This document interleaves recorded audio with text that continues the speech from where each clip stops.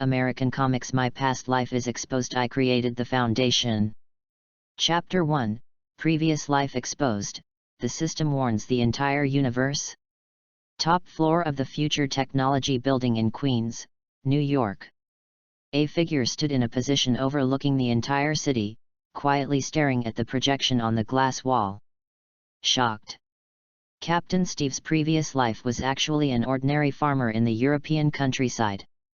The previous life of the world's richest man, owner of 100% of Stark Industries, and superhero Iron Man Tony was actually a poor beggar. It has been a month since the past life exposure screen came to Earth. So far, a total of 6 people have been chosen to have their past lives exposed, including a famous superhero and a vicious criminal superhuman. The 7th exposure is about to begin. Who will be chosen by past life exposure screen this time? Let us wait and see. Snap. Lin Lang snapped his fingers, the news disappeared, the glass in front of him gradually became transparent, and he was able to see the New York sky. But in the blue sky, a huge amount of light came into view. No. Not only in New York, but also in Wakanda, Camartage, Asgard, and even those alien planets. As long as intelligent creatures in the entire galaxy look up, they can see this extremely huge and magnificent screen. And this screen was the one that suddenly appeared more than a month ago, the screen that exposed the previous life. Looking at the magnificent screen in the sky, Lin Lang frowned slightly. He is not from the Marvel world, but a time traveler, and this is not even his first time traveling through time. In other words, before traveling to the Marvel world, he had already experienced reincarnation several times. Since awakening the SCP Foundation member role-playing system, Lin Lang's first time traveling was to the SCP Foundation world where survival difficulty could be described as hell. That's right, it is a world full of various anomalies that cannot be understood by common sense. From a bowl that can continuously produce noodle soup to evil gods, supreme divinity, creator, upper-level narrative, and other various incredible existences. In terms of the difficulty of survival alone, the world where the SCP Foundation is located can definitely be ranked among the top 3 worlds on the conceptual level. After witnessing a world torn by war, anti-human terrorists, and cults, with countless innocent people dying, he chose to join the SCP Foundation. After that, Lin Lang participated in various anomaly containment in different identities throughout the history of the Foundation, fighting against reality twisters, gods, and various evil organizations. From D-class personnel, to mobile task force members, to researchers, doctors, supervisors, all the way to the end. When SCP-001 was finally contained, Lin Lang also completed his mission. When the system completely dissipated, Lin Lang chose to leave the world where the SCP Foundation was located and came to the new world. And this new world is the Marvel Universe. In this world, which is relatively safe for the SCP Foundation, I thought I could live a peaceful life, but only a year later, the previous life exposure screen came. In the entire Marvel Universe, everyone has the possibility of being selected by the past life exposure screen, and having their past life experiences extracted and exposed on the big screen. In other words, everyone has the potential to be selected and become a big celebrity in the entire Marvel Universe. Definitely, it could also become a big joke of the entire Marvel Universe. For example, the previously selected Captain Steve, who would have thought that the superhero who is now promoted as the embodiment of justice was actually just an unknown farmer in his previous life. The famous Iron Man Tony has not appeared in public for half a month after it was revealed that he was a beggar in his previous life. For the vast majority of ordinary people, once selected, they can become a universal celebrity and gain enormous wealth. But Lin Lang. When I think of the memories of my past life, those meme infections that could easily distort my thoughts, or the containment objects that could be hunted across the universe just by looking at them. Lin Lang shook his head slightly. Let's just forget it. Even if those containments had been neutralized by him, or completely contained, he did not want his memories to be exposed. His previous life was too tiring, and now, he just wants to live an ordinary life. However, Murphy's Law seems to have been confirmed again. The less you want something, the more it will come. Just as Lin Lang was deep in thought, a magnificent and sacred voice descended from the sky. Previous life exposure system, start random drawing. The planet drawn this time, blue star. This system will expose the previous life of the person being extracted in the form of a video. The moment the sound rang out, the whole human race was boiling. People rushed to tell each other and gathered together to argue. Everyone is looking forward to this draw. Finally. In the spotlight. Bite. Drawing completed. The person who exposed this incident is data expunged of the SCP Foundation. Sizzle, sizzle. This is. Something went wrong? When the screen that exposed the previous life of the creature that was regarded as a creation of God began to flicker abnormally and even the sound was affected by some force, countless humans who looked up seemed to have their still button pressed. An unprecedented fear and shock surged in everyone's heart. The previous life exposure system is malfunctioning. In an instant, the whole world was in an uproar. Fortunately, as soon as this happened, the big screen seemed to have returned to normal. The person exposed this time, the owner of Future Technology Foundation, Lin Lang. However, before everyone could breathe a sigh of relief, this time the draw actually included a rare warning-style prompt sound. Warn. The previous life of the person exposed this time involves extremely dangerous factors, including but not limited to mimetic infection, reality distortion, SAN value clearing, and other irreversible situations. Therefore, during this exposure period, anyone can choose to refuse to watch. Please choose rationally whether to watch the exposure. Danmu System Development, Extraordinary Chat Group Open. When a series of warning prompts appeared, the entire Marvel universe was shocked. Chapter 2 shocked Marvel for 100 years. Who is this Lin Lang? What the hell? What the hell? What happened? Oh my god, just now, the miracle past life exposure screen actually malfunctioned because of one person. Oh my god, who on earth is this Lin Lang? His past life actually caused the system to issue a warning? He must be crazy. At this moment, everyone on Blue Star was stunned. Everything that had just happened was completely beyond their understanding. It's simply unbelievable. Not only was the system's live broadcast room flooded with comments, but even in the extraordinary chat group, some rare figures began to speak. Extraordinary chat group. Captain Steve, what's going on? Am I crazy or is this world crazy?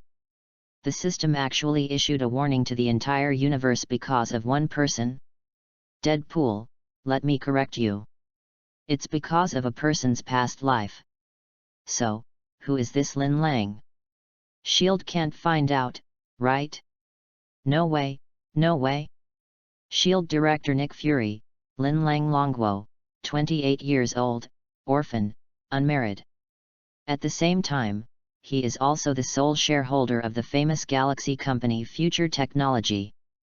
This is the information we found, but, obviously, it is not very credible. Tony, shit. There are people who are richer than me? Also, what did this guy do in his previous life? Also, what is mimetic infection? What are reality benders and SAN values? Ancient One, unfortunately, with my ability, I cannot predict the existence of that world. Thor, to be honest, I find it hard to accept that there are beings more incredible than gods. Loki, you. In the extraordinary chat group, a large number of members appeared one after another and chatted enthusiastically. In the real world, the appearance of this mysterious figure also caused a stir. S.H.I.E.L.D. headquarters. Looking at the word Lin Lang that kept appearing in the super chat group, S.H.I.E.L.D. director Nick Fury's already dark face became even darker. Because even S.H.I.E.L.D., after trying every possible means, could not find out Lin Lang's true identity. As for those seemingly simple news, it was obvious that they were just smokescreens thrown by Lin Lang. Whether Lin Lang is a supernatural being or a member of some unknown organization, it is unacceptable to Nick Fury. Nothing can escape S.H.I.E.L.D.'s control. Stark Industries building. Tony frowned as he shook his glass. Jarvis, the efficiency is not so good this time. I'm sorry, Master. I can't find any more information about Lin Lang or the system warning in the database I have access to. After a pause, the voice of the intelligent butler Jarvis sounded again. The information about Future Technology Company has been sorted out and extracted. If you need it. Hearing this, Tony drank the wine in his glass in one gulp and put it on the table roughly. Damn it, I hate that someone is more mysterious than me. But I have to say, this Lin Lang should also be a genius. After that, he changed his tone. Jarvis, try to contact the other party, I plan to cooperate with him. Remember, you must be polite to geniuses like me. Camartage. The cold winds blowing in from the spine of the world are blocked by an invisible barrier. The apprentices who used to practice devoutly gathered together at the first level and chattered. Oh my god, who on earth is this guy? Yeah, it's too mysterious. Even the Sorcerer Supreme doesn't understand. By the way, what did he do in his previous life? A transcendent? A mutant? Or was he from some alien civilization? Inside the main hall, a bald woman wearing a robe and whose age could not be determined stood with her hands behind her back and her head raised, looking up at the light curtain above the sky with a complicated look in her eyes. As the Sorcerer Supreme and in charge of the Time Gem, it can be said that even in the entire galaxy, there are few who can threaten her existence. As for her knowledge, it far exceeds any superintelligence that currently exists on Blue Planet. But even so, she knew nothing about this Lin Lang who suddenly appeared. Especially after the previous world exposure system issued serious warnings one after another, the ancient one who tried to explore that world actually felt a fatal threat. Even if there is only the intention to investigate, is there such a big risk? Wakanda Palace. As a prince, T'Challa tried to dissuade his father. Father, since even the miracle system has issued such a severe warning, for safety's sake, let me watch this exposure. On the throne, the wise old king smiled and shook his head. The king of Wakanda is not afraid of any danger. Just as the audience throughout the Marvel Universe was arguing, the system, which had been silent for several minutes, finally changed again. Suddenly, a 1-minute countdown appeared on the light screen. Obviously, once the countdown is over, the previous life of Lin Lang chosen by the system will be revealed. At the same time, the Future Technology Building. The super-intelligent butler named Cheen by Lin Lang reminded, Master, Nick Fury, the director of S.H.I.E.L.D., and Tony Stark, the boss of Stark Industries, have sent invitations one after another and want to visit you. Lin Lang, who was standing by the window, raised his eyebrows and said lightly, wait a little longer. Besides, your friend Mr. Peter Parker has arrived at the entrance of the building. Let him in. If Lin Lang has any friends after coming to the Marvel world, Little Spider-Man is one of them. Unfortunately, this guy doesn't know that Lin Lang already knows his true identity. In less than half a minute, the Little Spider-Man in a classic battle suit jumped in front of Lin Lang in a few steps and said in an extremely exaggerated tone, Damn it, I always thought you were just an ordinary person who is approachable. Lin Lang shrugged, Correction, it's ordinary people. Besides, I never denied that I also have super abilities. Little Spider-Man was stunned and asked in surprise, What is your super ability? Lin Lang smiled, Super rich. Little Spider-Man. Damn it, what about your past life? What on earth did you do that caused the system to issue such a serious warning? Without waiting for Lin Lang to speak, he quickly said, I mean, what if there is really danger? Hearing this, Lin Lang turned and looked at the light screen in the sky. Don't worry, everything is under control. Not to mention Little Spider-Man, even Lin Lang himself was extremely curious about how the system would deal with the things he experienced in his past life. You know, even for him, it took him a lot of effort to barely deal with those tricky things. Finally, just as Lin Lang finished speaking, the countdown on the light screen reached the last second. Immediately afterwards, that grand and solemn voice rang out simultaneously throughout the Marvel world. The first issue of the previous Life series. Chapter 3: We Control, We Contain, We Protect. This issue's protagonist, Lin Lang. Major organizations in this world: SCP Foundation, GOC, Global Occult Coalition, Mechanics, Sarcasm, Chaos Insurgency. Keywords of this issue: D-Class Personnel, Containment Breach, Decedent. As several lines of subtitles disappeared, people who were already extremely curious about Lin Lang's past life instantly became excited. In the system's live broadcast room, countless comments almost covered the entire screen. What the hell? I thought I was so awesome, but this is all I get. Yeah, the system is still warning seriously, can't we at least use some well-known ones? Let's not talk about organizations like Hydra, can we at least use a mutant organization? What the hell is this SCP Foundation? What the hell is this Sarkic cult? I've never heard of them. I suddenly lost my expectations for this exposure. I might as well watch Iron Man begging for food. Ha ha ha. As the barrage of comments continued to refresh the screen, the voices in the extraordinary chat group gradually calmed down. Especially S.H.I.E.L.D. director Nick Fury, who thought that the Lin Lang warned by the system would be of great importance, but it turned out to be some small sect he had never heard of. The opponents that my S.H.I.E.L.D. pays attention to are either Red Skull or Professor X. What could a guy like you have in your previous life? Thinking of this, he stopped his busy assistant and said, "Wait, Maria, take back the previous order and lower Lin Lang's threat level to the lowest." Meanwhile, in the Stark Industries building. "Jarvis, I don't think it's necessary to work with this guy. I only deal with top talents like myself.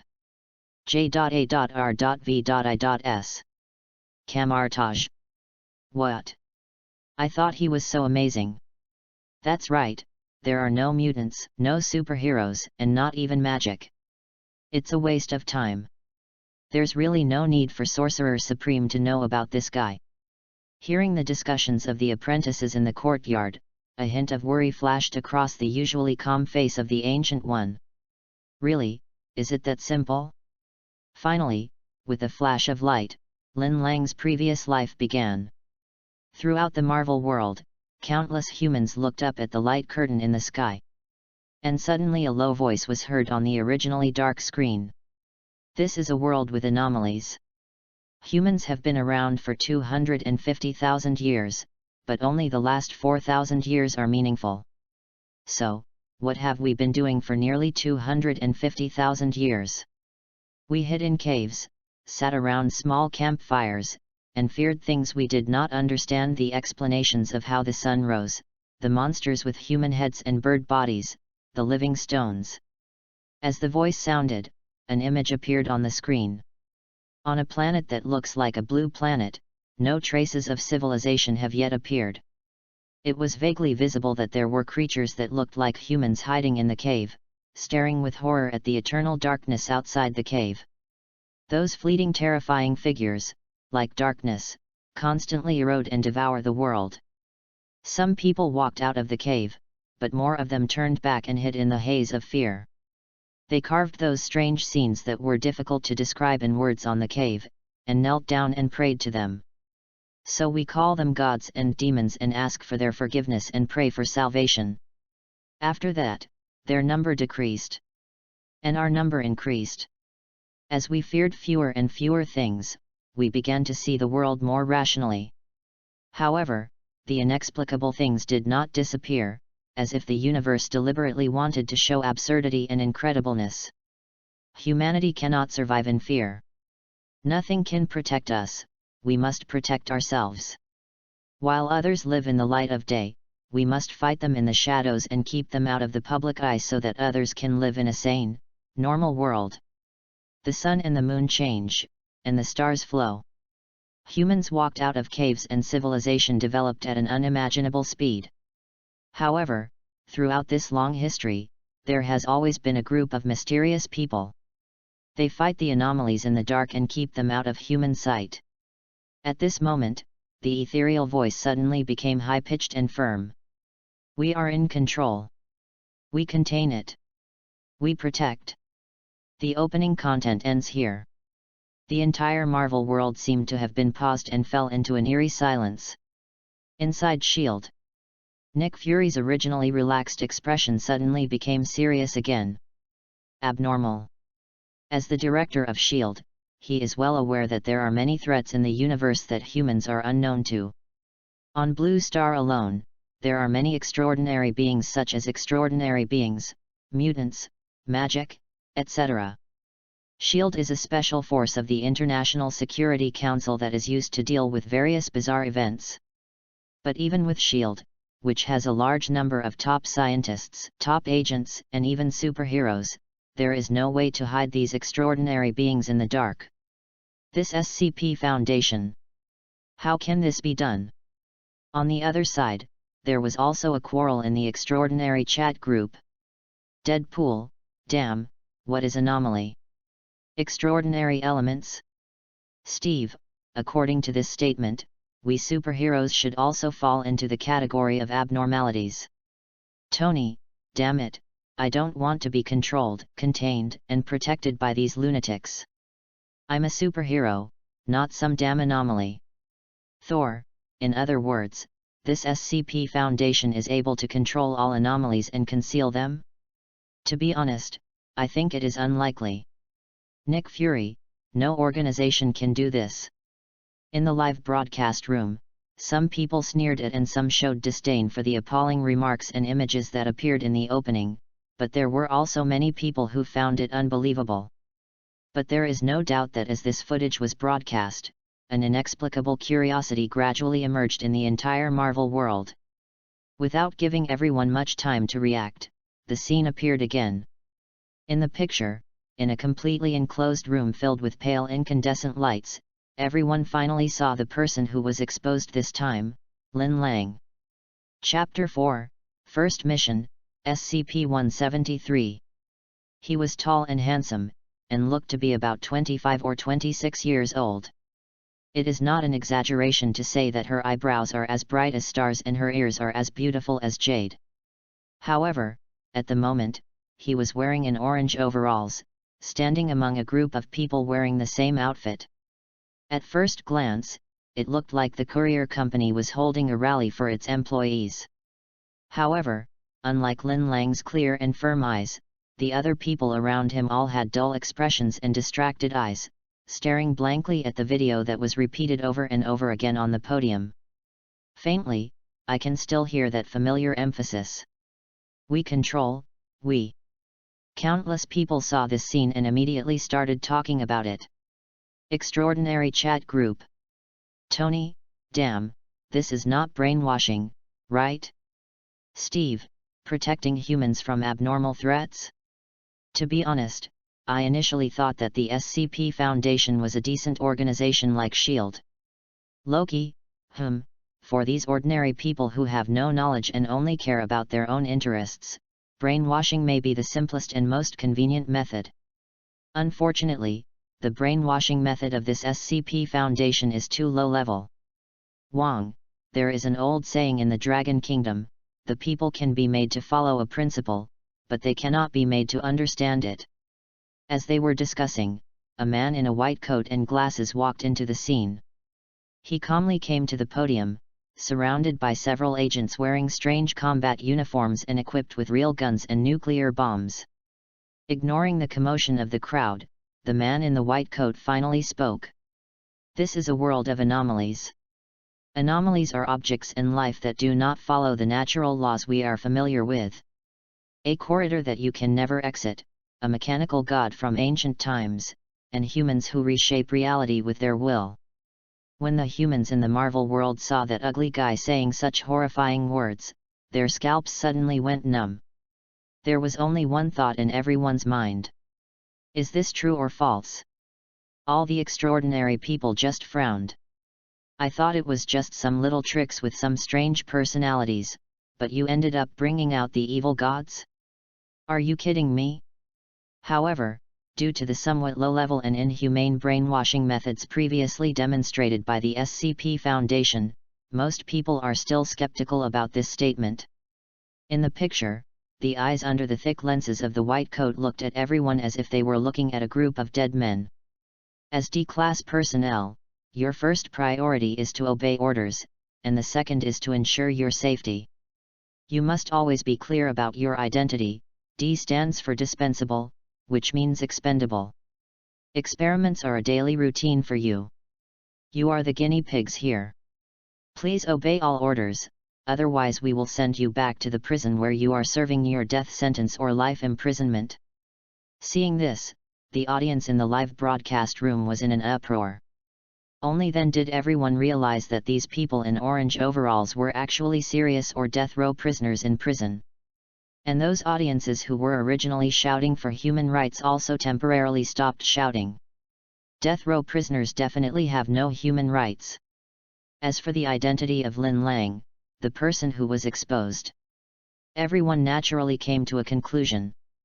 An unforgivable death row prisoner. Death is not a pity. Future technology building.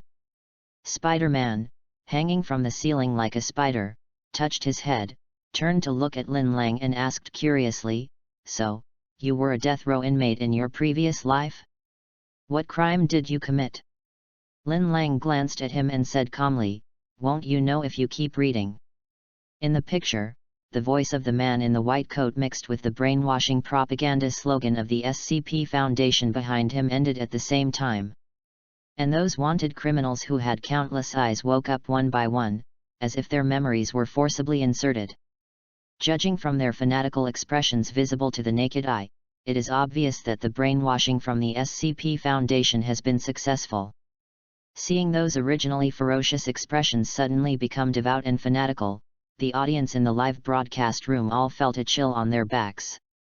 Hiss! This foundation seems to have something of its own. Very low-level brainwashing method. But it's also very practical. Some careful people also noticed that Lin Lang, the person who was exposed, did not seem to have much change in expression from the beginning. Isn't he brainwashed? Just as the D-class personnel in the picture were about to leave, the man in the white coat suddenly called out a string of numbers. D14134, stay, you have a mission. Hearing this, Lin Lang, who was about to leave in the picture, paused. On his badge, a number was clearly written. D14134. In the picture, Lin Lang, numbered D14134, was brought to the white coat by an agent armed with real guns. The man in the white coat still had a dead look on his face. You are about to carry out your first mission, clean up the secretions of SCP-173. When the audience in the live broadcast room saw this scene, they were stunned for a moment. What the hell? Cleaning up the garbage? So this is what the SCP Foundation calls a very dangerous task? Ha ha ha ha. Ha ha ha ha, I'm almost dying of laughter. So, isn't this the case? I'm on missions every day, right? As we all know, the secretions of this thing are extremely dangerous and toxic. If the cleaner is not careful, he will experience nausea and stomach upset. PSST, I can't make it up anymore, ha ha ha. Secretion? Is this shit? In an instant, the live broadcast room was filled with a happy atmosphere. The Ancient One of Camartage looked a little hesitant. She suddenly remembered the previous warning from the system. This time the mission. Is it really that simple? Finally, changes occurred in the picture. A file that looked like a document appeared on the screen. Project name, statue. Item number, SCP-173. Object class, Euclid. Special containment procedures. Item SCP-173 is to be kept in a locked containment chamber at all times. When it is necessary to enter SCP-173's containment chamber, no fewer than 3 personnel may enter at any time and the door must be relocked. At least 2 personnel must maintain eye contact with SCP-173 at all times until all personnel have left the containment chamber and relocked it. Chapter 5, The statue that has attracted worldwide attention has appeared. Danger. As the content of the document appeared, the KO fan chat group was also filled with a happy atmosphere. Black Widow, honestly, I thought such a serious task should be more serious. What is this? 1, 2, 3, Wooden Man? Hulk, strictly speaking, it is somewhat different from 123 Pokemon, maybe it's some other game or something. Tony, I feel, not as good as Steve's farming. Steve, shut up. S.H.I.E.L.D. Looking at the distorted style in the live broadcast room and chat group, Nick Fury held his forehead helplessly. What is this? At the moment, the document in the picture was turned to the second page. Description, moved to Site 19 in 1993, origin is still unknown. It is constructed of concrete and rebar, with traces of Krillin brand spray paint. SCP-173 is mobile and highly hostile. The object cannot move within direct line of sight. Line of sight with SCP-173 must not be broken at any time. Personnel assigned to containment are to remind each other before blinking. The object's method of attack has been reported to be snapping the neck at the base of the skull, or strangulation. In the event of an attack, personnel are to observe Level 4 hazardous object containment procedures. Personnel reports that scraping stone noises can be heard from within the containment cell when no one is present. This is considered normal, and any changes in this behavior should be reported to the acting HMCL supervisor on duty. The reddish-brown substance on the floor is a mixture of feces and blood. The source of this material is unknown. The interior environment must be cleaned every 2 weeks. As the new content appeared, the audience who had just been laughing and joking were stunned almost at the same time. The laughter became much quieter, and was replaced by more and more voices of doubt. What the hell? This is ridiculous. A statue that can teleport. What's even more outrageous is that this thing's method of attack is to break the neck. It can teleport, but its method of attack is so simple. Yes, it feels like serious nonsense to me. S.H.I.E.L.D. Looking at the newly appeared document, Nick Fury's expression became subtle. In the Marvel world, there are people and things that have the means to teleport. For example, the magicians of Camartage. Another example is the space gem that can instantly move all objects to any space at will. But whether it is the magician of Camartage or the only space gem in the universe, they are all rare. As a result, the SCP Foundation randomly pulled out a document and found that it was a statue that possessed this kind of capability. No, in their words, it is abnormal. In addition, the information revealed in this document is enough to make him alert. SCP-173, that's the number? Does that mean this statue is the 173rd anomaly to be contained? Also, what does Object Class Euclid mean? Does it mean there are other levels of projects? The most important thing is, since the statue has such a strange ability, how did the Foundation contain it? All kinds of doubts filled Nick Fury's mind. As the document content came to an end and Lin Lang's face appeared on the screen, Nick Fury retracted his scattered thoughts and focused on the screen again. The scene changed, and 3 fully armed agents, leading 3 researchers in white coats and 3 D-class personnel in orange jumpsuits, walked through a long corridor and came to the door of a fully enclosed room made of reinforced concrete. Seeing this, everyone instantly realized that this room was most likely the containment room where SCP-173 was imprisoned. Even those audience members who kept questioning subconsciously quieted down at the moment. Everyone seemed to know what this statue that was described so strangely was. In the picture. I'll repeat it one last time. The researcher in a white coat looked at the 3D class personnel in front of him nonchalantly and said impatiently, "Your task is very simple. Enter the containment room, use tools to collect the secretions on the floor, and then come out. After saying that, he signaled the agent to open the door of the containment room. Bang! With a sigh of relief, the door of the containment room opened, and the agents raised their guns and pointed them coldly at the three people. Tisk, there's not a single difficult task in this guy's mouth. A bearded D-class personnel numbered D1245 muttered as he walked. As he spoke, he noticed that the thin, yellow-haired D1526 beside him kept rubbing the tip of his nose and frowned. I say, is it really that serious? At least this guy is not joking this time. SCP-173's mission is indeed one with a higher safety factor. D1526 sneezed violently, rubbed his red nose, and cursed, "Damn it, someone must have cat hair on them. I'm allergic to this damn stuff." Hearing this, the bearded man curled his lips and said nothing more, but followed the leading technician into the safe zone. The safe house is the real holding room. The technician led the four people to a tightly closed alloy door and pointed at the closed observation hole on the door and said, "Step 1, D1526, yellow hair, opens his eyes and the observation port.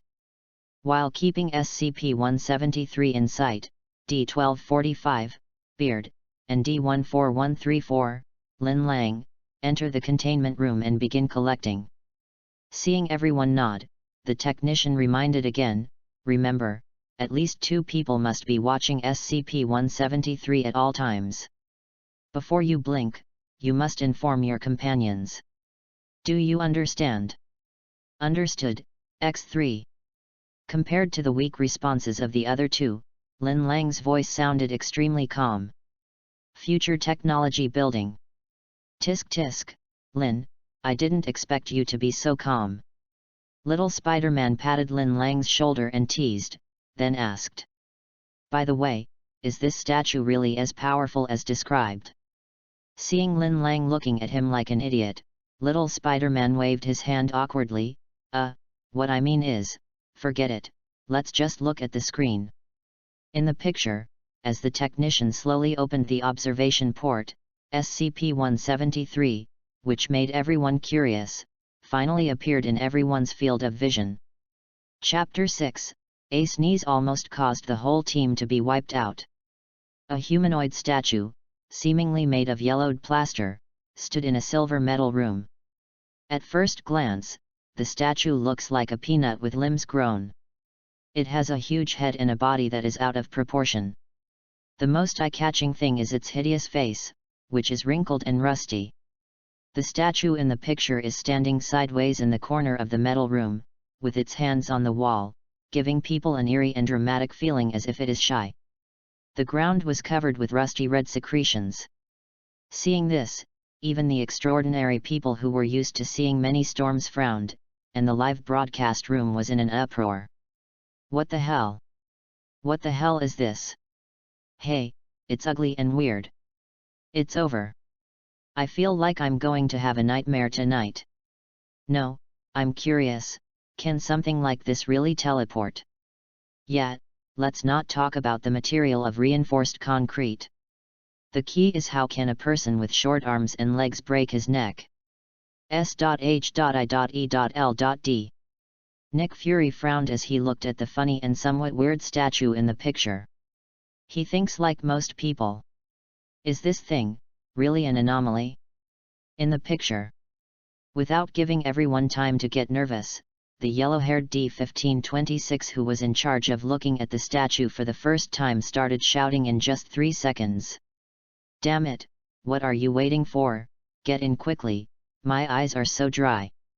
Bearded D1245 was still in a daze, but Lin Lang had already opened his eyes and entered the containment room first, while calmly replying, "The gaze action has been completed. The estimated duration is 15 seconds. The countdown begins. 15, 14. If people deliberately don't blink, they can usually hold out for 10 to 30 seconds, and some people can even hold out for more than a minute, but for safety reasons, Lin Lang chose 15 seconds. In the screen. Both Lin Lang's determined eyes and calm reaction left a deep impression on all the audience.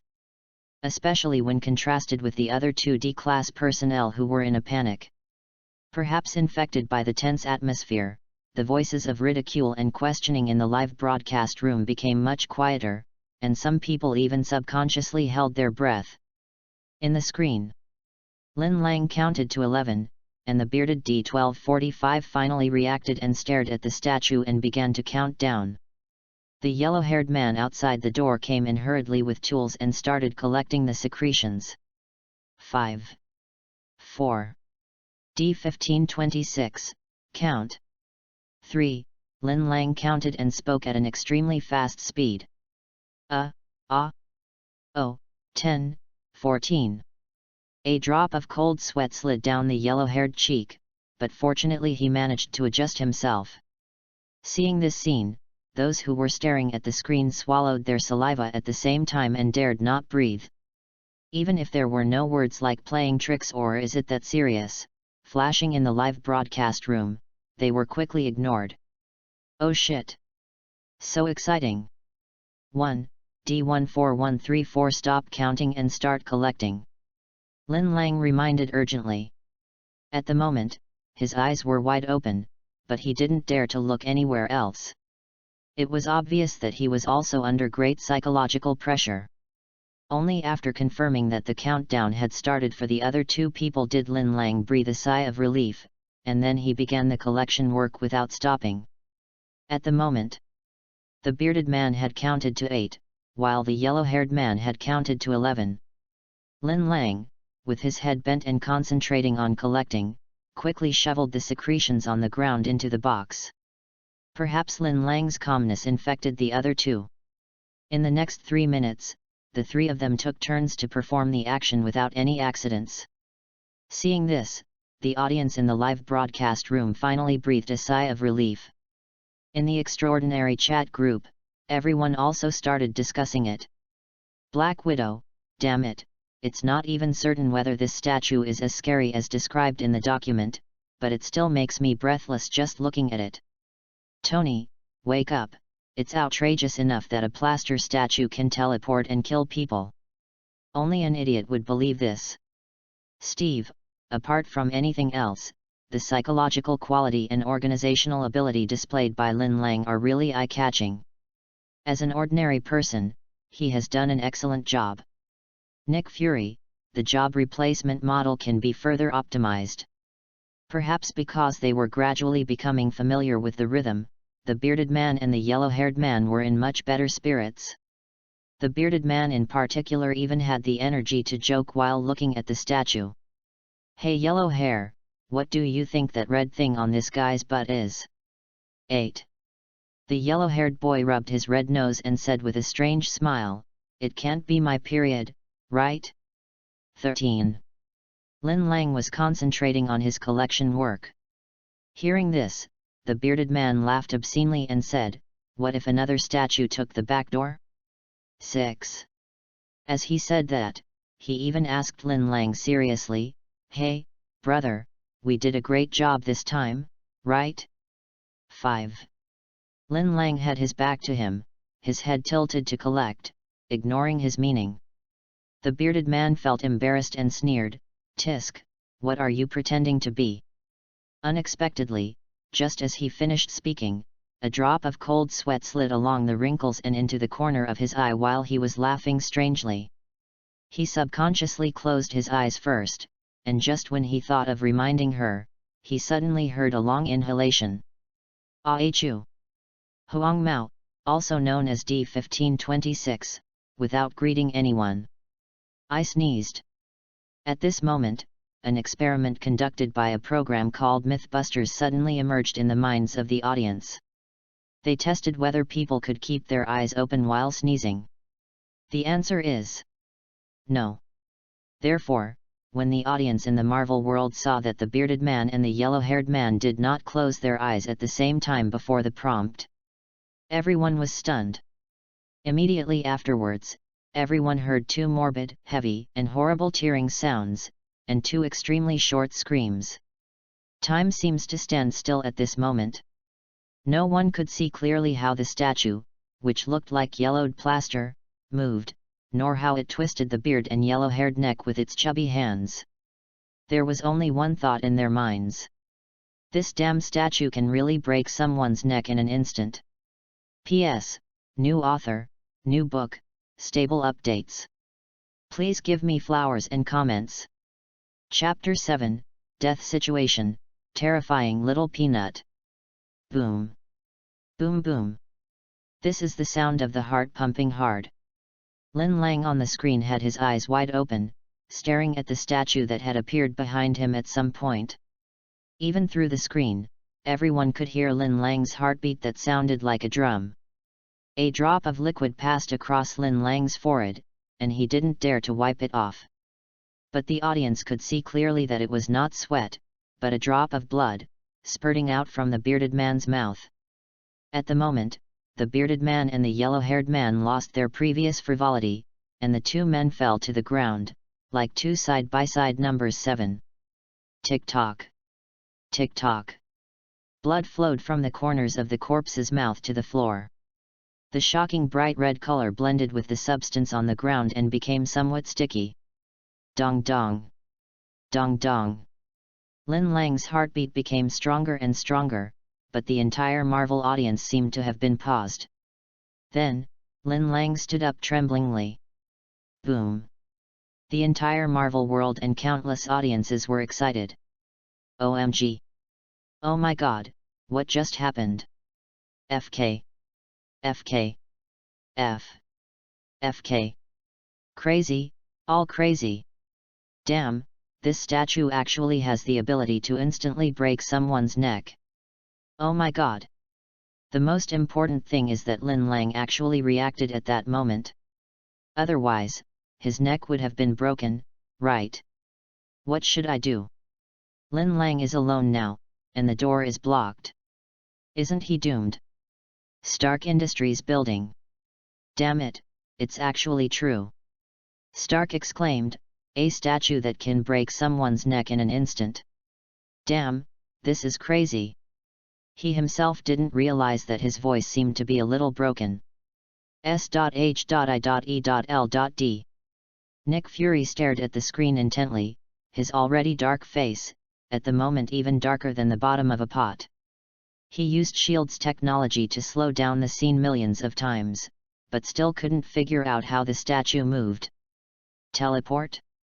Thinking of that headache-inducing word, Nick Fury took a deep breath and said, raise the threat level of the SCP Foundation. Assistant Maria subconsciously asked, what about Lin Lang? Stay the same. Although the qualities that Lin Lang showed in just a few minutes impressed him, they were still not beyond the scope of ordinary people. As for SCP-173, Nick Fury is already thinking. If this thing appeared on Blue Planet, how much would S.H.I.E.L.D. have to pay to contain it? In the live broadcast room. After venting their shock and fear, all the audience turned their attention back to the screen. This time, no more carelessness than before. Instead, there was shock, astonishment, and undisguised curiosity. In the picture. After the initial moment of careful consideration, Lin Lang was nervous but not to the point of panic. SCP-173's properties can indeed kill him instantly, but as long as he keeps staring, SCP-173 cannot move. And there is still a chance to survive. This moment. All the audience members opened their eyes wide and stared at the screen at the same time. They have been completely attracted by the pictures on the screen. This moment. The same question popped up in everyone's mind. Lin Lang. Can you survive? In the picture, nearly 15 seconds had passed since the sudden incident. At the same time. This also means that Lin Lang hasn't closed his eyes for 15 seconds. In the past, it was circulated on the internet that the longest a human could keep their eyes open was 12 hours. But it is obvious that Lin Lang is not a human being with extraordinary abilities. After opening his eyes for more than 15 seconds, he already felt obviously uncomfortable. At 20 seconds, bloodshot began to appear in the eyeballs. No. This can't go on any longer. We must leave the containment room. However, the statue blocked the way, and the bodies of the bearded man and the yellow-haired man also blocked the door. How can I get through? Finally, at the 25th second, Lin Lang started to move. He kept staring at the statue, his body slightly bent, and moved step by step like a crab. Seeing this scene, the audience in the live broadcast room all gasped. There was endless discussion in the extraordinary chat group. Steve, even though he is just an ordinary person, he is braver and calmer than me. Tony, I admit that he is outstanding, but unfortunately, this is his experience in his previous life. In other words, he has died once. Ancient One, the real strength comes from the strength of the mind. Before the dust settles, everything is possible. Deadpool, that's right, someone once said that only an idiot would believe that statues can teleport. Group reminder, group member Tony has gone offline. No matter what was said before. At this moment, looking at the figure in the picture who is facing death but still does not give up, a feeling of admiration arises spontaneously. In the picture, time passes by second by second. Unable to divert his gaze, Lin Lang could only rely on his memory and instinct to try to move towards the door. If you are not familiar with the room structure and cannot get sight, walking too fast, it is easy to go to the wrong location. If you accidentally find the corpse, the consequences will be disastrous. But walking too slowly. 2 minutes later, Lin Lang at the moment's eyes were completely filled with scarlet bloodshot. But even so, he still kept moving at almost the same speed and pace. Just like that, under everyone's gaze, Lin Lang gradually closed the distance to the door. 5 meters. 4 meters. 3 meters. When Lin Lang stepped on the corpse, countless people felt worried for him. But fortunately, he stabilized his body in time and stayed calm. Off-screen. S.H.I.E.L.D. Maria stood beside Nick Fury holding the notebook and sighed, he can't hold on any longer. The veins in his eyes have ruptured. He may be able to force himself not to close his eyes, but once the blood blurs his vision, what awaits him? Nick Fury heard this and did not say anything, but quietly clenched his fists. Sure enough, in the picture, blood had begun to flow from the corner of his left eye, and his eyelids were trembling constantly. At this moment, almost everyone realizes that Lin Lang couldn't hold on any longer. Seeing the blood climbing up to his eyeballs bit by bit, everyone seemed to be able to see the shadow of death eroding Lin Lang bit by bit. The moment when the blood blurred my left eye, countless people subconsciously closed their eyes to avoid seeing the heart-wrenching scene. However, 1 second, 2 seconds, 3 seconds. D14134. Mission accomplished. Chapter 8 Volunteering to become a D-class personnel. Second mission. Seeking flowers and evaluations. What's going on? The audience who covered their eyes looked at the screen in amazement. Then I found out. At the moment, Lin Lang was not only alive, but had already appeared outside the door. The live broadcast room of at the moment has been ignited by the shock and cheers of the audience. The entire Marvel world was boiling. Awesome! Oh shit! This guy is a genius. No, he's just a madman. A gambler who doesn't care about his life. It's just that he won the bet. Ha ha ha ha. Oh my god, this guy. At this time, the confused audience finally figured it out through the barrage. It turned out that when his left eye was covered with blood, Lin Lang relied on his instinct to only one eye closed. Then, at the last moment, he stared at the statue and took a step back. Successfully escaped. Camartage. The apprentices stared at the screen above the sky in amazement. The Ancient One stood with his hands behind his back, his eyes flickering. S.H.I.E.L.D. Nick Fury pinched his brows and let out a long sigh. Stark Industries building. Tony was breathing heavily, cold sweat soaking his back, and he looked like he had been fished out of the water. The last scene of the screen. Lin Lang knelt weakly on the ground, blood flowing from the corners of his tightly closed eyes. The first words he uttered were, "It has been successfully confirmed that monocular gaze also works on SCP-173.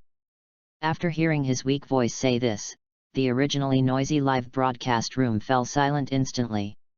Extraordinary chat group. Steve, to be honest, I'm beginning to admire this guy. Black Widow, I'm very curious, what belief supports him? Aren't D-class personnel all extremely vicious criminals? Nick Fury, to be precise, even death row inmates are not necessarily extremely vicious. But this guy is so tenacious that it's scary. Deadpool, are you serious? You're just forcing yourself not to close your eyes? I dug out my eyeballs and used them as ping-pong balls, and he wouldn't even blush. But I have to say, this guy is really ruthless. Hulk, I think what's more important right now is, there's already this bizarre and strange anomaly that can snap a neck in an instant, so what about the other anomalies? Seeing this, S.H.I.E.L.D's Nick Fury's pupils wrinkled. Yes. Everyone's previous doubts and ridicule were based on the fact that anomalies do not exist, or that anomalies are not as exaggerated as the Foundation describes. But now, just a statue has proven to be extremely powerful and weird. So, who can guarantee that there are no other more incredible existences? Nick Fury suddenly remembered what the man in the white coat said before. Anomalies are objects in life that do not follow the natural laws we are familiar with. A corridor that you can never exit, a mechanical god from ancient times, and humans who reshape reality with their will. Gulp. Nick Fury swallowed subconsciously. Something seems to be wrong. Camartage. A group of magic apprentices stared at the screen in the sky in a daze and remained silent for a long time. A burly man came up to the Ancient One. Sorcerer Supreme, do these strange things really exist in the universe? What the Foundation calls anomalies.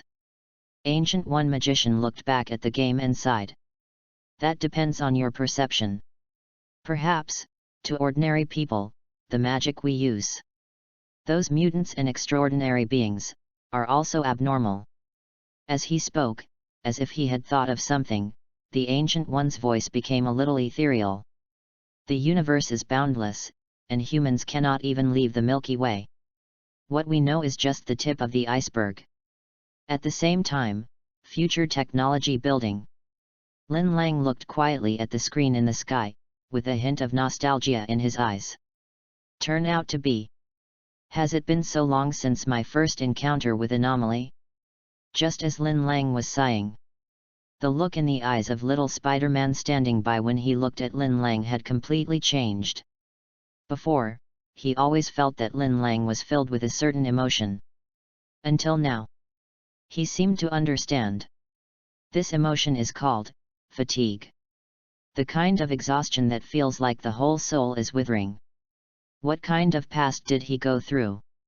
What would make such a determined man become what he is today? Little Spider-Man did not ask any questions, but looked at the light curtain in the sky again. Answer. Maybe it's among them. On the screen. As Lin Lang's first mission ends, the screen gradually turns dark and the scene begins to transition. But while the entire Marvel audience was shocked, they were all secretly looking forward to the next containment that Lin Lang would encounter. Finally, the screen gradually lit up. Before I could see the picture, a voice was heard. Lin Lang, gender male. 24 years old, from Long Country. Height 1.83 meters, weight. In the screen. A middle-aged man in a white coat was holding a file in his hand. He was reading it while looking at Lin Lang in front of him with a playful look. Everyone in the Marvel world was stunned, and then they immediately reacted. This is Lin Lang's identity information before he joined the Foundation in his previous life. Everyone became curious. What did Lin Lang do in his previous life before joining the Foundation? After completing his studies at the United Nations University at the age of 16, he founded Oracle Technology Corporation. And within 4 years, it was turned into a top 500 company in the world. Our business scope covers the whole world. He disappeared for the next 4 years until a week ago, when he contacted our agent and applied to become a D-class personnel. Read this. Even the man in the white coat was stunned for a moment. The audience in the Marvel world was completely stunned. It turns out that before joining the Foundation, Lin Lang was not a criminal on death row, but rather the world's top billionaire? Are you crazy? However, facing the inquiring eyes of the researchers in white coats, Lin Lang's reaction was very calm. The white coat paused and grinned. To be honest, a genius like you should join the technical department instead of becoming a D-class personnel with only a 30% survival rate. The other white coats also chirped. If he hadn't figured out your identity, the director would have thought you were a spy sent by the Serpent's Hand or the Chaos Insurgency. Damn it, this guy's deeds will definitely make the headlines of the Foundation's monthly magazine. He's a nice guy, but unfortunately he's a lunatic. The man in the white coat interrupted the others' jokes and looked at Lin Lang and said calmly, "I regret to inform you that your second mission has arrived." At the same time, on the screen, a new file gradually appeared. Project name: Immortal Lizard. Chapter 9-682 Containment Breach. Face to face with the immortal evil lizard seeking flowers and comments. Immortal evil lizard?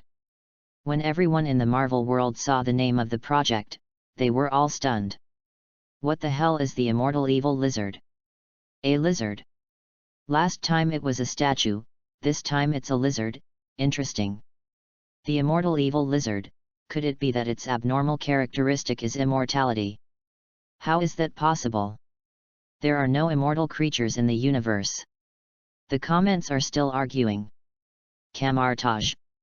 Sorcerer Supreme, are there really immortal creatures in the universe? Facing the apprentice's questions, Ancient One was about to nod, but then he seemed to have thought of something, hesitated for a while, and said ambiguously, "The universe is so big, nothing is impossible." On the screen, more and more archive contents appeared before everyone's eyes. Item number: SCP-682. Object Class: Keter. Seeing this, S.H.I.E.L.D.'s Nick Fury's pupils wrinkled. Sure enough, there are other levels. Keter. What does this level mean? 682, does it mean the 682nd containment? Special Containment Procedures: SCP-682 must be destroyed as soon as possible. Currently, the SCP team is unable to destroy SCP-682, and can only inflict massive physical damage to it. SCP-682 is to be contained in a 5mx5mx5m container, with 25 cm thick reinforced acid-resistant steel plates lining all interior walls. The containment container is to be filled with hydrochloric acid until SCP-682 is completely submerged and incapable of resistance. If SCP-682 attempts to move, speak, or breach containment, immediate action must be taken and full force must be used as appropriate. When pieces of information about the immortal evil lizard appeared, the audience who were originally arguing about the immortal evil lizard were all dumbfounded. However, that's not all. Description: SCP-682 is a large reptile of unknown origin. It exhibits extremely high intelligence, and during its limited contact with SCP-079, very complex communication was observed between them. SCP-682 expresses hatred for all life, as confirmed by several interactions with it during containment. SCP-682 has been observed to possess extremely high strength, speed, and quick reaction abilities, though the exact extent varies depending on its form. SCP-682's physical body grows and changes very quickly. Through feeding or shedding, SCP-682 is able to increase or decrease in size. SCP-682 can gain energy from any matter it ingests, whether organic or inorganic. SCP-682's digestion appears to be aided by filtering gills in its nostrils, which can absorb useful substances from any solution, allowing it to continue to regenerate when contained in acid. SCP-682's regenerative and adaptive abilities are amazing, and SCP-682 can still move and communicate even when 87% of its body is destroyed or decayed. As the last entry in the file disappeared, the entire Marvel world fell into an eerie silence. Boom. Then, the world boiled. What the hell? What the hell? Am I crazy or is this world crazy? Endless regeneration ability, being able to move and communicate even when 87% of the body is destroyed or decayed, isn't this immortality? The key is that they only need to eat constantly to grow bigger. Oh God, please don't scare me again. At the moment, not only the audience in the live broadcast room were stunned, but even the extraordinary chat group was in an uproar. Tony, oh hell, immortality, could it be any more outrageous? Steve, the key point is, this anomaly actually possesses a remarkable intelligence. Deadpool, alas, I thought I would die alone, but I didn't expect that there are actually immortal creatures in the universe besides me. It's a pity that it's a lizard. Oh, I mean, it's a pity that I'm not Asan. S.H.I.E.L.D. Seeing Deadpool's speech, Nick Fury was thoughtful. There are some mutants with super-fast regeneration abilities. For example, Wolverine and Deadpool. Whether it is a broken hand or a broken foot, it can be restored on the spot. But, are they really immortal? Apart from anything else, Nick Fury himself can come up with several ways to make their super abilities ineffective. But this immortal evil lizard? Nick Fury frowned. He had that sticky feeling again. However, he was also very curious. Facing such a terrifying guy, what kind of mission will Lin Lang be assigned? In the picture, the man in the white coat looked at Lin Lang. As you can see, 682 is a lizard, a hard-to-kill lizard that has been abused for a long time. Acid baths, isolation, shooting, electrocution, burns, poisoning, industrial laser cutting, vacuum exposure, exposure to other hostile anomalies, etc. However, these methods are of little use to 682, except to make it hate humans even more. Lin Lang remained calm. And everyone in the Marvel world began to breathe faster.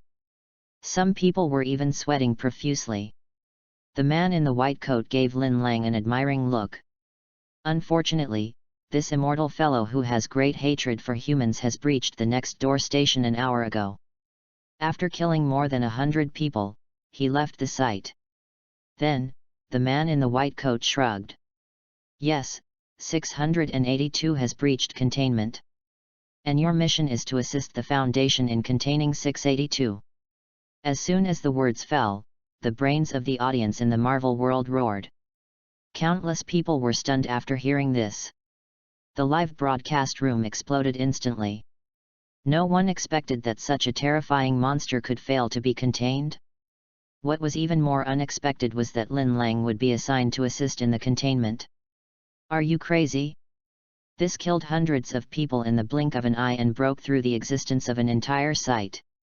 And Lin Lang? Although the qualities he had demonstrated before were admirable, no matter what, he was just an ordinary person, right? Isn't this just sending him to his death? However, when countless people were indignant for Lin Lang, a low and firm voice was heard. Clear. Chapter 10. You call this a lizard? 682, the product of a loophole in the law. Are you crazy? You're willing to accept a mission like this? Yet, if they kill hundreds of people in one go, wouldn't it be like you, an ordinary person, would just die? Those above, have you forgotten what the D&D class stands for? Expendable. They don't even have a choice. Alas, I wanted to learn more about the anomaly, but ended up stopping here. The live broadcast room was filled with comments. Countless audiences vented their emotions. S.H.I.E.L.D. All S.H.I.E.L.D. agents widened their eyes and looked at each other in bewilderment. On the contrary, Nick Fury's look towards Lin Lang changed a lot. Good. Obeying orders is a soldier's first priority. Unfortunately, his story may end here. Stark Industries. Damn it, doesn't this guy know what fear is? Tony was a little annoyed. A guy like this can be called a genius, but it's a pity that he is just a fool. Tony, who considers himself a genius, already has some sympathy for Lin Lang's past life. Jarvis, bring me my treasured wine.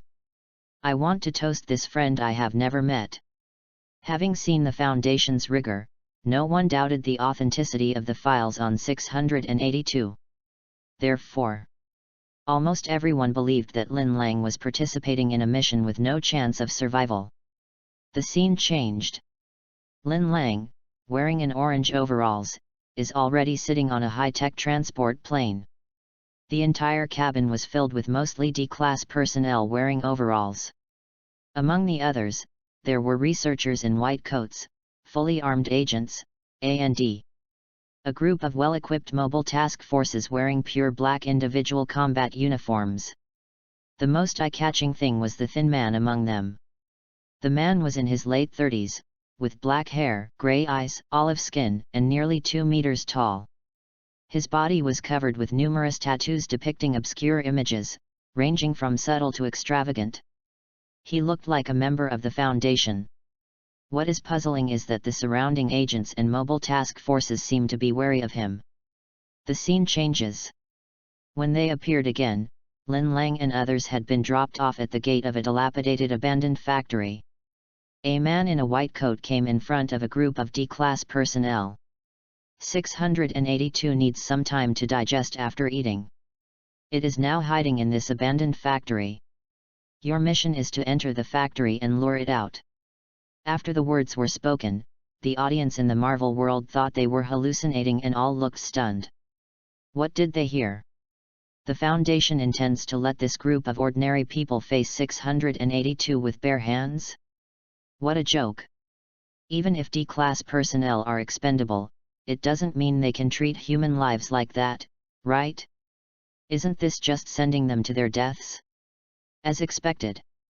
On the screen, as soon as the man in the white coat finished speaking, the dozen or so D-class personnel at the door panicked instantly.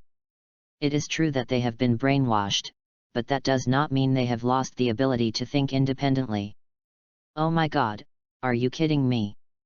FK it, you're sending us to our deaths. A hot-tempered sturdy man immediately started cursing. The others also started to riot. Oink oink. The agents immediately raised their guns. The D-class personnel who were being targeted by dozens of guns suddenly calmed down. The man in the white coat still had a calm expression as he looked at the sturdy man who stepped forward. That's right, I'm sending you to die. You. The sturdy man stared at the white coat. Perform the mission, or die. The agents began to aim, and the atmosphere suddenly became tense. The sturdy man wanted to speak, but a researcher seemed to have discovered something and suddenly shouted. Damn it, 682 has been alarmed. As soon as the words fell. Roar. A violent roar sounded in the dilapidated factory building. The audience all felt a jolt in their hearts. And on the screen, the expressions of fear on the faces of those D-class personnel were extremely intense. The speed of sound is 340 ms/s. Almost at the same time when everyone heard the sound, a huge amount of black shadow had already smashed through the thick wall. Boom! It was like a train running at full speed, carrying a foul-smelling wind that swept away everyone at the door. Swish! The two people closest to the factory were broken in half before they could even scream. The black shadow's momentum continued unabated, and it plowed a long trench on the ground. Roar! Another deafening roar. This time, people finally saw the guy's full appearance. It is like a combination of a crocodile and a lizard, with a huge body over 6 meters tall and full of explosive muscles. The brown-black skin is full of grooves, and the stratum corneum is like a thick suit of armor. There are several scratches at the connection with the neck, like fish gills. The mouth was filled with densely packed sharp long teeth, with some shocking scarlet flesh and blood still remaining on them. Especially that pair of huge amounts of eyes, filled with madness, violence, hatred, and anger. With just one look, everyone felt as if they were being targeted by the most terrifying predator in the world, and their souls were frozen. When this horrifying existence came into everyone's sight, the audience in the live broadcast room were stunned on the spot. This guy is the immortal evil lizard. Oh my God, are there really such horrible creatures in the world? How should we contain such a fellow? S.H.I.E.L.D. Nick Fury's furrowed brows formed the shape of the Huxia character. Even though he was used to seeing all kinds of strange mutants and mutant creatures, his hair stood on end the moment he saw 682. In a research institute, a man in a suit and tie was staring at the immortal evil lizard on the screen with fascination. The look on his face was as if he was not looking at a horrifying being that could easily kill hundreds of people, but rather looking at a perfect work of art. Such a creature is simply a miracle from the creator. At the same time, the extraordinary chat group was also in an uproar. Deadpool, damn, you call this a lizard? Ant-Man, It's not very polite to treat your own kind like this. Steve, hiss, this guy looks extremely dangerous. He is definitely not someone an ordinary person can deal with. Tony, the best way to deal with mutants is definitely technology. Mutation is still too low level. Ancient One, I sensed a breath similar to Law from this anomaly. Believe me, its true horror is definitely not as simple as it appears. Kamartaj. After sending this message in the chat group, the worry on Ancient One's face became even more intense. At this time, 682 in the picture also started a massacre. Chapter 11 Humanoid Containment 076 vs 682. Seeking flowers and comments. Da-da-day. Da-da-day. The agents pulled the trigger immediately. 682's huge body, more than 6 meters tall, was a sitting duck for them.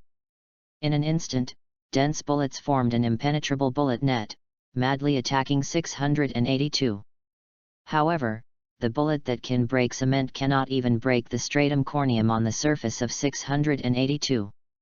682 actually endured the dense flames and began to slaughter without paying attention to the people around him. For a moment, there were wailing everywhere and blood splattered everywhere. Help! I don't want to die yet, ah! Phew! 682's claws pierced a D-class personnel's chest. Then it burst out with a terrifying speed that was inconsistent with its huge size and pounced on the next target. It is like a tyrannical death god, leaving no grass or grass wherever it goes. Looking at such a bloody scene, many viewers felt nauseous. But some people also found problems. After fighting for so long, where is Lin Lang? Only careful viewers knew that Lin Lang had already run away the moment 682's roar sounded. Sure enough, the scene changed and the camera came to Lin Lang. He was seen swinging his legs wildly and running in the opposite direction of the agents. Seeing this scene, the audience who were just worried about Lin Lang were a little confused. Moisturized? Isn't this moistening too fast? But why didn't he run to the agent? When the last D-class personnel was swallowed, 682 turned his attention to Lin Lang, who had already run a distance away. Every time he saw the SCP Foundation icon, the anger in 682's eyes soared. Roar! Da-da-day! Da-da-day! Dense bullets constantly bombarded 682's body, and the surface stratum corneum had been covered with pits and wounds after being shot for a long time. Especially after the chest was attacked by special weapons, one could even vaguely see the shocking ribs under the skin, and the spikes on the back completely pierced the skin, exposing it externally. However, the wounds on its body only made its rage grow. XXX, unintelligible roar of anger. Swish! It stomped its legs hard, and the whole body shot towards Lin Lang like a cannonball. Danger! Seeing this scene, the audience felt their scalps tingling. Nick Fury gritted his teeth and said with a moved expression, "This guy wants to use his own life to lure 682 away? This is simply suicide." At this moment, Maria, the assistant who had been watching the screen, was slightly startled, and then shouted in surprise, "No, he's not trying to commit suicide. In that direction, there are those soldiers wearing strange clothes, and that weirdo." In the picture, perhaps to cheer himself up, Lin Lang whispered while running, "The real hunter has been Omega-7 since the beginning." Before he could finish his words, 682's violent roar sounded behind him. The audience's hearts were in their throats. With the speed of 682, he only needs 3 more jumps to crush Lin Lang to death. Next. Lin Lang took a deep breath and counted down in his mind. 3, 2, 1.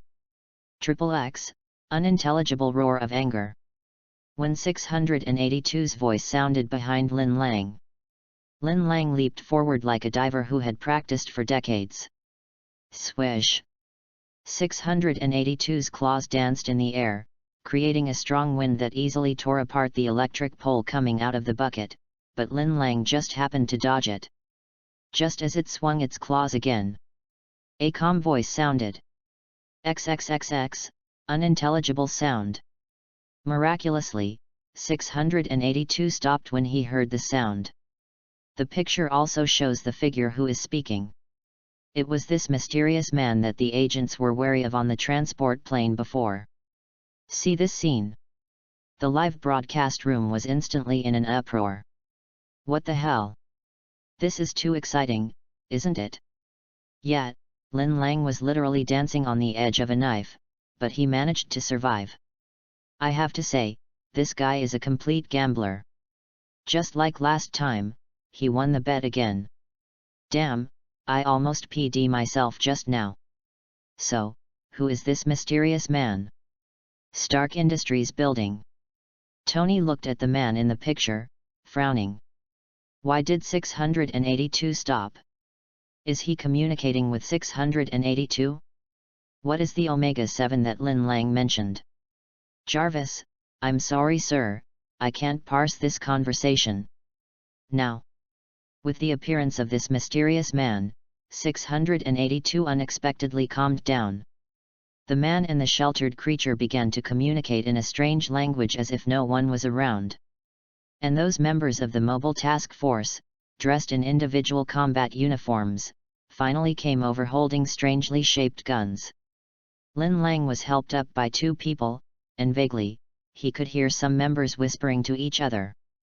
SCP-076-2 is negotiating with 682. SCP-076-2. When Tony heard this term, he was shocked. When he looked at the mysterious man in the picture again, his eyes couldn't help but become surprised. Could it be that this guy is also a containment object? S.H.I.E.L.D. Nick Fury frowned. Doubts kept coming to his mind. The mysterious man is a containment subject, why would he be working for the Foundation? If he is abnormal, what is his ability? At the moment, in the picture, there seemed to be problems between the man and the beast who were talking. The two talked for more than 3 minutes, during which time SCP-076-2 constantly looked back at the main group. And the anger and tension grew as the conversation progressed. Everyone only heard Lin Lang whisper. Broke in. The next second, something strange happened. SCP-076-2 suddenly materialized a blade-like weapon out of thin air in his right hand, and before anyone could react, he swung it violently. Swish! However, no one expected it. It was just such an ordinary move. The almost indestructible 682 almost had a taste of being cut in half. Wow! The sudden change caused an uproar in the live broadcast room. 682 gods will be killed, Buddhas will be killed. Was he hit so hard like this? In the picture, the severely injured 682 let out an angry roar. I'll kill you while you're sick. 076-2 wields the weapon again. Clang. 682 swung its claws at the critical moment and successfully knocked down 076-2's weapon. One strike failed. 076-2 adjusted his posture and fought with 682 again. Chapter 12, The Crimson King's Offspring? Ancient One was stunned. Seeking flowers and comments. The battle proceeded at a speed unimaginable to ordinary people. Clang clang clang. Oink oink. For a moment, the only sounds on the entire battlefield were the whistling wind and the clashing of sharp blades. Seeing this, the extraordinary heroes suddenly felt a strange sense of familiarity. I've watched this episode.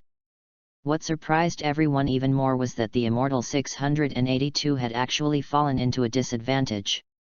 In just 5 minutes of fighting, both sides suffered and inflicted a large amount of damage. Especially 682. When 076-2 suddenly materialized a strange weapon, 682's entire body was nearly wiped out. Of the 6-meter-long body, only half of the horrible head remained. Seeing this, the audience in the Marvel world was stunned. Damn, is this 076-2 so powerful? He's like a superhero. His ability to materialize weapons out of thin air is so cool.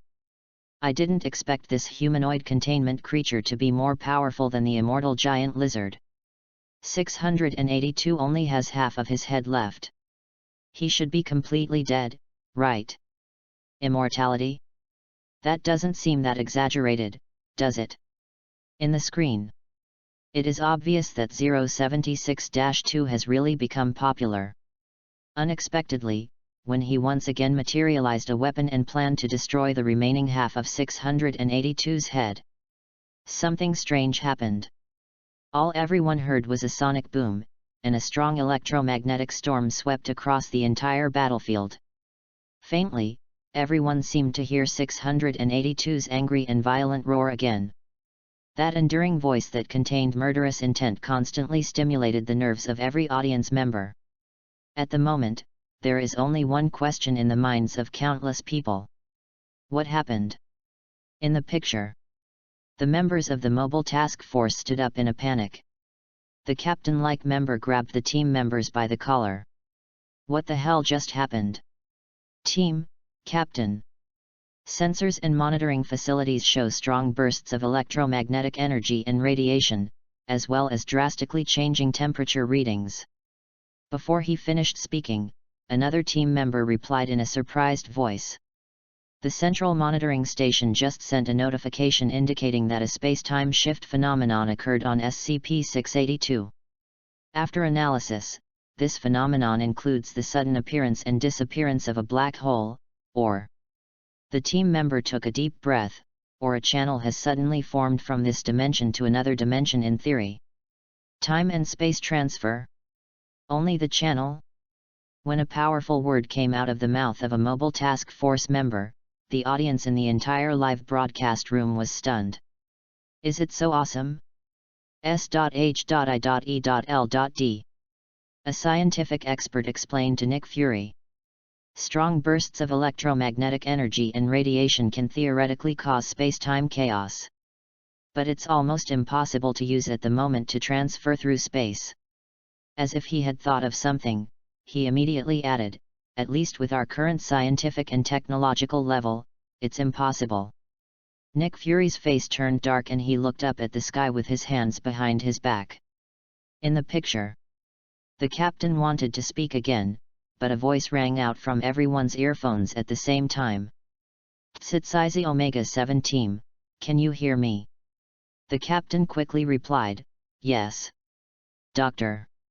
Report on the status of SCP-682 and SCP-076-2. The captain took a deep breath and said. Both 682 and 076-2 are unable to continue due to severe physical damage. Very good, continue the containment mission. Destroy the scene with incendiary bombs, and DCD, Censorship and Disinformation Department, will handle the rest. Damn it, I'm on a mission, Doctor, you. The doctor on the other end of the headset seemed to be rudely interrupted by another doctor before he could finish his words. "Dr. Kondriki, stop your stupid experiments and your stupid idea of writing 682. Listening to the two doctors cursing at each other in the headsets, the members of the mobile task force looked at each other in bewilderment. At the last moment of the scene, the angry voice of a doctor in the headset continued. "I told you this long ago, this guy doesn't belong in our world. And I think it's the same with SCP-076. It's like if you stick your finger into a balloon, your finger is both inside the balloon and outside of it. They are mapped into our reality, which causes all sorts of problems when the outside world tries to interpret them. It's like when you're programming, you give a command to a pixel that doesn't exist, and the whole system goes haywire. Idiot." After hearing these incomprehensible words, the audience in the live broadcast room were confused. "Kamartaj. Oh my god, Sorcerer Supreme. What's wrong with you? This is... Eye of Agamotto? Sorcerer Supreme, you used the Eye of Agamotto. Is this the reason you got hurt? What did you see?" Ancient One was lying on the ground surrounded by magic apprentices, and the magic elements around him were almost going wild. The reason for all this was because she used Eye of Agamotto. Take a look at 682. It's not that Ancient One is not careful, but because she wants to understand the source of 682's immortal ability. If she could figure out the source of this immortality, she wouldn't have to absorb power from the King of Darkness to maintain her immortality. However, the moment she made the attempt, she regretted it. At this moment, Ancient One's heart was already filled with turbulent waves. Just now, with just a fleeting glance, her soul was nearly devoured by endless evil thoughts, and her thoughts almost came to a standstill. If she hadn't instinctively closed the Eye of Agamotto and cut off the ability to probe her mind, she would have been torn to pieces by that power. The King of Crimson. The Ancient One almost unconsciously recited the only remaining complete name among the endless evil thoughts. Her voice began to tremble. Crimson King. What kind of existence is it? Even if we didn't see his real body, but only saw a trace of his blood and projection on 682's body, he possessed such terrifying power? If it is his true self? Ancient One trembled and closed her eyes. At this moment, she even lost the courage to think. No, I can't think about it anymore. Even the Eye of Agamotto can no longer be used easily. Chapter 13, Dr. K who wants to ride 682, the Gate of Death opens. At the moment, people in the Marvel Universe had no idea what was happening with Kamartaj. They were still immersed in the exciting battle that had just taken place, as well as the endless anomalies revealed by the SCP Foundation.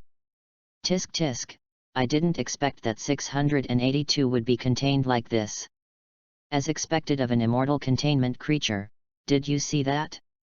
In just a few minutes, that guy has grown back half his body. It's terrifying. When you think about it, Lin Lang is really amazing. He actually managed to survive this guy's hands. Damn, my legs are still shaking when I mention him. He is so brave. Stark Industries building. If we say that most people are interested in it, they are the SCP Foundation and the endless stream of mysterious and bizarre objects. So, Tony was more interested in Lin Lang. An ordinary person, faced several times with anomalies that could easily kill him, but he always managed to remain calm. Even in the face of life and death situations, he could always find the best solution in a split second. The most important thing is the decisiveness to disregard life and death. Even someone as proud as Tony himself couldn't guarantee that he could survive under such circumstances. Looking at the figure on the screen, Tony raised the corner of his mouth. Interesting, really interesting. At this point, the transition ends. Lin Lang appeared on the screen again. At the moment, he seemed to have returned to the site, carrying a tray to get food. However, wherever Lin Lang goes with a plate of food, he attracts people's attention. Especially those D-level personnel, the looks they gave him were extremely complicated. Shocked or curious? No, it was more of disgust, ridicule, and jealousy. Some D-class personnel even made insulting gestures while mocking. Look, who is this? The lunatic who volunteered to become a D-class personnel. Hey? Isn't this the most popular person in our site? How does it feel to be a dog for the Foundation? You freak who watched your own kind die, you deserve to go to hell. You, oh, damn, here come the guard dogs. With some shoving and cursing, the guards dispersed the D-class personnel who were watching. Seeing this, the audience in the live broadcast room was a little confused. As fellow D-class personnel, why are these people so hostile to Lin Lang? In the picture, Lin Lang saw a familiar-looking researcher in the crowd, who walked towards him with a smile. Faintly, the audience seemed to see a few blue butterflies flash past him. The other person sat opposite Lin Lang very familiarly, took out a cigarette from his pocket and handed it to Lin Lang. When he saw that Lin Lang refused, he smiled indifferently and took out a lighter to light it for himself. Hiss! Phew! In the smoke, his face was a little blurry and difficult to see clearly. My name is Kondriki, you can call me Dr. K. Dr. K crossed his legs and said casually. I noticed your performance when I contained 682 last time. To be honest, you surprised me a little. Lin Lang chewed his food calmly without responding to the other person's words. For him, joining the SCP Foundation was just to complete the role-playing mission. He would die sooner or later anyway, so he had no interest in wasting time making a short-lived friend. Lin Lang once heard a saying that if you treat doing something as a job, you will never love doing it. Currently, he has taken on the role of a D-class personnel as his job. Therefore, he had no good feelings towards these doctors who were so high and mighty that they could kill them at will. Dr. K didn't care at all and still kept smiling. You are smart enough. There are many D-class personnel who can survive containment or interaction missions, but you are the only one who has the courage to fight 682. You're not afraid of death, are you? When the other party said this unintentionally, Lin Lang's hand holding the fork paused slightly. He finally raised his head and looked at the researcher who was wearing glasses, had a stubble on his face and looked a little rough. Any mission? Dr. K was stunned by Lin Lang's words, and then suddenly laughed. Ha ha ha, you are really interesting. Yes, there is another mission, but the number of D-class personnel I can mobilize has exceeded the quota, and now the ethics committee is holding me tightly. So. Lin Lang looked at Dr. K calmly. So, you need a D-class personnel who actively applies to participate in the project. Bingo! You guessed it right again.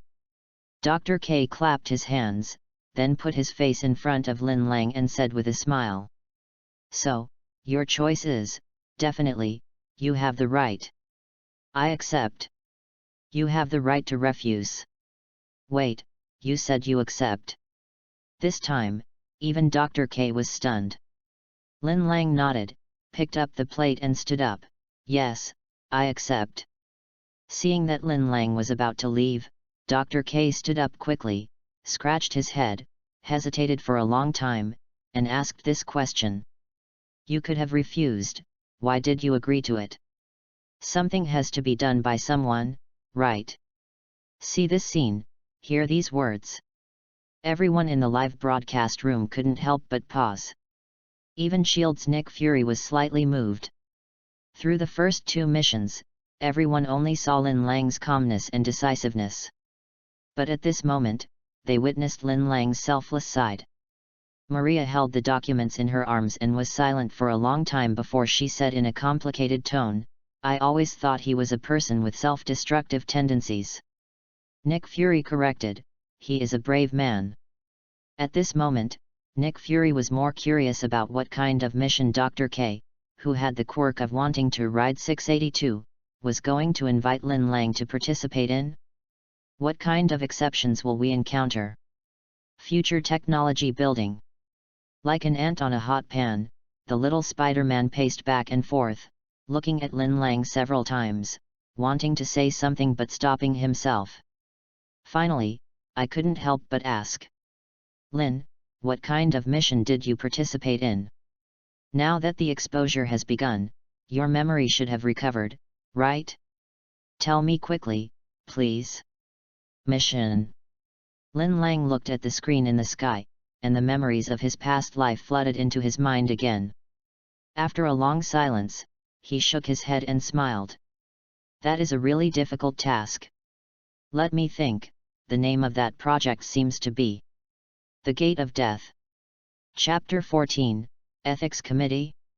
SCP-1983. What surprised the live broadcast room was that Lin Lang seemed to be idle all of a sudden in the following period of time. There will be no more white coats issuing missions, and no need to come into contact with those horrific containment objects. The only thing that was a little strange was that the way the other D-class personnel in the base looked at him changed again. Wherever Lin Lang went, the D-class personnel around him tried to avoid him as much as possible. The way he looked at him was like looking at a dead man. I heard that this guy actually took the initiative to join the mission of that madman Dr. K. Too many D-class personnel died in the last containment mission, so that guy's share is not enough. Damn, what a lunatic. Seeing this, the audience in the live broadcast room understood. It was after Lin Lang agreed to join Dr. Kondriki's mission that others began to have a different attitude towards Lin Lang. This made everyone curious. What exactly is Dr. Kondriki's mission? Can it make people so fearful? At the moment, the screen went dark.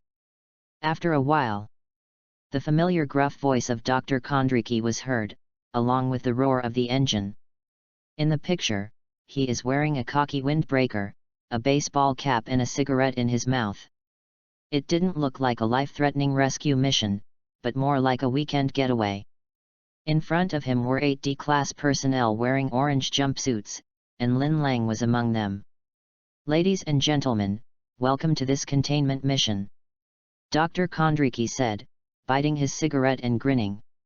Whether you are a warrior who joined voluntarily or an unlucky person who was passively chosen, I want to tell you that you are going to die. Dr. Kondriki's pointed remarks caused a commotion in the crowd. One middle-aged woman in particular began to sob immediately. The others also looked livid.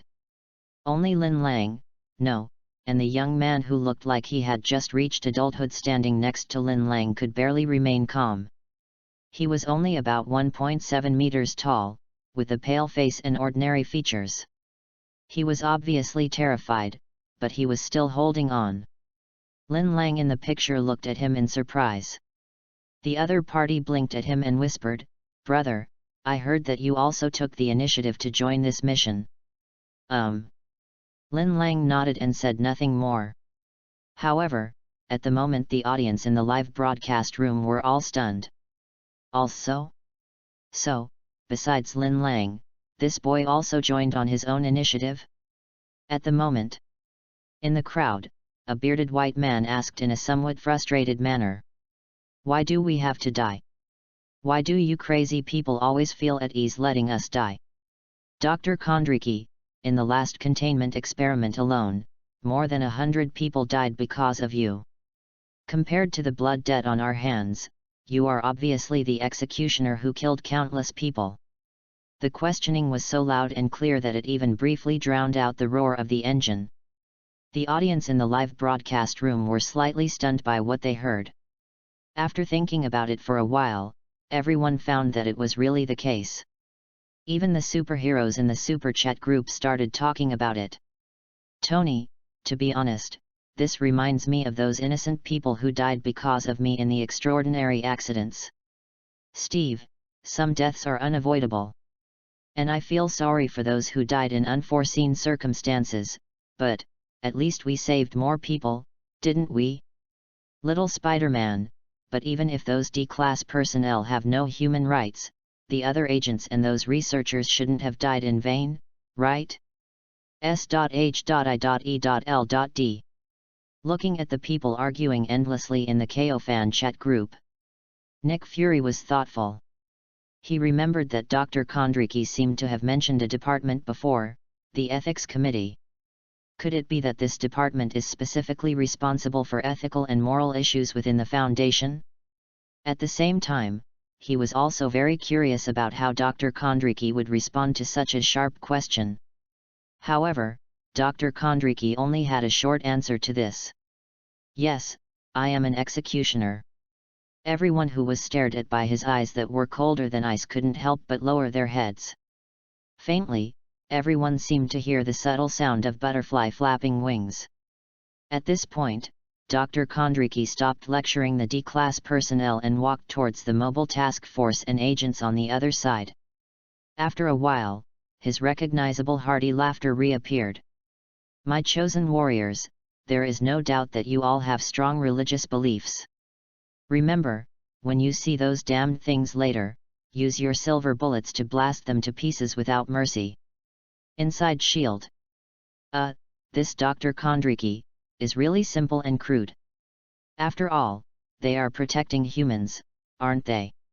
Ignoring the agent's comments, Nick Fury stroked his chin and fell into deep thought. Religious beliefs, silver bullets. Could it be that the anomaly this time is a vampire or a werewolf? Maria, the assistant at the side, curled her lips and said, "Director, this kind of setting only exists in fantasy comics. There is no scientific basis at all, it is completely made up by those authors." Nick Fury glanced at her, then shook his head. "Don't you realize by now that there is no such thing as impossible in this world? I also think it's outrageous, but which of the containment methods that have appeared so far is scientific?" Perhaps to confirm his guess, the file of this containment finally appeared on the screen. Project name, Death Gate. Object class, Keter, presumed neutralized. Nick Fury's pupil shrank. Neutralized. Another new level. And this containment object is also Keter level. He couldn't help but think of the last time 682 appeared. 682, which is immortal and can evolve infinitely, is also Keter level. So how terrifying would the Death Gate, which is also at the Keter level, be? Special containment procedures. Outpost 54 has been established on the land surrounding SCP-1983 and disguised as a chemical factory. The factory building will serve as barracks for Mobile Task Force Chi-13 choirboys. All entrances into Outpost 54 are to be guarded at all times. Personnel are to refer to Document 1983-12 for official instructions on how to deal with any overly curious civilians. Chapter 15, Demons from Hell? Seeing this, the audience in the live broadcast room were a little surprised. Build a factory around 1983? Could it be that this 1983 is something that doesn't move? Could it be that the Gate of Death? Is it really just a door? According to Chi-13 protocol, all Mobile Task Force personnel must have strong religious beliefs. All ammunition boxes must contain silver or silver-plated bullets. The front door of SCP-1983-1 is to be monitored 24 hours a day. Guards are to engage any instances of SCP-1983-2 that appear. No personnel are to come within 5 meters of SCP-1983-2 beyond the limits of scheduled testing protocols.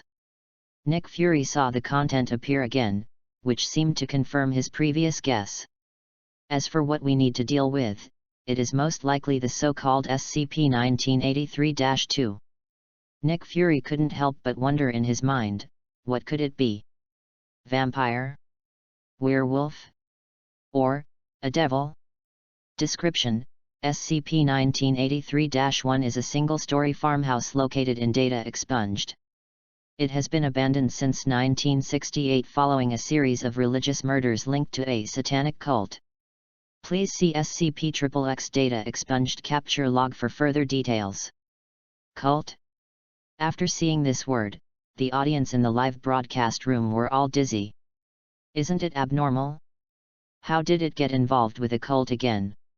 Upon opening the front door of SCP-1983-1, spatial anomalies appear to occur. No matter or light other than instances of SCP-1983-2 has been observed to escape from the doorway. SCP-1983-1 can be entered through other entrances, including windows, back doors, and any entrances opened from the rear of SCP-1983-1. Attempts to drill holes into SCP-1983-1's antechamber from the outside have resulted in the same spatial anomaly, though no instances of SCP-1983-2 have been observed to emerge.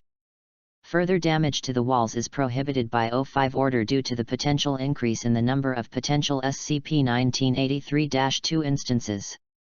Camouflage. After a period of recovery, Ancient One's condition has improved a lot. At least the ability to think has been initially restored. An apprentice asked in confusion, "A spatial anomaly? Does such a strange place really exist?" Ancient One sighed. "The interdimensional teleportation you are learning involves the laws of space. The interiors of those abnormal spaces are completely distorted and in chaos."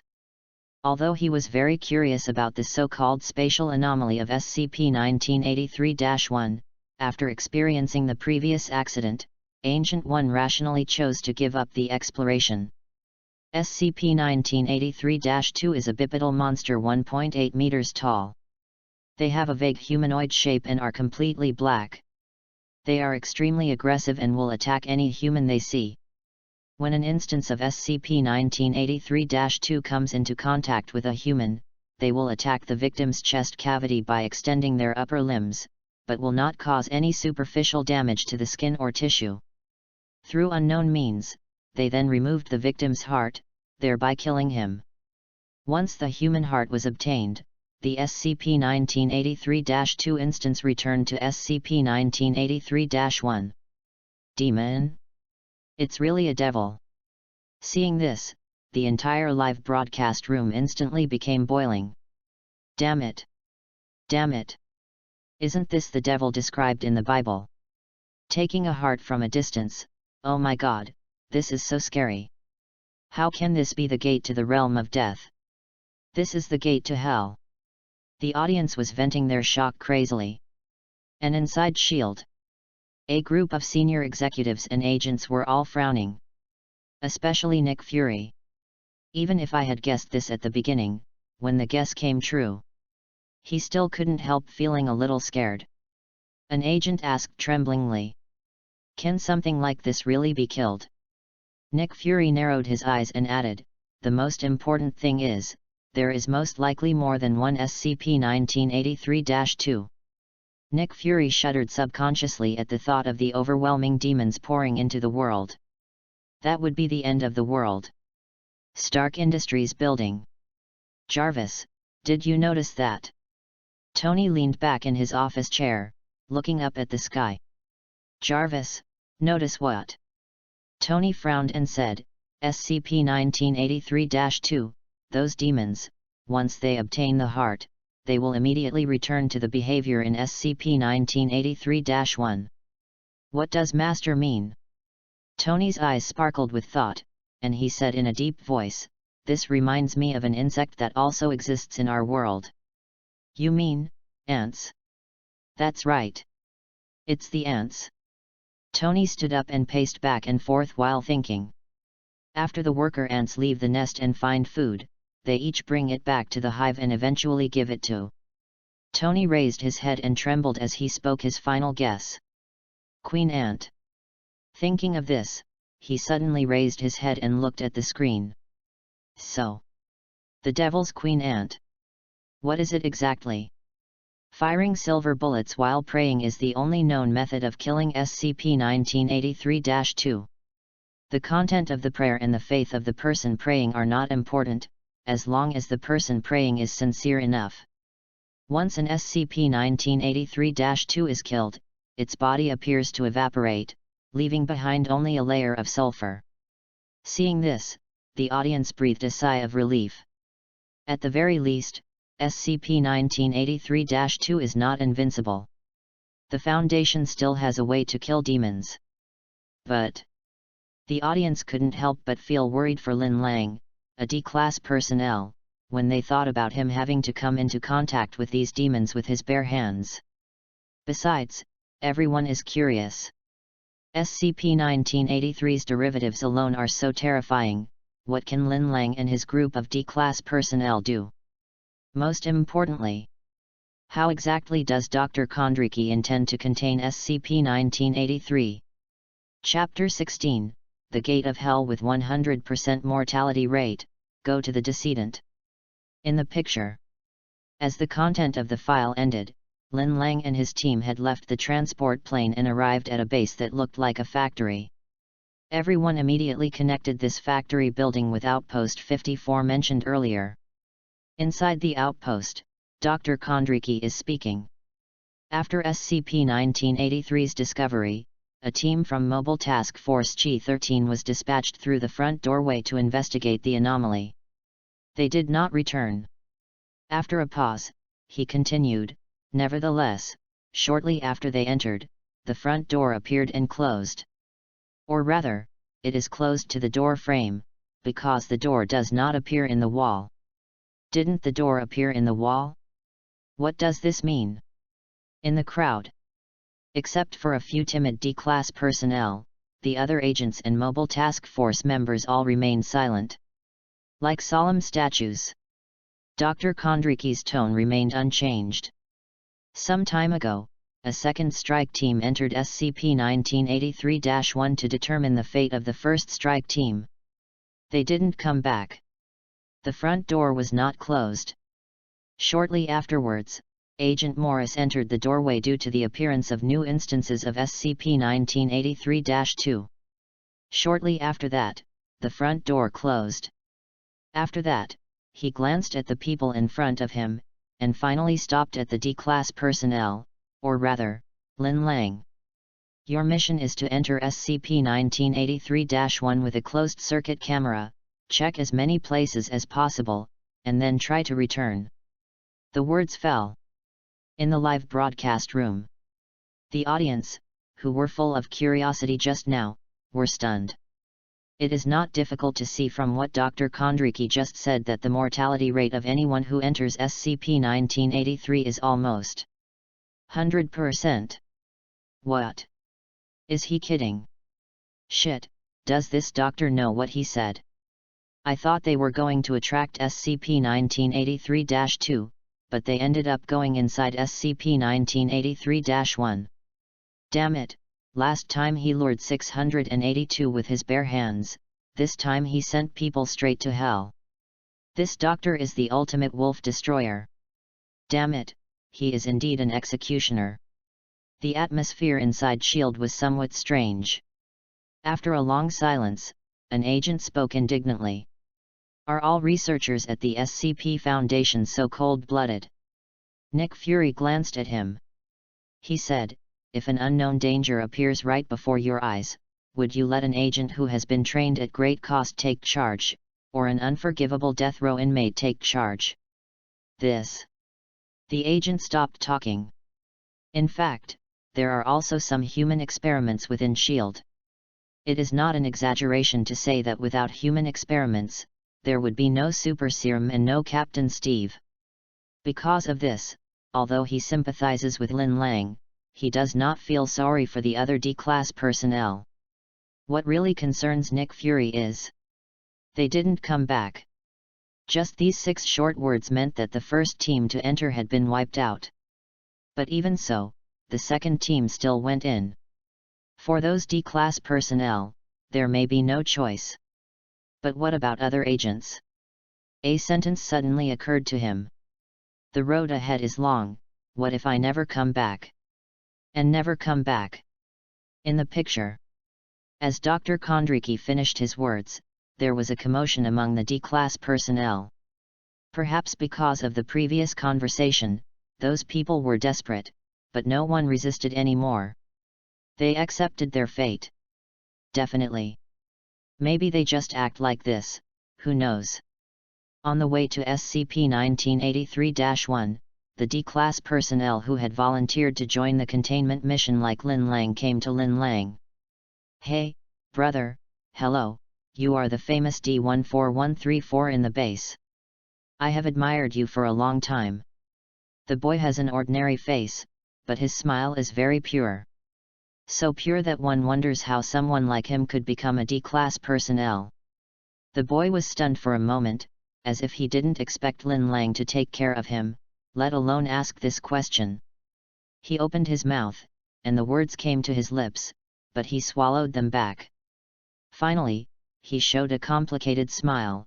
I will tell you when we get out of that damn place. Hearing these words and looking at the boy's innocent smile, the audience in the live broadcast room all felt emotional. The appearance of the boy also made them realize that perhaps not all D-class personnel were vicious criminals. While talking, the crowd had arrived at a fenced farm.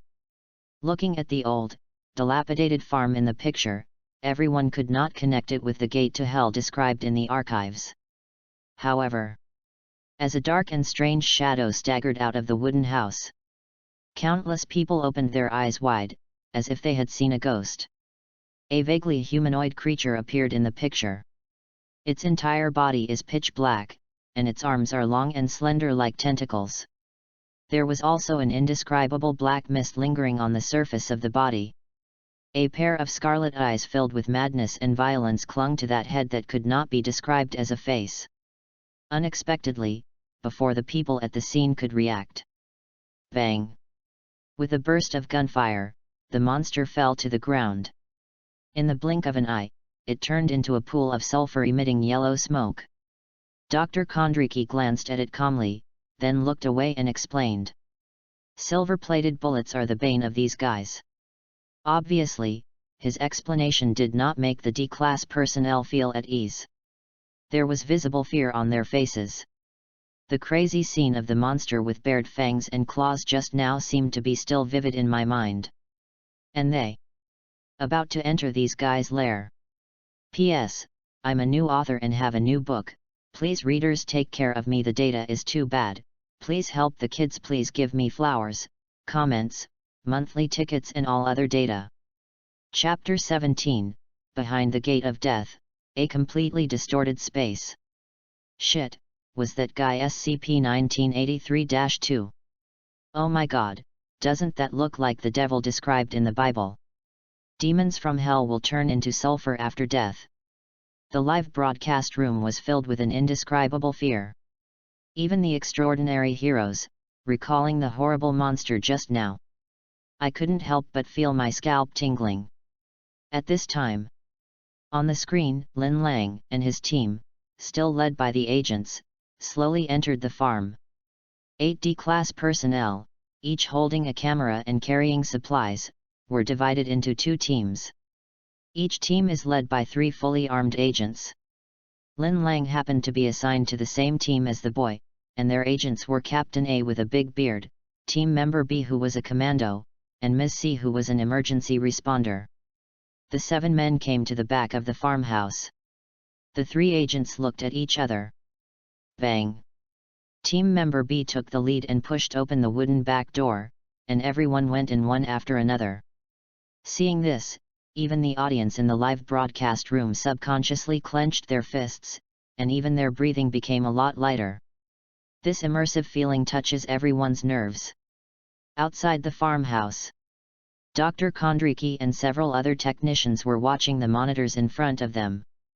The other end of the monitor is connected to the cameras carried by the D-class personnel.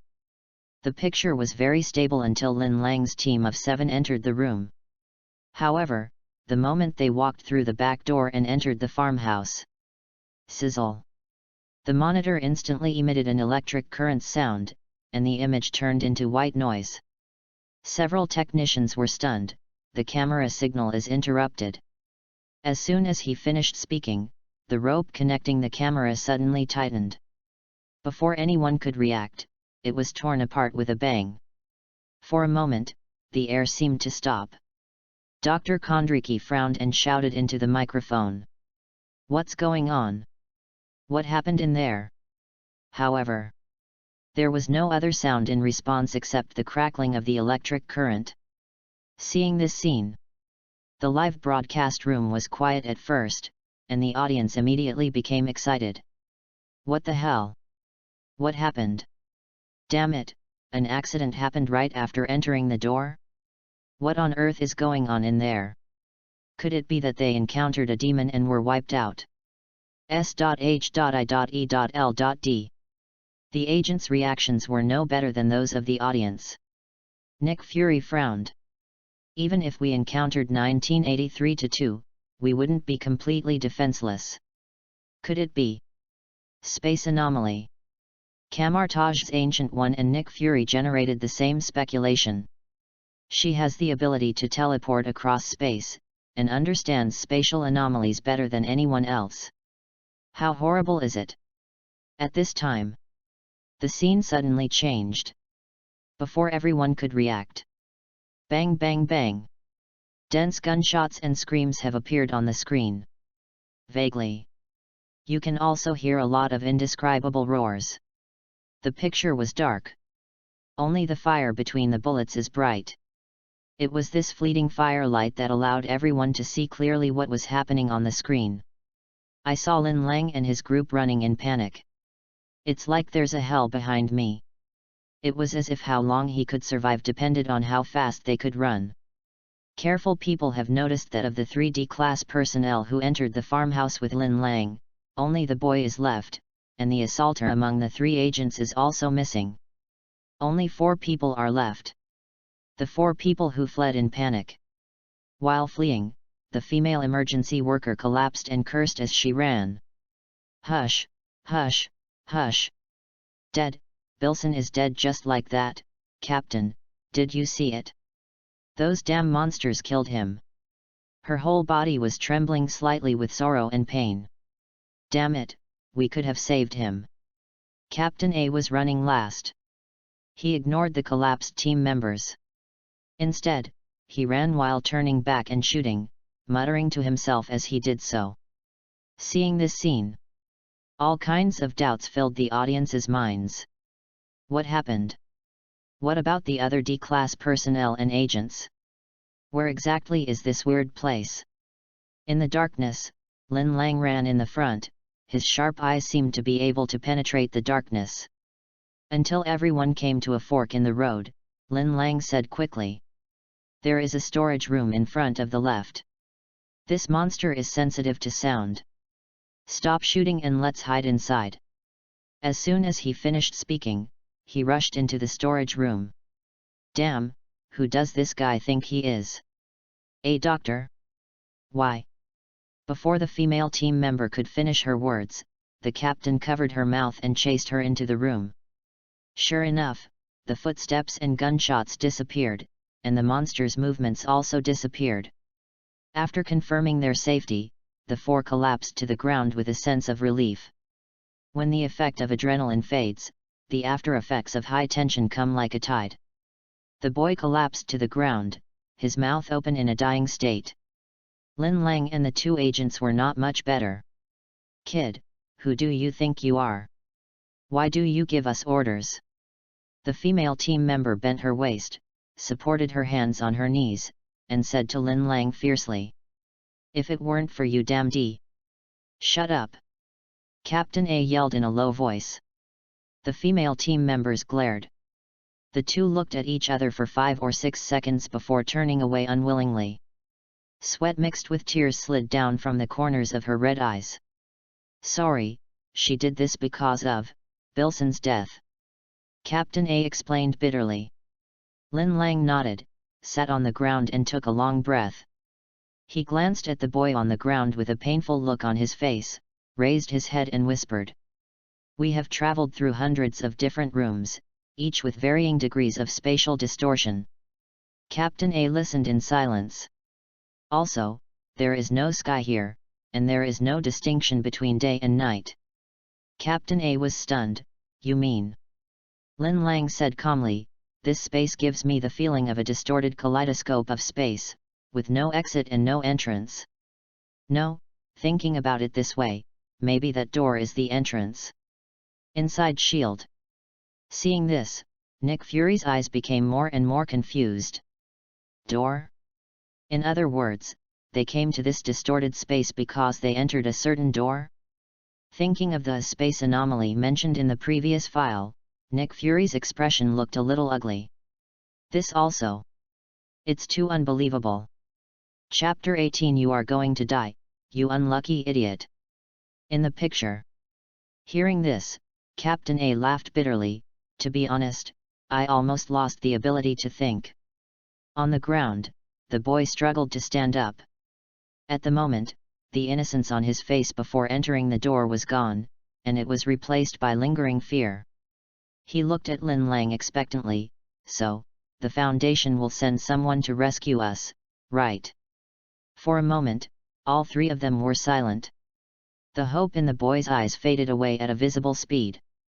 For a moment, an atmosphere of despair spread, and the boy's deliberately suppressed sobs touched everyone's nerves. Captain A was about to speak when he saw Lin Lang take out a crumpled piece of paper from his pocket. There were crumpled words printed on the note, obviously left by someone. Lin Lang also explained the origin of the note. This was found on a dried corpse before. The author is the agent who entered here before us, his name should be Backlay. In the screen. Captain A was visibly stunned. You mean the body we found while escaping that had blown off its own heart? Yes. Lin Lang unfolded the note in his hand, and the audience in the live broadcast room were able to read the content. Project number, waiting for number. Object class, Keter. God bless you. See this familiar format and content. On the blue planet. Whether it is a live broadcast room or the extraordinary chat group. Everyone was stunned. They suddenly remembered, isn't this the file format for the Foundation's internal containment objects? Looking at the scribbled handwriting on the note, and then thinking about the other party's suicide. The same picture emerged in everyone's mind. An agent who had run out of ammunition and food wrote such a file in a desperate environment surrounded by demons. I wrote down the information I and my companions had found. No one could imagine what kind of belief supported him. Unexpectedly, after the next sentence appeared, the style of the painting suddenly changed. Special containment procedures, you're going to die, you hapless idiot. See here. Not to mention Captain A, even the audience in the live broadcast room were stunned. S.H.I.E.L.D. Nick Fury's face darkened. Maria, the assistant at the side, couldn't help but smile. Then I remembered that this was not a situation in which to laugh out loud. He quickly suppressed his smile. Shenjin, made me laugh a little. In the screen. After this interruption. Although the atmosphere was a bit weird, at least it was no longer as depressing as before. Keep reading. This is not alarmist. I am Agent Barkley. I'm in this stupid building, and I promise you, if you were here, you'd be dead too. By the time you read this, I'll probably be dead. See here. The boy turned away without saying a word. The female agent's face didn't look good either. Only Lin Lang remained calm. It's impossible to get out of here, so let's talk about the containment procedures directly. There's only one FG way to do this, close the damn door. Inside shield. Nick Fury's eyes flashed. Door? The door again? At the moment. For the door that is constantly being raised. I'm extremely curious. You can't go back. You may have tried. Those things can get out from here, although it may take some effort. That's how we found this damn place. After all. I hope you closed the door when you came in. We closed the door when we gave up and left here. If you didn't close the door, then turn around and close it. That's your first priority now. You're going to die anyway. At least do something good before you die. See here. Stark Industries building. Tony looked at the sky and smiled mockingly. Do good deeds? You expect the D-class personnel who are used as guinea pigs to do good deeds? What the hell are you thinking? Jarvis, maybe Agent Backlay thought the person who picked up the note was an agent. Tony shrugged. Maybe. Anyway, no D-class personnel would be stupid enough to do such a thing. In the screen. Lin Lang and the others continued to watch in silence. Description: So, here's the story. You've probably heard it all. The Foundation has received reports of trouble in the middle of nowhere and data expunged. Cows and wildlife are mysteriously dying. Some people were missing. When a body was found, the autopsy showed that the heart was missing. It wasn't cut out, it wasn't ripped out, it was just gone. The inside of the chest was empty. They found some dark guys wandering around nearby. Some high-ranking members of the Foundation seem to have seen these things and know how to kill them, use silver bullets and pray to God while shooting. No kidding, this is literal. I don't know why this works. It doesn't matter which god it is, but you better take it seriously. Everyone recalled that the captain had been muttering to himself every time he fired a gun. Only then did I realize that he was praying. Captain A saw everyone looking at him and made the sign of the cross on his chest. "I am a Catholic," he said devoutly. Everyone looked at the note again. "But after seeing the nest of those things, I can no longer pray. No matter which FG task force you are from, it could be Securinos or Choirboys, if you open the door and rush in like I did, you are F'd." The female agent cursed secretly. "Damn it, they're all first-time agents on a mission, and they're all good." The female agent said this with some dismay. "Yes. All the outstanding predecessors died in this damn place. What about us? Those things are hard to see with your eyes here. You may have noticed. They are like shadows. You have to stay away from the light source. In the dark, those things can hardly touch you, and can't see you clearly. I think those things find you through your shadow. But to be honest, I'm not sure, I just think it's likely. You may have already tried to go out the door, but if you haven't, don't think about it. That will lead to a worse place. There aren't many monsters there, but Joan went too far away from the house, and I swear." He began to melt. Chapter 19. Good luck, and salute you to the decedent. Things kept coming out of his body. Anyway, he didn't come back. That's why we closed the door. Seeing this, expressions of horror suddenly appeared on the faces of several people at the scene. The audience in the live broadcast room were even more shocked. No wonder they say you're dead once you come in. Enter. What awaits our endless demons? Retreat. It melts directly when it leaves the door. What the hell should I do? In the picture, the female agent cursed secretly. Shit, madman, FK. It was obvious that she had already intended to find the door and leave. Pity. That is also a dead end. As for what this place is like, I can only say that it's huge. It's not just a farmhouse. It's like those things stole bits and pieces of space from various places and pieced them together randomly. Some of them look like apartments, others look like shopping malls, and one is definitely an old closet from my high school. It's exactly the same, even down to the plaid pattern. There are also some fragments that are not made of stuff. They are black, like shadow matter, and most of them are in well-lit areas. If the light can get through, you can put your hand through. I don't recommend it. That's how we lost Torres. Something grabbed him and pulled him in. The hole was too small for his head, but he got in anyway. Seeing this, a picture instantly emerged in everyone's mind. An agent was grabbed by some entity and pulled towards a dark cave. The huge file-size black hole is obviously not as big as the agent's head, so his whole body was crushed by the hole. Thinking of this, everyone's hair stood on end. At the same time, a sense of sadness emerged in my heart. Such a horrific scene was described so lightly by the agent. The fear he suffered was greater than anyone else. Definitely, there is no escape. We've figured that out as well. Any door you find just leads to another room in this stupid house, or back around. Obviously we can't live here. So all you can do is wait to starve to death or wait until one of those things catches you. Plenty of choices, hey? There is one more thing you can do. I couldn't do it, but maybe you can. This won't keep you alive, I don't think, but I think it's important. I'm sure someone has to do this, otherwise those things will get out there and cause trouble sooner or later. Thinking of the demons that walked out of the farmhouse, everyone sighed.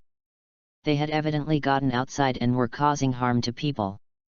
I only saw that thing once, and for a short moment. We followed it after one of them got Denning's heart. It took the heart and went into a room that I guess was the center of the place. It's all just shadowy stuff, and I think they're bringing in whatever light they can find.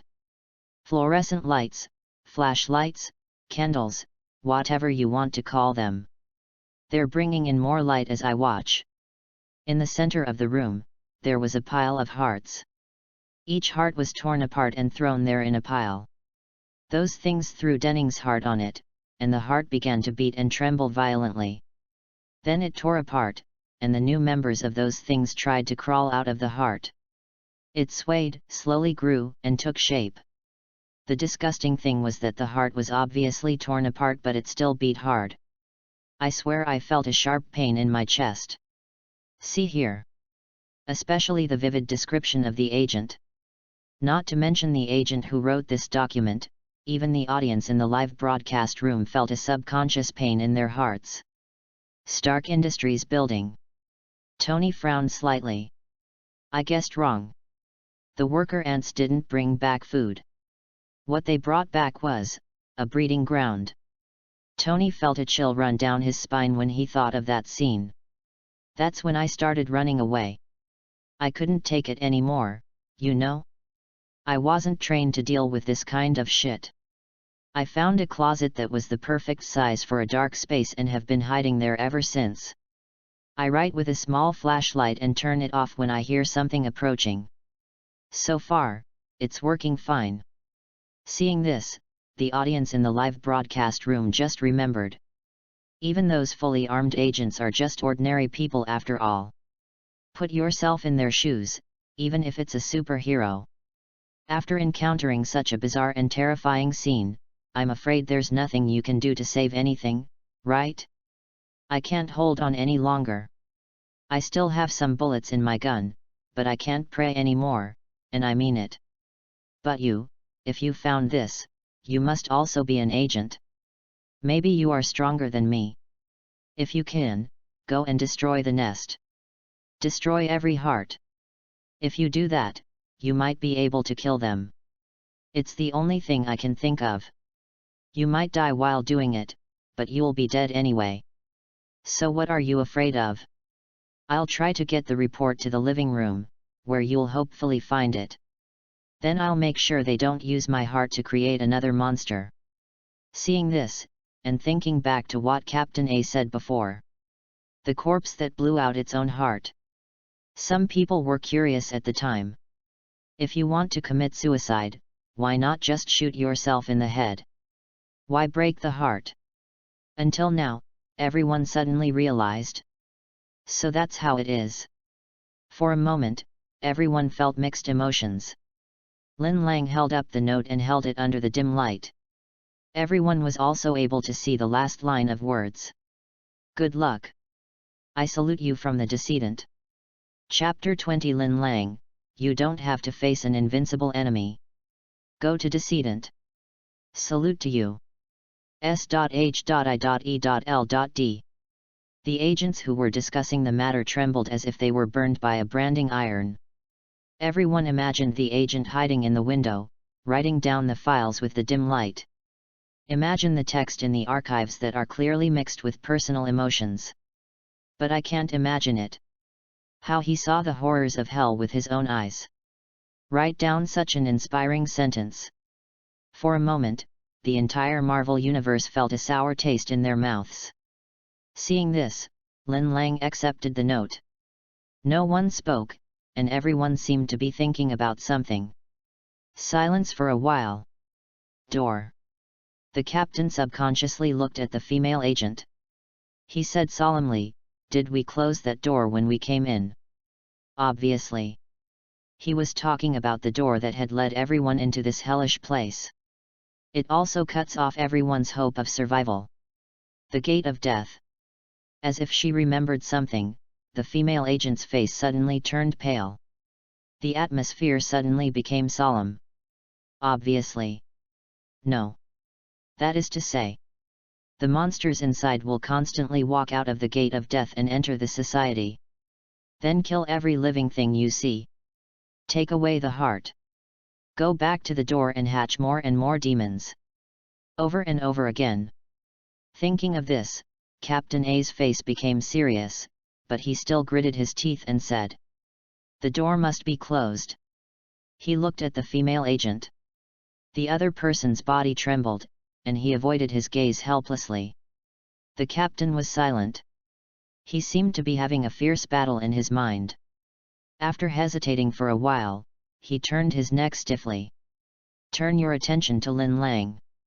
Seeing this scene, the audience in the live broadcast room were stunned at first.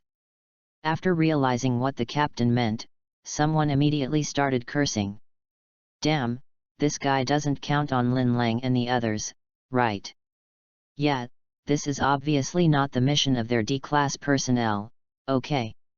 Let's not talk about whether the D-class personnel and the agents are on the same side. All of his specially trained personnel have died in pairs, and now he expects Lin Lang and his team to accomplish this. I wish they would die." The audience all stood up for Lin Lang. Rely on society? In the picture. PSST. Even Lin Lang himself let out a complicated laugh.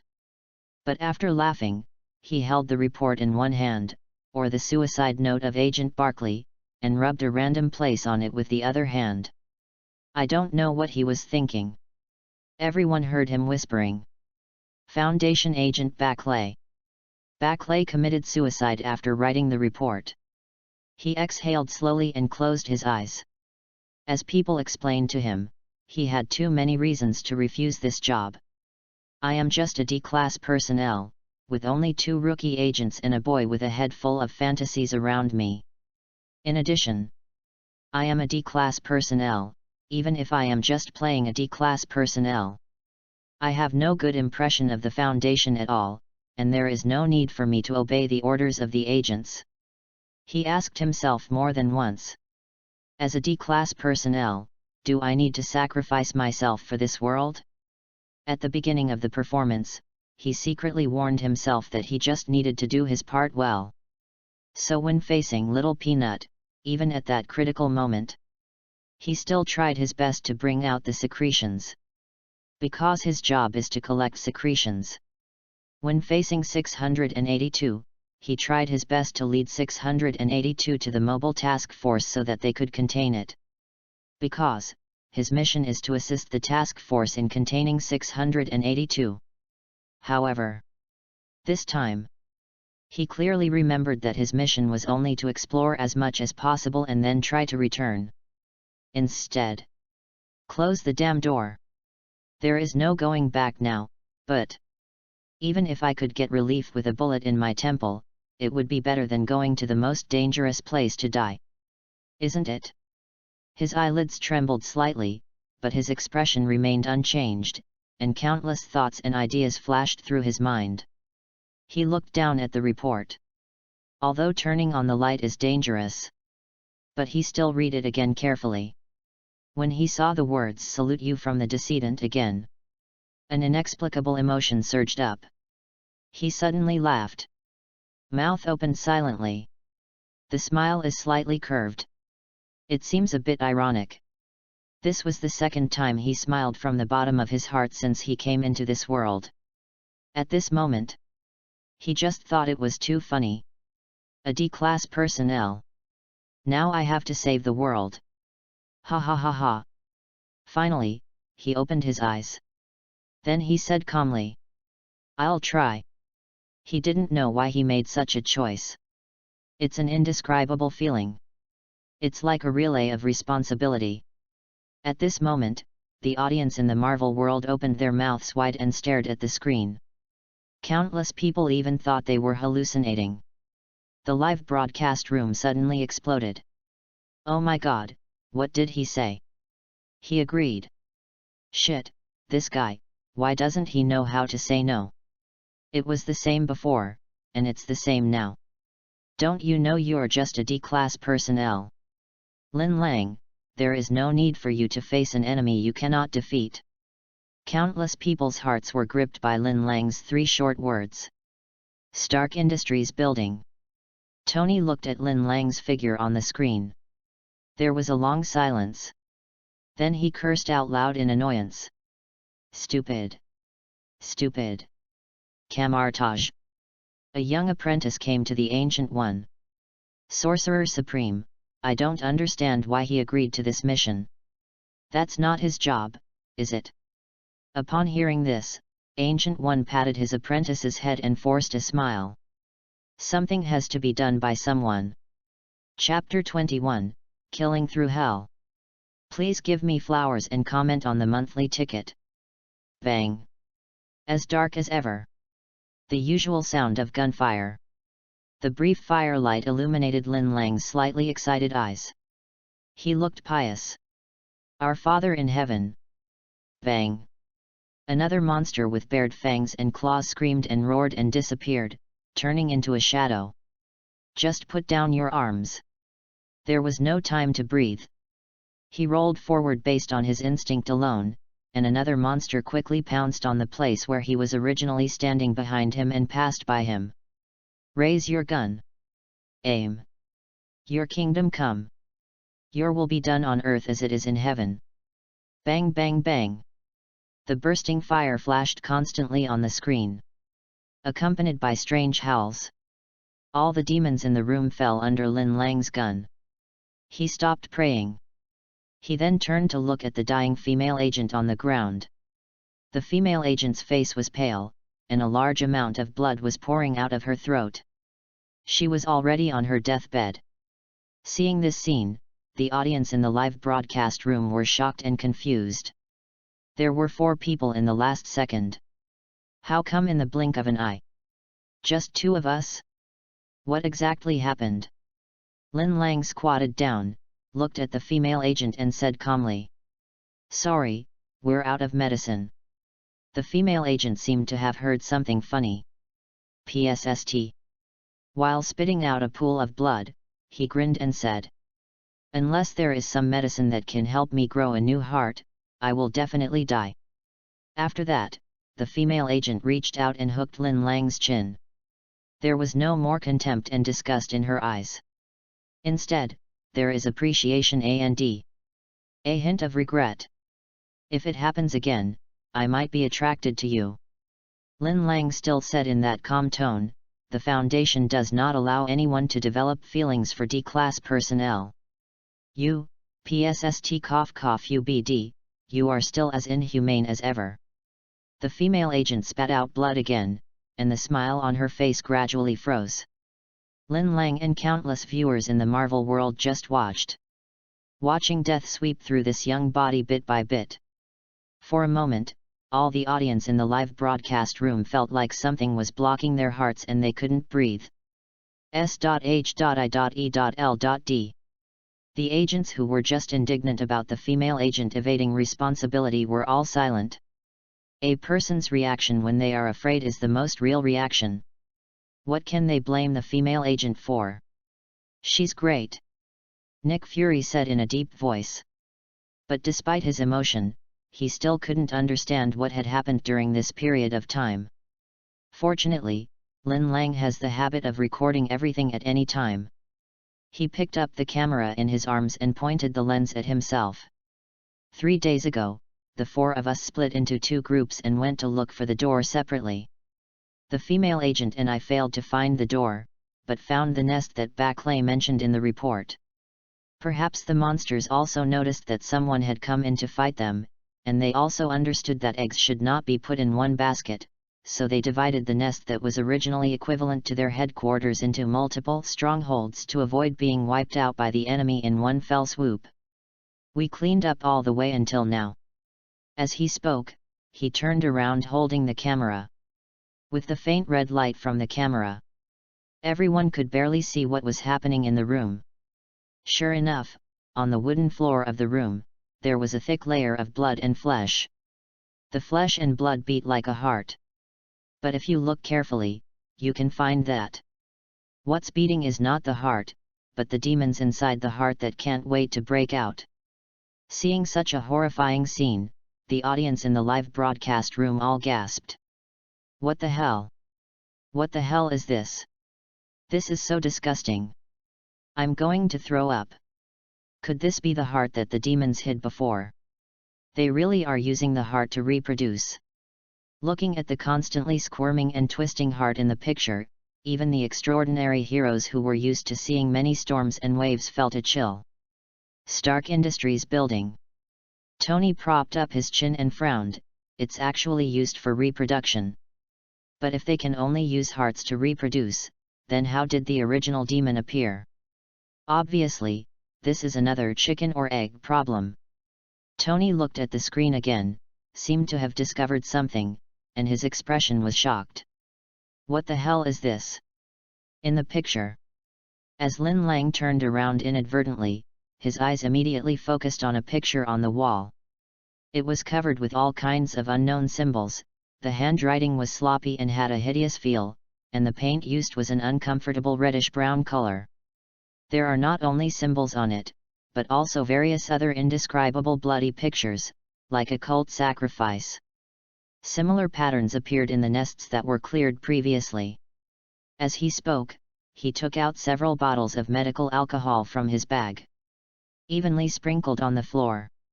Then he took out a lighter from his pocket. Snap! Boom! The tiny flame instantly turned into a pool of blue flame. The squirming flesh seemed to perceive the danger, and its movements suddenly became more violent. Faintly, the audience in the live broadcast room seemed to hear the wails and roars from hell. Only when his heart was burned to charcoal did Lin Lang get up. After staring at the female agent's body for a few seconds, he took off her dog tag, walked out of the room resolutely, and ran towards the last nest. S.H.I.E.L.D. The agents were chattering, but a new face appeared in the crowd. Natasha Romanoff, codenamed Black Widow, came to Nick Fury and said in an unhappy tone, "The guy refused to talk to us." Nick Fury was stunned. "He didn't see you?" "I mean, after he saw you, he still refused." Natasha Romanoff gets angry when this is mentioned. "No, he refused without even meeting me." Although beauty is not her trump card, she still feels resentful of Lin Lang's inhumane behavior. Nick Fury stroked his chin, looked at the screen, and said calmly, "This guy hasn't changed at all in his past and present lives." Natasha Romanoff also looked at the screen and pursed her lips. Proud men usually don't have good luck. As he said that, he noticed Nick Fury's dark face and said, "Boss, you look very bad."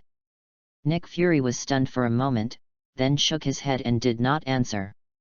For some reason, when he saw Lin Lang successfully destroying a nest in the picture, he always felt a strange sense of disobedience. Since the heart is a breeding ground for monsters, why aren't there more monsters in the nest than outside? Chapter 22, Hell is linked to another hell. In the picture, Lin Lang has arrived at the last stronghold, which is also the most central place of the entire house. In the past, whenever he cleaned, his face would show more or less tension and fatigue. But this time I was just calm and composed. Even relax a little. 3 seconds later, gunshots rang out. "Give us this day our daily bread." Lin Lang brought almost all of his silver bullets to fight this last stronghold with all his strength. The original nest. So he didn't save his ammunition like before, but fired at full force without any scruples, venting all his emotions to the end. The usually silent space was now filled with gunshots, the sound of things colliding, roars, and Lin Lang's prayers. "Forgive us our debts." Bang bang bang. "As we forgive our debtors." Bang bang bang. The silver light from the flying bullets and the sparks from the collisions illuminated the entire space dazzlingly. Perhaps even Lin Lang himself did not notice that on his face, which rarely showed any emotion. At the moment he was wearing a hint of arrogant sneer. Finally, Lin Lang is no longer depressed. He laughed so loudly that the prayers in his mouth took on an indescribable strange taste. He laughed loudly, shot a monster's head with his backhand, opened a glass container tied to his waist, and a strong and pungent smell of alcohol emanated. He waved his hand and scattered it towards the target direction. This is a narrow-mouthed bottle with a very small mouth. Only a small part of the liquid has been released, floating in the air like a transparent ribbon, with a few drops of water following it. The ribbon slowly falls from the air, and underneath it is a short candle, burning flickeringly. The moment they touched, the transparent ribbon seemed to be artificially painted a layer of fiery red, and the other end just happened to touch the pile of hearts in the center of the room. As if a bonfire had been lit, the room was instantly illuminated. The remaining monsters around began to melt and disintegrate, breaking into particles invisible to the naked eye, and then dissipated.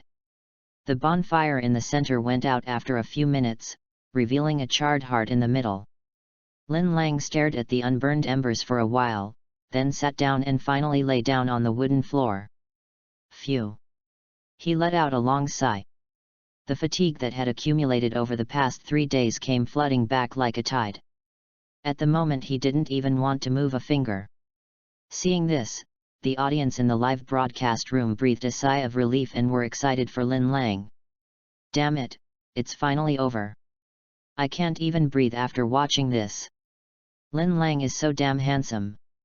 With a silver bullet in one hand and a Bible in the other, a demon hunter is just like this, right? It's a pity that we still don't know the status of the door. If the door is also closed, the dust will be settled. Door? When this word came into my mind, the live broadcast room that was just filled with lively chatter seemed to have suddenly pressed the pause button. Yes. There is also a door. However, at this moment, the audience was surprised to find that Lin Lang on the screen not only did not show any joy, but instead seemed to be talking to himself in a daze. Is this the end? It feels like a dream. Lin Lang took a deep breath. Barely stood up and walked a few steps around the room. However, as he walked, his expression became strange. He walked around the room aimlessly for a few times, his steps became faster and faster, and the amplitude of his hands swinging became faster and faster. Seeing this scene, even the audience could feel a sense of uneasy fear spreading in their hearts. Something's wrong. Lin Lang raised the camera again and pointed the lens at himself. At the moment his face was filled with lingering doubts and vigilance. But in the eyes of the audience, nothing around me has changed. Still the same giant. There is still no exit. It is still a dead end. S.H.I.E.L.D. What happened? Natasha Romanoff frowned. You finally managed to break through hell, but you're confused at this moment. Nick Fury didn't say a word, but stared at the screen intently, as if trying to find the source of Lin Lang's uneasiness. No, that's not right. Nick Fury seemed to have discovered something incredible and said in shock, look at the wall. At the same time, Lin Lang, who had just taken a few steps, seemed to have sensed something. Stop. His eyes quickly scanned the surroundings. He ruled out many possibilities. At last, his eyes rested on the wall in front of him. It is engraved with all kinds of distorted symbols and patterns. He had seen it before in many rooms. But now it's different. The slightly dull reddish-brown on it turned into a dazzling bright red. As bright as freshly flowing blood. The remaining relaxation in Lin Lang immediately dissipated, and his uneasy mood instantly reached its maximum. He turned away immediately. And lead us not into temptation, but deliver us from evil. What? Bang! Gunshots rang out, but the silver-plated bullets and prayers seemed to have lost their effect at this moment. At this moment, the audience in the live broadcast room felt a jolt in their hearts at the same time. Two doubts filled everyone's mind. Why are there still demons? Why, silver bullets and prayers don't work anymore. In the picture, Lin Lang is trying desperately to avoid the devil. Before he could react, he heard a creaking sound from the wooden floor behind him. He looked back. The blood in my body suddenly coagulated. No one could describe how he felt at that moment. Just like the mood of all the viewers in the live broadcast room. Hundreds of entities appeared, like human-shaped black holes, walked over and surrounded him. At this moment, despair is like a huge wave covering the sky, sweeping Lin Lang. It also swept the entire live broadcast room. God seems to love playing jokes. Before Lin Lang had time to be happy about breaking through hell, he once again encountered an existence that was far more terrifying than hell. Faintly, everyone seemed to hear Lin Lang's bitter voice. Turned out to be. Hell is not connected to heaven, but another hell. As if to confirm his words. Boom. The usually silent environment was broken. The floor was shaking violently, and there were constant sounds of things colliding and breaking outside the room. The monsters in the room screamed and walked towards the person in the center of them. Finally, they mixed together like a liquid integrate, like a ball of ink squirming, and only a face could be seen at the top. The real master of these monsters. With eyes closed, smiling. Chapter 23, The Lord of Demons, the evil god created by cultists. S.H.I.E.L.D.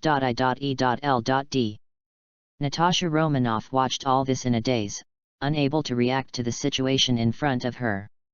There was no strength to even raise despair in my heart. At this moment, she looked at the tiny, helpless figure on the screen. Suddenly I felt a little heartache. Then I looked at the strange existence on the screen. He trembled and asked, "What is this?" Even Nick Fury's dark face turned slightly pale. He is well-traveled and has even been to other planets with Marvel Woman.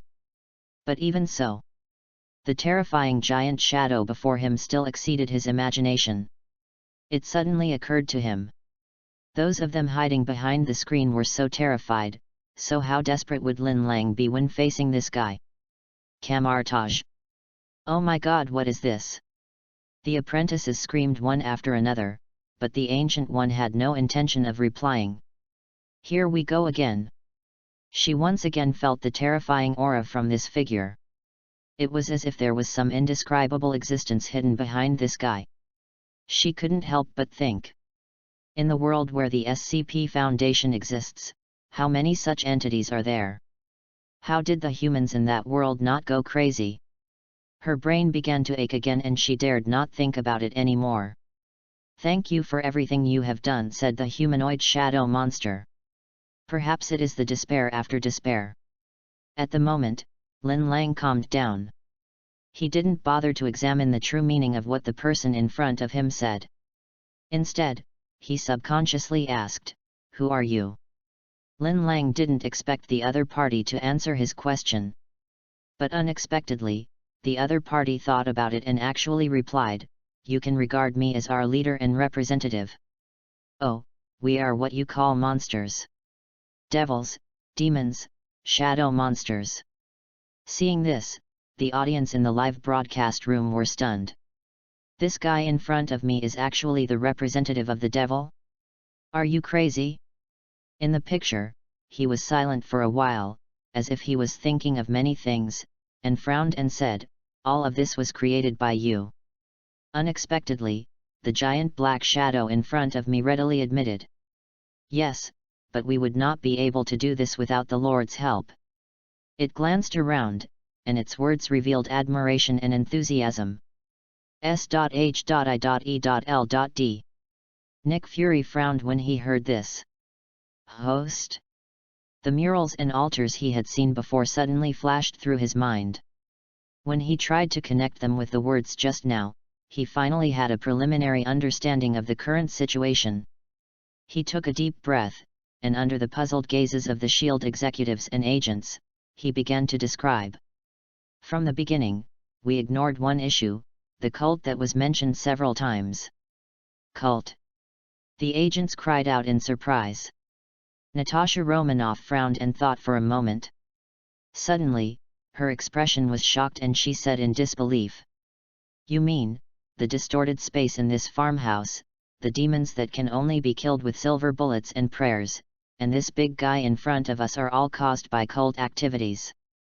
Natasha Romanoff didn't say a word, but the agents' faces turned paler. If that's the case, then the Lord this guy mentioned. Nick Fury nodded and said in a trembling voice, at the very least, he is an evil god-level existence. Evil god? Upon hearing this word, the agents' faces instantly lost all color. He wasn't the only one who realized this. Asgard. Loki sat on the throne with a look of disdain on his face. God? Just something created by a bunch of lunatics using rituals can be called a god. In the picture. After saying that in a high-pitched voice, the Black Shadow stared at Lin Lang, as if wanting to see something from his face. Pity. 1 second. 2 seconds. 3 seconds. A few seconds passed, and there was no shock or reverence on Lin Lang's face, not even the most basic fear. Not only that, there was even a hint of mockery on Lin Lang's face. Lord? You are like this? Lin Lang clenched his fists, his muscles tensed, and he clenched his teeth and sneered, what kind of master would choose a fellow like you who is not up to the standard as his followers? Seeing this, some people in the live broadcast room exclaimed. Obviously, they saw that Lin Lang was deliberately using words to provoke the other party. Unfortunately, the other party did not get angry, but just stood there. After a while, he slowly spoke, the Lord will not fight back against your slanderous words about him, because in your still primitive and aging form, you naturally cannot understand the Lord's greatness. Can't understand? Lin Lang sneered a few times and said in a mocking tone. You can't think of a way to give your disgusting, distorted faith and your bullshit Lord a cloak of holiness? Do you intend to use this as an excuse? This time, Lin Lang's words obviously angered the other party. The group of monsters in front of him began to stir after hearing these words, and occasionally let out low roars. The giant Black Shadow also frowned, but did not make any move towards him. Instead, it turned around and let out an incomprehensible roar to its companions around it, and then all the entities fell silent. It turned around and continued to speak coldly to Lin Lang. Well, I was going to ignore you, but we can't forgive your ignorance like the Lord. So listen carefully to the following words, which will make you realize how ridiculous your previous statement is. And it seemed to have thought of something, and a strange smile appeared on its face, but it disappeared immediately. It might answer your question about why things aren't what you thought they were when you've wiped out all the hearts. Hearing these words, the audience in the live broadcast room were stunned. Turn out to be. This guy knew what Lin Lang was doing from the beginning. But why didn't it block? Isn't the heart that Lin Lang destroyed the one that has not yet hatched Trask? Chapter 24, The Ultimate Evolution of Humankind? The heart is a prison. In the screen. Lin Lang's heart skipped a beat when he heard this. Because the situation changed so suddenly, he temporarily ignored this issue. But now that he was reminded of it, it immediately took over his whole body and mind. Especially listening to the tone of that monster, a bad feeling emerged. For the first time, Lin Lang lost his composure and looked a little suspicious and irritated. Finally, the shadow spoke again. In fact, what we are now is what human beings are supposed to be.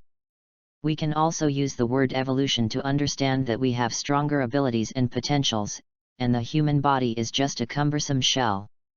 Listening to these inexplicable words, Lin Lang frowned, and suddenly felt a little uneasy. This is the attitude we should have. But for some reason, perhaps it was a curse brought on by other factors, or a restriction, the power it represents has been trapped deep within our bodies. In the heart, to be exact. The shadow kept speaking in a tone that showed no emotion. It's like holding power in a cage. As long as the heart is beating, the cage is unbreakable. But it cannot die or be destroyed, because the power inside is also attached to it, and once the cage is damaged, the power will also die. After that, it lowered its head and smiled at Lin Lang, then continued. But the Great Lord has given us the key that allows the power to break free without damaging the original in the process. When the heart loses the energy supplied by the body but has not yet completely died, we can use the key to open the lock of the cage and release this power. The Lord also needs us. When more and more people evolve, the Lord's will come closer and be integrated with us, helping us reach a new height. Definitely, it sounds simple, but it is quite troublesome to actually implement it. The preparation of the ceremony alone is troublesome, but in addition to that, some other assistance is also needed. Its words seem to have a meaningful meaning. The audience in the live broadcast room immediately remembered the heart that was mentioned repeatedly before. Stark Industries building. Tony suddenly felt like he was pricked by a needle. Then suddenly I remembered the first words this guy said when he saw Lin Lang. "Thank you for everything you do." Thinking of this, he seemed to have phantom pain in his chest. A fear he had never felt before arose in his heart, the degree of which was even greater than all the fears he had felt before. Cold sweat appeared on his forehead. He had a feeling that Lin Lang seemed to have fallen into a sophisticated and sinister trap, the depth of which he could not estimate at all. "Jarvis, Master, I have detected abnormal mood swings on your part." Tony forced himself to wave his hand, his eyes never leaving the screen. He already had an incredible guess. Food? A breeding ground? No. Neither. It's a cage. Tony's voice and the voice of the dark figure in the picture sounded almost at the same time. As if to deliberately destroy Lin Lang's psychological defenses, this guy leaned over and looked at him with pity. When you see monsters coming out of the heart one by one, isn't it easy to think that the monsters are produced by these poor and weak organs? As if to confirm his guess, the Black Shadow continued to speak slowly. So when you wanted to solve the problem here, did you first think of eliminating the source of the monster in your eyes? Lin Lang's back was already wet with cold sweat. He gritted his teeth and retorted. Since those monsters have already appeared, then according to what you said, the heart has lost its function as a cage. In any case, destroying them will at least not have any adverse effects. After hearing this, the audience in the live broadcast room also echoed it. Apparently, they thought so too. Because in everyone's opinion, the heart can be a cage or a hotbed. At least after being destroyed, no new demons were created, right? The Black Shadow smiled at Lin Lang again. This time the smile was particularly obvious and exaggerated, and it looked extremely weird with its face. Looking at this face, the little hope in the hearts of the audience in the live broadcast room slowly disappeared, and their hearts sank completely. The Black Shadow smiled and said, "Although the heart is fragile, the confinement is quite strong, and the connection is not ordinary close. Even if the power is released, some of it will still remain. As you can see, it can be easily solved with a silver bullet and a prayer. So they must be completely destroyed." At this point, the shadow paused and said, "We can't cause any damage to it, so we can only rely on other forces, that is, you outsiders." It lowered its head and said in a slightly proud tone, "Otherwise, do you think you could have survived until now?" As Sombra finished speaking, all the audiences in the Marvel world fell into an eerie silence. All doubts were suddenly resolved at this moment. However, they did not feel any joy at all, instead they felt a strong sense of powerlessness. S.H.I.E.L.D. Nick Fury's eyes trembled. He now understands a lot. Why are there fewer monsters in the nest than outside? Why doesn't Lin Lang attract other monsters every time he destroys a stronghold? I also understood why I had been feeling so uncomfortable before. Everything was easier than he thought. Yes, how can hell end so easily? It's quite troublesome to have to wait for others to do this. The flow of time here is different from that outside. It usually takes several months or even years to wait for an outsider. The shadow ignored Lin Lang's status and continued, "In order not to arouse suspicion from outsiders, we try to adjust our thinking abilities to the level that is almost the same as Beast, and act only on instinct. And when you start trying to destroy the heart, our remaining sanity will automatically take certain measures to reduce the difficulty to cooperate with your actions. That's the whole truth." It paused for a moment, and then said in a comforting tone, "But even in this situation it is very difficult. I have to say you are quite amazing. You were able to pass it in one go. I thought I would have to wait a few more months." After saying this, it took a few steps back. There were a few strange whistles, as if issuing some kind of order. The whole building began to tremble and groan, and the surrounding monsters began to move towards it. Chapter 25 Mission failed? No, I will never give up. The development of the plot to this point can be said to have completely exceeded everyone's expectations. Clearly, containment mission failed. At this moment, no one would blame Lin Lang in the picture. Seeing him collapse to the ground in despair, everyone felt heartbroken. Extraordinary chat group. Steve, Lin Lang is a real warrior. It's a pity that he didn't get the favor of the god of luck. Tony, no, Steve, you are wrong. Real warriors do not need the favor of the god of luck. They always rely on themselves. Deadpool, yo, Iron Man, that's not what you said before. Natasha Romanoff, Lin Lang has done a good job. Unfortunately, this mission is too difficult. Wave after wave of despair swept over everyone. Why? Why have Lin Lang and his team achieved this but still failed to end the anomaly? Is it true that humans have no chance of winning when faced with anomalies? However, just when everyone was immersed in despair, Nick Fury of S.H.I.E.L.D. seemed to see something that no one noticed. In the picture, the black shadow and the demons that kept pouring into its body seemed to be performing a final descending ritual. Therefore, even if Lin Lang was doing some small movements, he couldn't disturb them. For Black Shadow, everything is settled. However, is this really the case? Lin Lang stood there for a long time, a brainstorming session going on in his mind that no one else could see. After a while, he seemed to have thought of something, and his mentality, which was on the verge of collapse, was suddenly shaken. He focused his mind again and thought seriously about the spark of inspiration that emerged. A key can open a lock. Only halfway through the thought, the idea that had been lingering on the edge of my mind suddenly became clear, like an epiphany. He looked around him. There are 2 bullets left. In his hand was a dagger with a dented edge. And the bottle of alcohol not far from me, which still had 2/3 of alcohol left. In addition, the floor beneath the body is a wooden structure. Enough. He stared at these few things he had left and looked up at the dark figure. It is constantly fermenting, like huge amounts of virus. He looked at the altar again. It was not that he knew nothing about it. He had fiddled with it and even tried to destroy it when he had cleaned several strongholds before. However, his hasty actions made him not have a deep understanding of this thing, but that was enough. He knew that the huge black shadow and other monsters never paid any attention to him, as if he was just an ant that happened to pass by. All the words explained to him before were just the winner's mockery of the loser, to make the latter fully understand the gap between the two.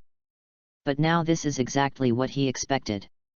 The collapse just now was only because the change came too suddenly and too strongly, making him feel unable to resist for a while, but this was not enough to completely destroy his heart. All the hard moments in his life before and after joining the Foundation were there. Go to Decedent and salute you.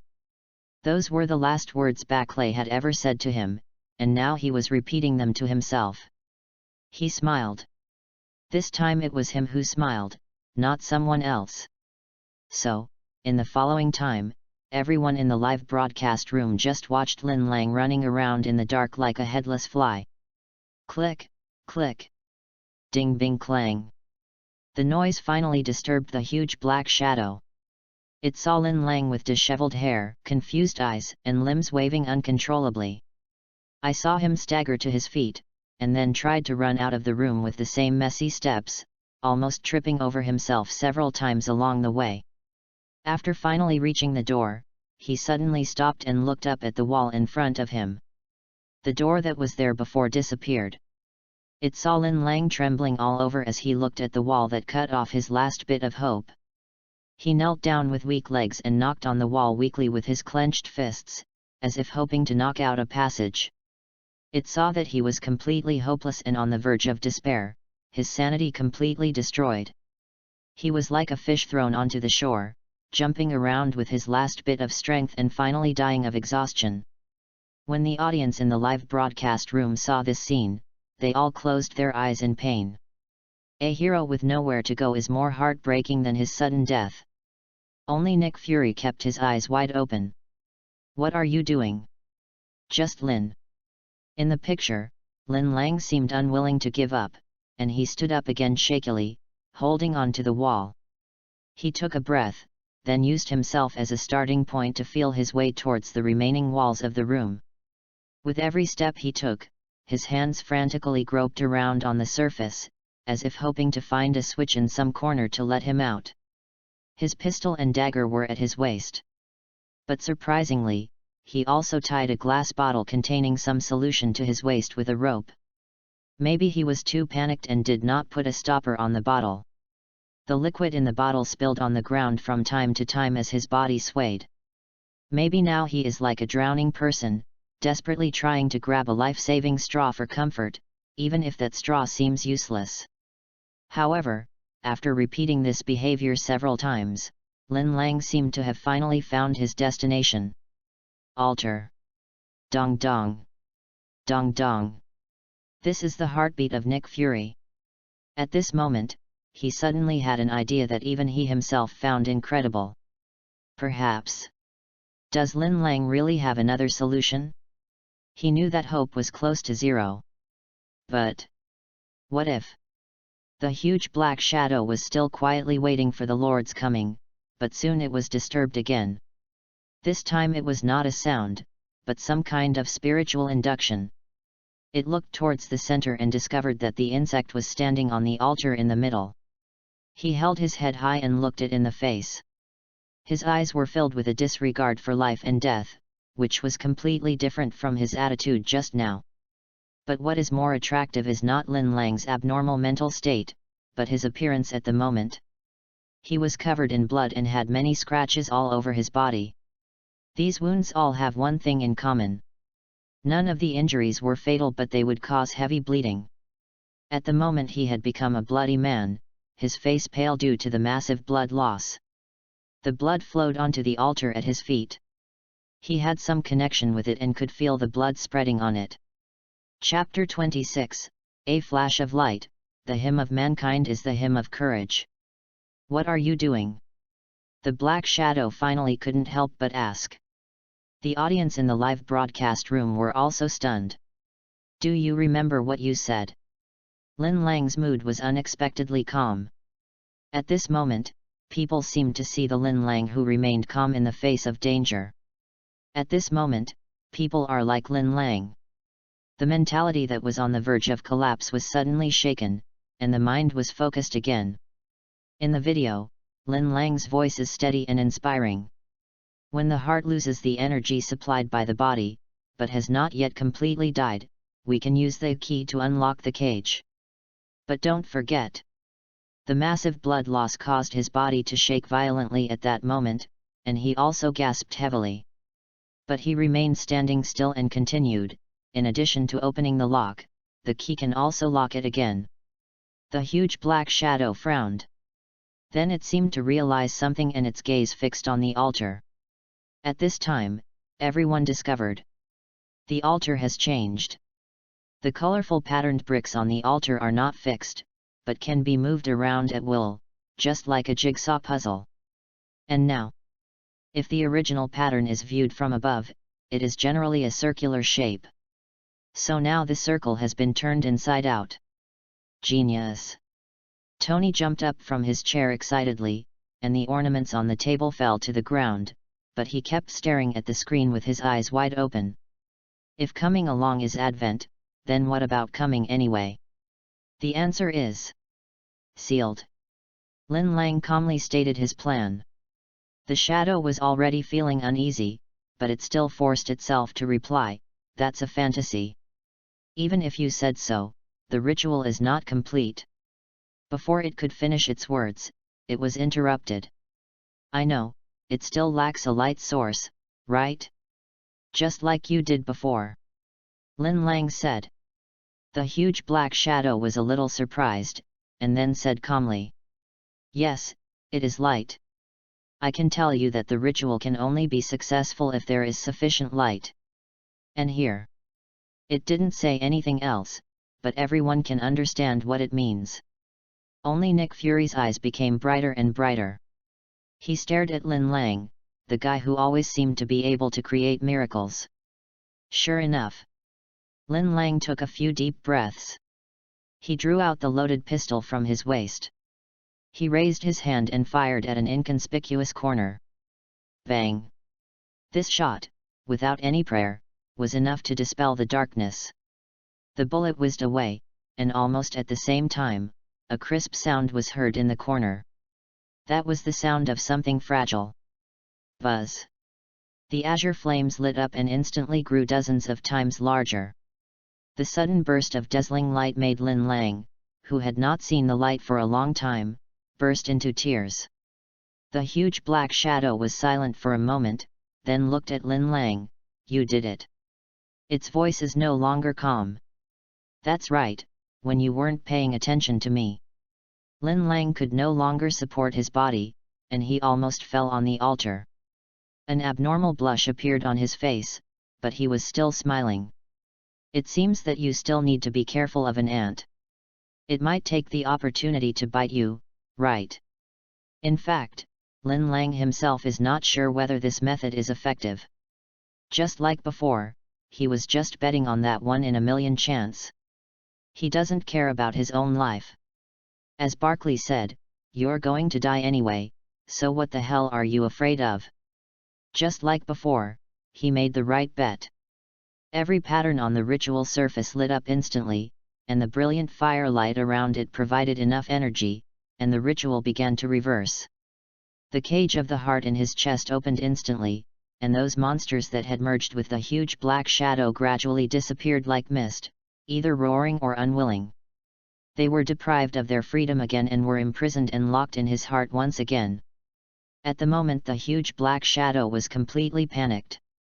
Looking at the black shadows around it that were getting fainter and fainter, it tried to change the situation in front of it, but it was to no avail. Seeing this, the audience in the live broadcast room seemed to have experienced a transition from hell to heaven. Countless people cried with joy. Countless people cheered. Stark Industries building. Tony couldn't help but clap his hands, "As expected of you, as expected of you." However, as if he thought of something, his heart skipped a beat. His movements froze, and the smile on his face froze. He realized a very serious problem. Lin Lang sealed the demons in his heart. What about Lin Lang? In the picture. Lin Lang ignored it, or rather, he simply didn't have time now. He was enduring and struggling with the extremely swelling and bursting feeling in his heart and the constant roars and whispers in his mind. His fingers were tightly gripping the edge of the altar, his knuckles turning white. He tried hard to ignore the unwilling roars from the monsters in his head, and concentrated on gritting his teeth, trying to stop his heart from splitting. "You won't be able to hold on for much longer." The huge black shadow's voice came, and along with it also appeared its distorted face. "You really don't think this overconfident approach will succeed? It no longer has the calmness and superiority it once had." Lin Lang clenched the clothes on his chest, gasped for breath, and did not answer. "Why are you doing this?" Its mocking voice sounded again. "Is it because of that agent? Think about it carefully, he is just using you, trying to make you pay with your life, and squeeze out the value of a D-class personnel." Seeing that Lin Lang didn't say anything, the Black Shadow thought that the bewitching was successful and continued. They didn't even give you a proper name or code name, just a string of letters and numbers. Do you remember your original name? I'm afraid even you don't remember it very well. Does anyone else remember it? Lin Lang suddenly raised his head, and although he was still in great pain, he said seriously. Yes, the Foundation keeps records of everything. When a D-class dies, the administrators will archive his number and original name. Whether it's D14134 or my original name, they all represent me, not anyone else, and that's enough for me. As he spoke more gradually, his tone changed from being intermittent to becoming more and more steady, and his overall condition also began to improve miraculously. Feeling the pain the ocean brought him slowly subside, he knew exactly what was going on. The audience in the live broadcast room also knew that. A flash of light. Chapter 27 SCP-1983 has been neutralized, the Foundation's star. The voice of the huge black shadow was still lingering, as if it was making a final struggle. Why on earth did you do this? What's the point? Why? Lin Lang repeated the sentence, lowering his head as if thinking seriously. Well, just assume that I suddenly had a whim and wanted to try to play the role of a hero. He then laughed, as if he was also amused by this remark, whose real secret to playing a D-class personnel is, to be a hero. Also, you disgust me more than those people in the Foundation. He stared into its eyes, without a trace of fear in his eyes. The two sides looked at each other for a while, and he suddenly laughed again, laughing without any pressure and with great joy. At this moment, Lin Lang finally felt like he was truly himself again. He is no longer the frightened guy who traveled to the SCP Foundation world. He is no longer a D-class personnel who treats himself as an emotionless role-playing machine in order to complete the system's role-playing tasks. He is who he is. He is Lin Lang. Yes, he has another identity. Lin Lang looked down at his badge. D14134. The light around became more and more dazzling and fierce. The flames ignited by the high concentration of alcohol kept devouring and moving on the wooden floor. There was only a small circle left that had not been occupied by them. Lin Lang knew that he couldn't waste any more time. His condition was still very bad and his body was on the verge of collapse. In this rare moment of clarity, he knew that the final end had come. He stretched out his remaining arm and pulled out the gun tied to his waist, with the last silver bullet left in it. It was right, this was a plan of a snake swallowing an elephant, but he never expected from the beginning that he could really carry it out. He put the muzzle of the gun against his chest and felt the chaotic beating of his heart coming from the gun. Seeing this, the people in the live broadcast room were stunned. They looked at this scene in disbelief. Hasn't the ritual been reversed? Hasn't it been successful? Why? In the picture, Lin Lang feels his own heartbeat. Plop. Plop. There has never been any god who is so high that we cannot look directly at him. The true god is beating in your chest all the time. His eyes were still closed, but a smile of relief appeared on the corner of his mouth. A moment later, the finger pulled the trigger. Bang! Gunshots rang out. The entire dead realm seemed to be shaken by this inconspicuous sound. After a few seconds, a dull sound was heard. It was the sound of the hand holding the gun falling weakly to the ground. The flames burned more and more fiercely. From time to time there was a crackling sound. The jumping light gradually expanded, eventually covering the entire room. Like a tide, it submerged his body. At the end of the scene, a short notice appeared on the screen. On data expunged, D14134 was equipped with a closed-circuit camera connected to a monitor via a 25mm cord. He was instructed to check as many places as possible and try to return afterwards.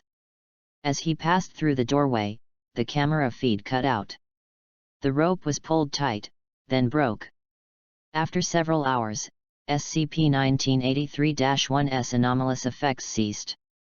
Inside, the mummified bodies of several agents were found, Document 1983-15. An important SCP report written by an agent who was involved in an anomalous phenomenon, A&D.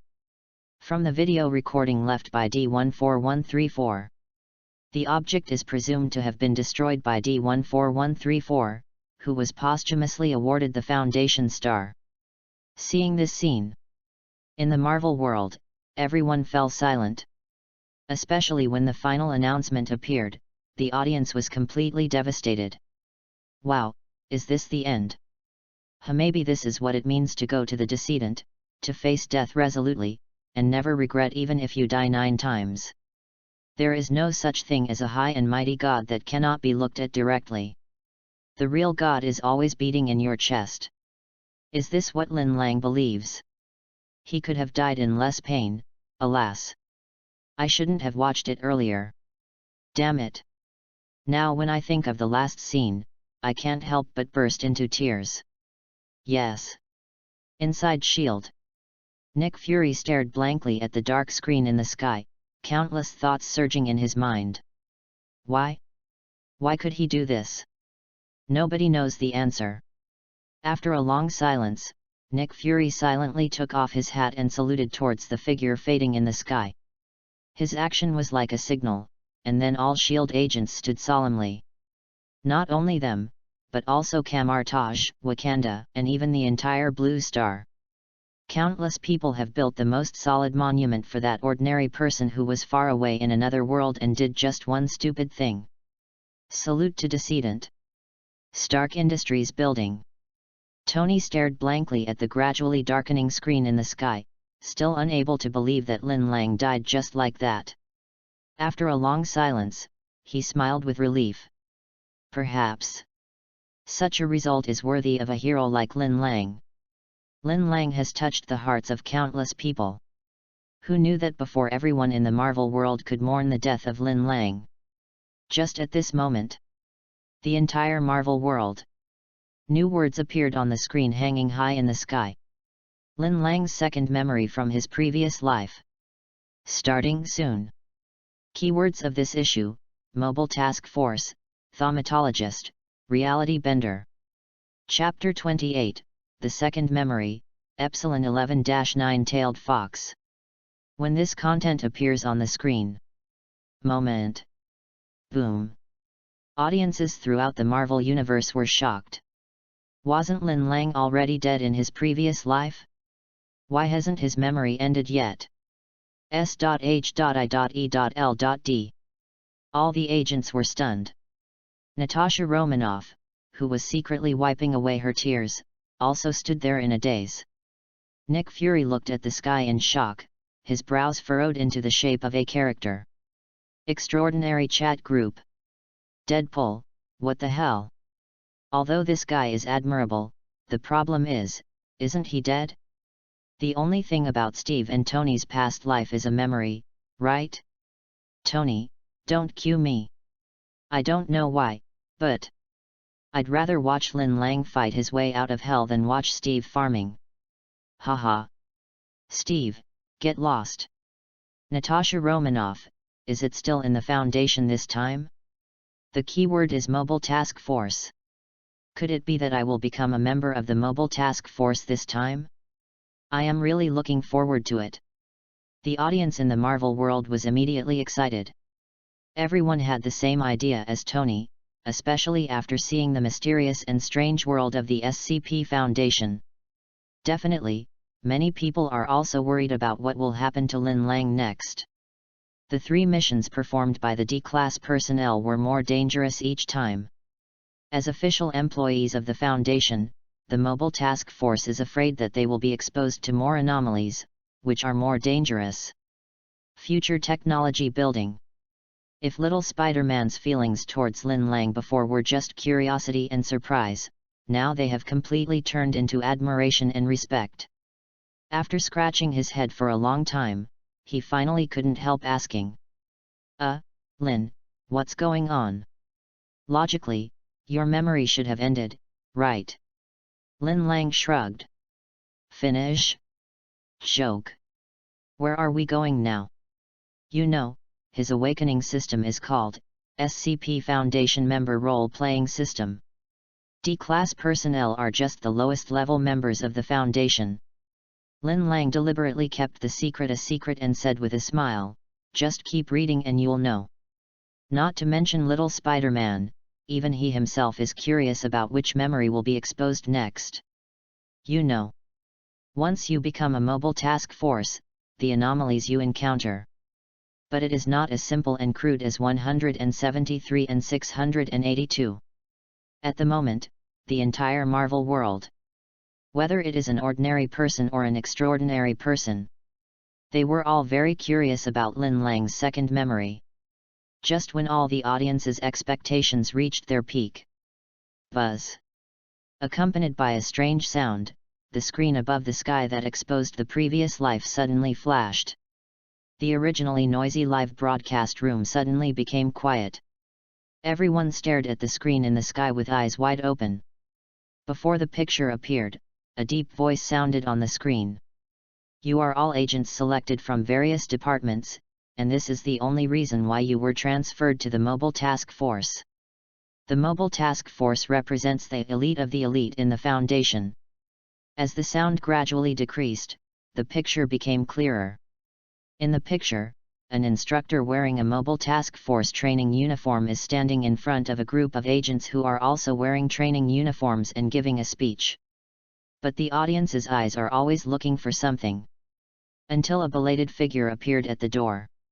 Report. Medium-level Agent Lin is here to report. Everyone looked in the direction of the sound, and the moment they saw that figure, all the audience in the Marvel world were stunned. That familiar tall figure. Familiar handsome face. And those eyes that are as calm as ever. If this isn't Lin Lang, then who is this? In an instant, the live broadcast room was boiling. What the hell? What the hell? Is this really a ghost? Damn it, hasn't the Foundation already confirmed his death? Then who is this Lin? I'm already confused. God, can you really bring people back to life? Haha, this time we really escaped from hell. S.H.I.E.L.D. No. Natasha Romanoff frowned at the screen and shook her head. If you look closely, you can actually see some differences. Nick Fury smiled, which was rare for him. But, for us, it's enough for him to be Lin Lang, isn't it? Natasha Romanoff opened her mouth, but it eventually turned into a helpless sigh with a smile. You're right. Kamartaj. Oh my god, it's really him. A group of apprentices exclaimed, followed by a burst of cheers. Even if the man in the picture is not a superhero, not a mutant, not even magic. But for these young magic apprentices, Lin Lang. A true hero. Ancient One stared at Lin Lang in the picture with complicated eyes. At least in her eyes, Lin Lang's soul had not changed much. The audience was not given much time to be surprised. In the picture, Lin Lang followed the order and joined the team. According to the middle-aged instructor, they have become members of the Foundation's Mobile Task Force. The Mobile Task Force they joined was called Mobile Task Force Epsilon 11. Code: Nine-Tailed Fox. When the title Nine-Tailed Fox appeared, everyone's expressions obviously changed. Some are excited, some are inspired. Some people also showed expressions of reluctance and regret. A white man next to Lin Lang sighed when he heard this. It's actually a nine-tailed fox. Damn it, I clearly applied for Beta 777 Spear of Hecate. At worst, I can join Nu 7 Hammerfall. His complaints were immediately echoed by some people, definitely, and there were also some rebuttals. Beta 777? Just you. Are you a thaumaturge? Have you ever participated in a thaumaturgical confrontation? Stop scolding me, I'm just complaining. Actually, our nine-tailed fox is pretty good. The white man immediately changed his words when he saw that something was wrong. In terms of overall ranking alone, our nine-tailed fox can definitely be ranked in the top 10 among nearly 100 mobile task forces. In terms of combat power, even compared to those ironclad reincarnations, we are not much inferior. Hearing this, the audience in the live broadcast room widened their eyes. Nearly 100? Even Nick Fury was surprised. I originally thought that the SCP Foundation was just a small mysterious organization. As a result, you have nearly 100 mobile task forces alone? It sounds like the mobile task forces with different code names are responsible for different things. Nick Fury mused. I just don't know what the Spear of Hecate and Hammerfall that guy mentioned are for. Chapter 29, Joining the Task Force, Meeting 096 at the beginning? The white man seemed to be a chatterbox. Seeing that many of the people around him were newcomers who didn't know much about the mobile task force, he immediately started to show off his talent. What? You thought the Foundation only had one mobile task force? You must be kidding. He simply sat on the ground and began to popularize science. The basic structure of each mobile task force will vary greatly in order to best accomplish its intended objectives. Combat task forces closely resemble military hierarchy and organization, while smaller units may have informal or otherwise classified chains of command. The white man counted on his fingers. Mobile task forces vary in size, composition, and objectives. A battalion-sized combat task force trained to deal with highly aggressive individuals may consist of hundreds of soldiers as well as support personnel, vehicles, and equipment, and can be deployed in whole or in part around the world to deal with threats.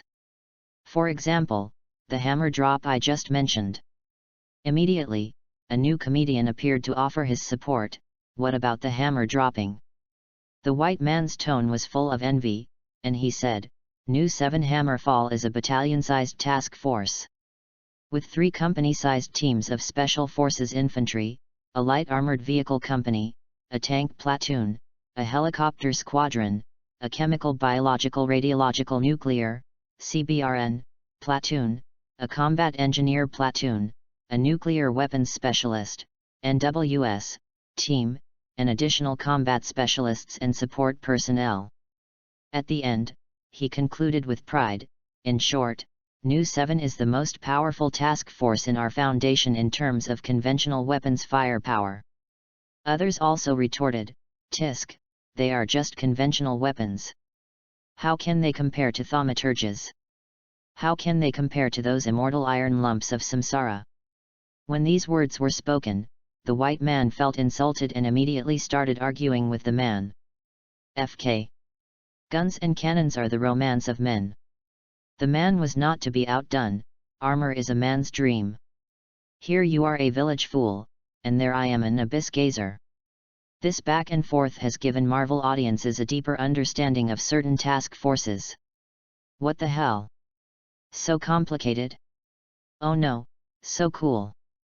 Spear of Hecate sounds powerful. How does it compare to superheroes? I think Abyss Feeder is also quite interesting. Don't forget, the ocean occupies more than 80% of the planet's area. Damn it, are you all crazy? These are deadly jobs. Different from the style of the live broadcast room. S.H.I.E.L.D. With each name of a task force and its ability spoken on the screen, Nick Fury's face turned paler. By the end of his speech, his dark face had almost turned a shade paler. Are you crazy? You are an organization that contains anomalies, but why is the armed agency so terrifying? Not to mention anything else, just a new 7 Hammerfall, in the Marvel world, is enough to serve as the entire firepower of some small countries. Add to that all the thaumaturgy, memes, reality benders. Nick Fury was numb. He had previously thought that the SCP Foundation was nothing special. Now it seems that even without those strange objects in storage, these mobile task forces alone are enough to threaten S.H.I.E.L.D. In the picture, the quarrel between the two was stopped promptly by the instructor as some confidential content emerged. Lin Lang was also called into the office by the instructor. Please take a seat. The instructor treated Lin Lang much more seriously than he treated the 2 quarreling fools.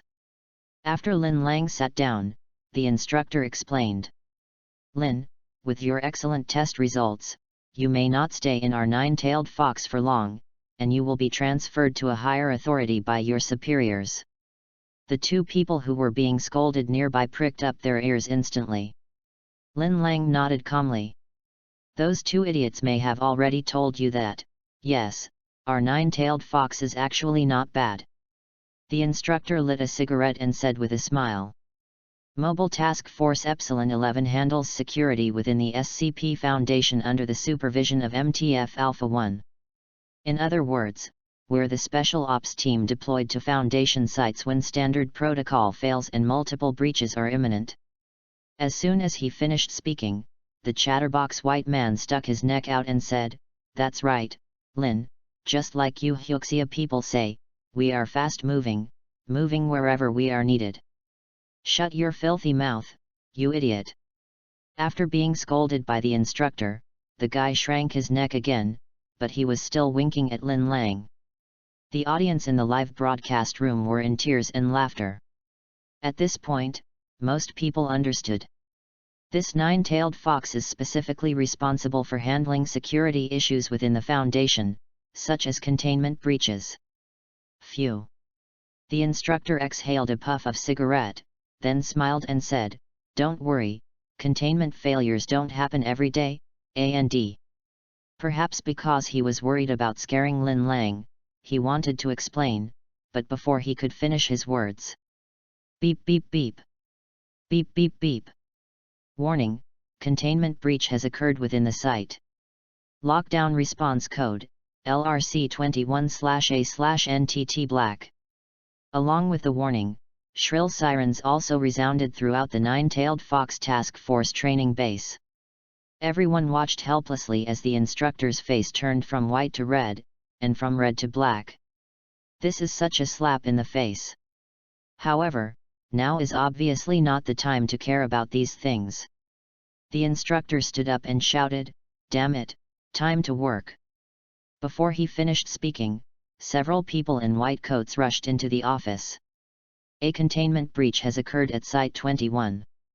We, Mobile Task Force Epsilon 11-9-tailed fox, are requested to take immediate and appropriate action at Site 21 to combat at least one non-terminable containment object."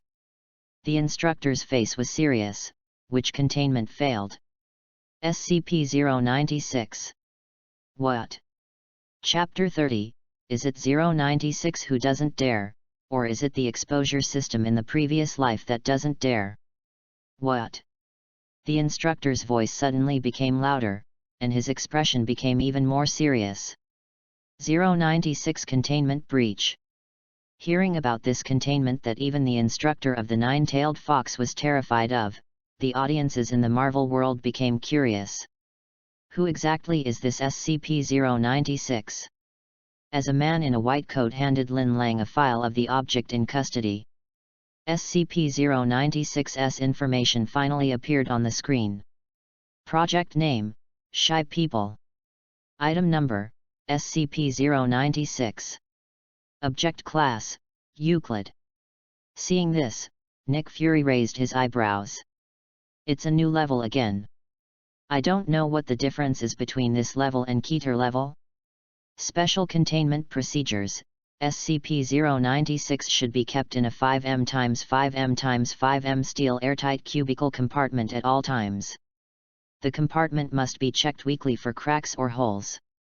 Absolutely no surveillance cameras or optical tools of any kind are allowed in SCP-096's cell.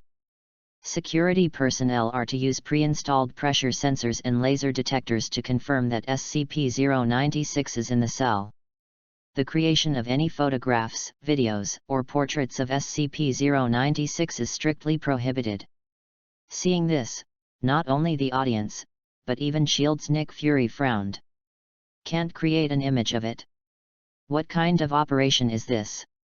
Others were also extremely curious. What on earth is this 106? Description: SCP-096 is a humanoid creature approximately 2.38 meters tall. The subject has almost no muscle mass, and preliminary weight analysis indicates that it is mildly malnourished. Its arms are severely disproportionate to the body, each approximately 1.5 meters long. Most of the skin is completely devoid of pigment, and there is no hair on the body. SCP-096's jaw can open up to 4 times the normal jaw angle of an average human. Except for the lack of pigment in the eyes, the rest of the facial features are similar to those of an average human. It is unknown whether SCP-096 is blind. It has not been found to have high-level brain function, and it is not considered to be intelligent. Seeing this, a similar product subconsciously emerged in everyone's mind. Countless people were frightened pale by the appearance they imagined. S.H.I.E.L.D. Natasha Romanoff said in disgust, "How disgusting. But why does this guy want to be friends with shy people?" SCP-096 is normally extremely docile, and pressure sensors in the cell indicate that it spends most of the day pacing back and forth against the east wall.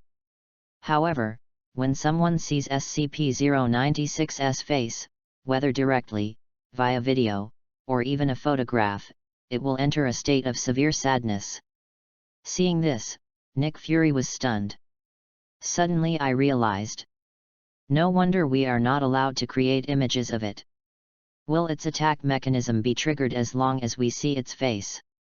But the next moment, his pupils suddenly shrank into a point.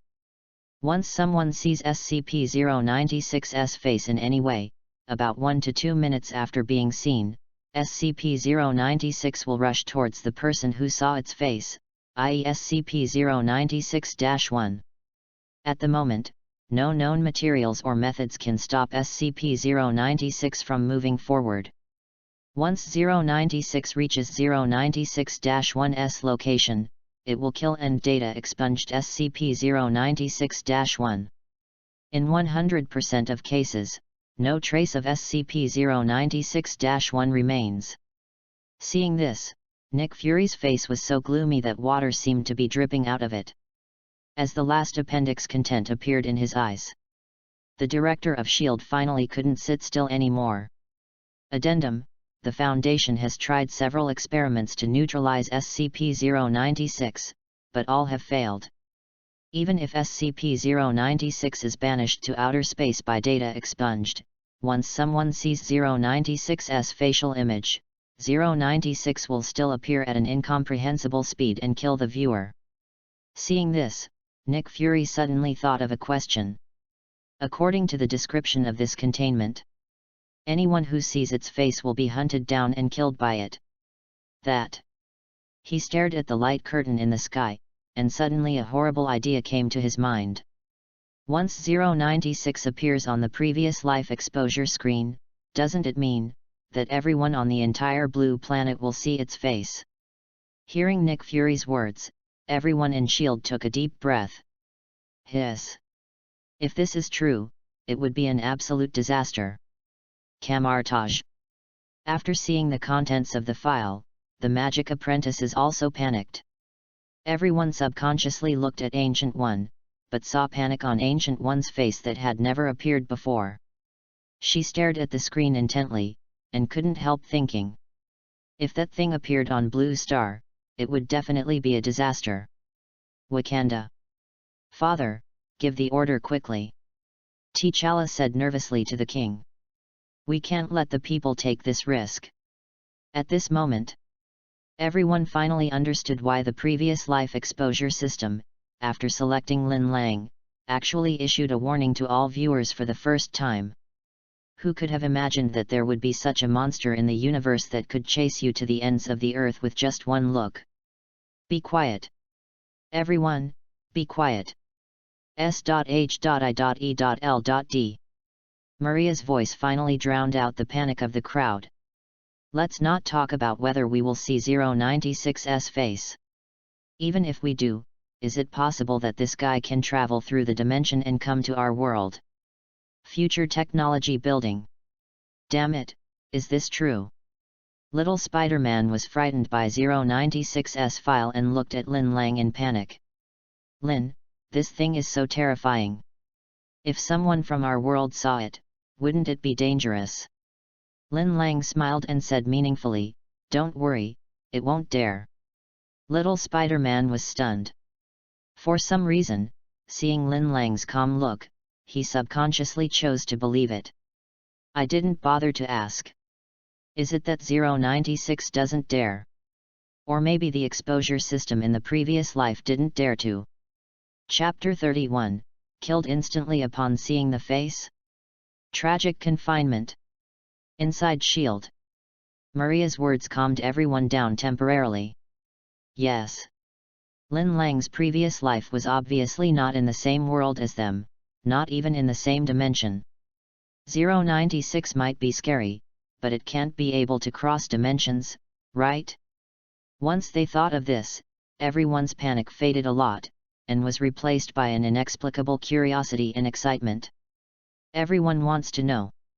How are Lin Lang and his team supposed to contain such a terrifying creature? The scene on the screen changed. When Lin Lang appeared again, he was already wearing pure black individual combat uniform and appeared in front of everyone fully armed. There was a faint roar of an engine, and everyone seemed to be in a helicopter. At the moment, in Lin Lang's team, the instructor was explaining the tasks to the team members with a serious face. The containment of SCP-096 is divided into 3 steps. First step. He stretched out a finger. Kill SCP-096-1 before it kills SCP-096-1. This will cause SCP-096 to stagnate briefly, for about 3 to 5 seconds. No one spoke, but everyone could feel the tense atmosphere. Then comes the second step. During the time it is stuck in stagnation, use heavy firepower to destroy its upper body. As long as no one sees its face during this time, it will not move further. Final step, bagging. Another team will use a special containment device designed to contain SCP-096. This time, the instructor was interrupted by someone before he could finish his words. The one who interrupted him was the same chatterbox white man. At the moment he seemed a little nervous. Teacher, instructor, what if someone saw its face during this period? The instructor looked at him, his tone as cold as ice, then constantly repeat the first step. The instructor's answer stunned everyone for a moment. Repeat the first step constantly. That is to constantly kill anyone who sees its face. Behind this short sentence, there are countless sacrifices of life. In the picture, accompanied by huge amounts of engine roar, the instructor yelled, 5D class personnel are placed 1,000 meters due west. They will watch photos of SCP-096 in succession in 10 seconds and become SCP-096-1. This is our chance. While avoiding its face, use heavy firepower to smash that BD. As soon as these words were spoken, the expressions of everyone at the scene froze. Most of them are joining the mobile task force for the first time, and their mentality has not even completely changed from agent to mobile task force. Unfortunately, the instructor has already started the countdown. 10. 9. As the instructor counted down, the atmosphere became more and more solemn. Even the instructor's own fingers holding the gun turned slightly white. However, just when the countdown reached 4, something strange happened. Wee-wee-wah. All everyone heard was a shrill cry coming from the screen. Like fingernails scraping across a blackboard. Sharp. Harsh. Distortion. The live broadcast room, which was originally full of chatter and curiosity, suddenly became quiet. Next. Explode directly. What the hell? What the hell is that sound? Shit, my heart rate almost went up to 200. I got bumps all over my skin. It's so scary. Although they were frightened, everyone's curiosity outweighed their fear. Everyone looked at the screen with great anticipation. They all want to see. What does this shy person look like? Shit, someone saw that guy's face. The instructor's face suddenly turned pale. This is almost the worst case scenario. Once SCP-096-1 is in a busy city, or in a crowd. An absolute disaster. The footage shot from inside a A-60 Black Hawk helicopter shows a pale, slender figure moving at high speed across the desert. Seeing this, countless people in the live broadcast room subconsciously closed their eyes, worried that they would be in danger because of seeing SCP-096's face. However, the situation in the picture was beyond everyone's expectations. The head of SCP-096, who was running fast in the picture, was covered by a shadow that was completely impenetrable to vision. Seeing this, the entire live broadcast room was shocked. S.H.I.E.L.D. Nick Fury finally put his worries to rest. Although Assistant Maria looked calm, the cold sweat on her forehead still revealed her nervousness. The previous life's exposure system has indeed repaired the image. However, before everyone's emotions had time to calm down, they were once again stirred up by the unexpected changes that appeared on the screen. In the screen, the instructor yelled into the intercom with a sullen face. "This is the nine-tailed fox. We've got our target in sight." Damn it, who the hell saw this guy's face? Without waiting for a reply from the radio, he gritted his teeth and shouted to Lin Lang and his men, "Free shooting from now on. Be careful not to see that guy's face." Just as he finished speaking, Lin Lang, holding a modified XM500 anti-material rifle, had already leaned his upper body out of the helicopter window. Bang! The two bullets were fired almost simultaneously. The first shot missed. The second shot successfully hit SCP-096's calf. Everyone only saw SCP-096 stagger, but recovered in less than a second. There wasn't even a noticeable change in speed. There was no time for everyone to be surprised. Lin Lang's action was like a signal. Then, the others finally plucked up the courage to start shooting at 096. I have to say, the mobile task force is truly the elite among the elites.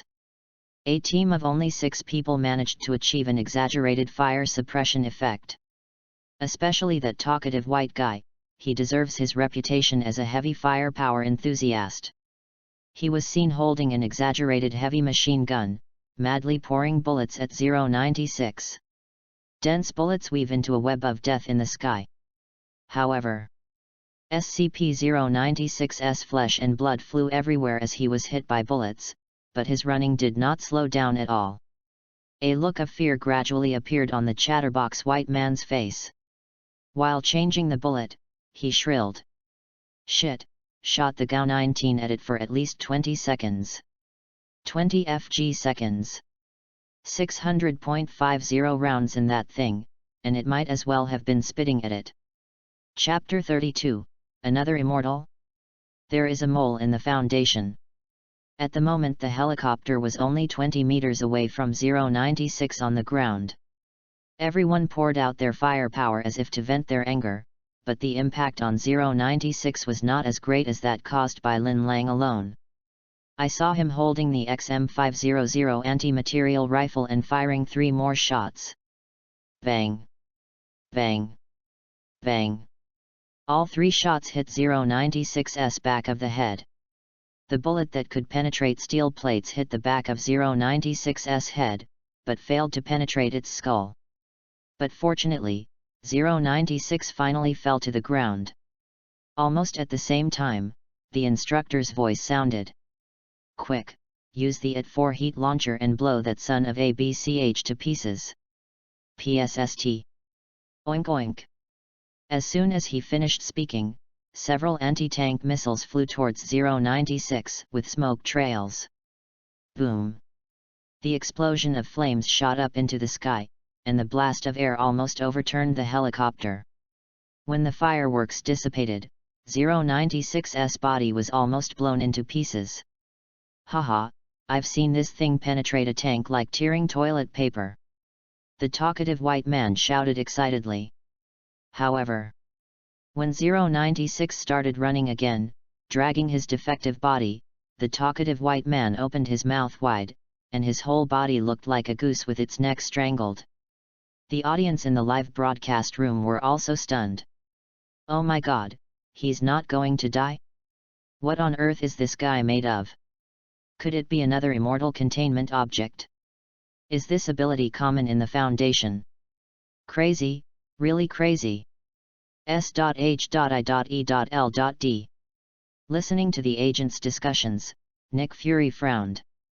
Compared to the terrifying characteristics of 096, he was more concerned about the containment failure this time. The task force was clearly ready to use D-class personnel as 096-1 to assist in containment. Why would someone else become 096-1 during this time? Looking around at the various agents and senior executives within S.H.I.E.L.D., he had a bad guess. Could it be that? Is there a mole in the Foundation? Bang! Lin Lang kept shooting. Although he was unable to kill 096, he had mastered the technique and could slow down 096's running speed every time he fired. Unlike the panic of the others, Lin Lang fired his gun without turning his head and asked, "Has 096-1 not been confirmed yet?" The instructor clutched the intercom tightly. "Damn it, haven't you found it yet?" Size of the target has been preliminarily confirmed, MTF Tau 1 is coming for support. As soon as the voice on the intercom fell, Tau 1's voice also sounded on the intercom. Osprey in the air, moving data expunged towards data expunged. Awaiting directions. The chatterbox white man quickly came to the surveillance screen. The target is heading west, on, FKOK, it's on I-40. I think it just knocked over a truck. The direction is data expunged degrees off data expunged. The next town in this direction is data expunged. I think there are still a few hundred kilometers. Shit, MTF, we're advising Echo Romeo to begin evacuating I-40. I don't know how many vehicles the target has destroyed. Just saying. Oink oink.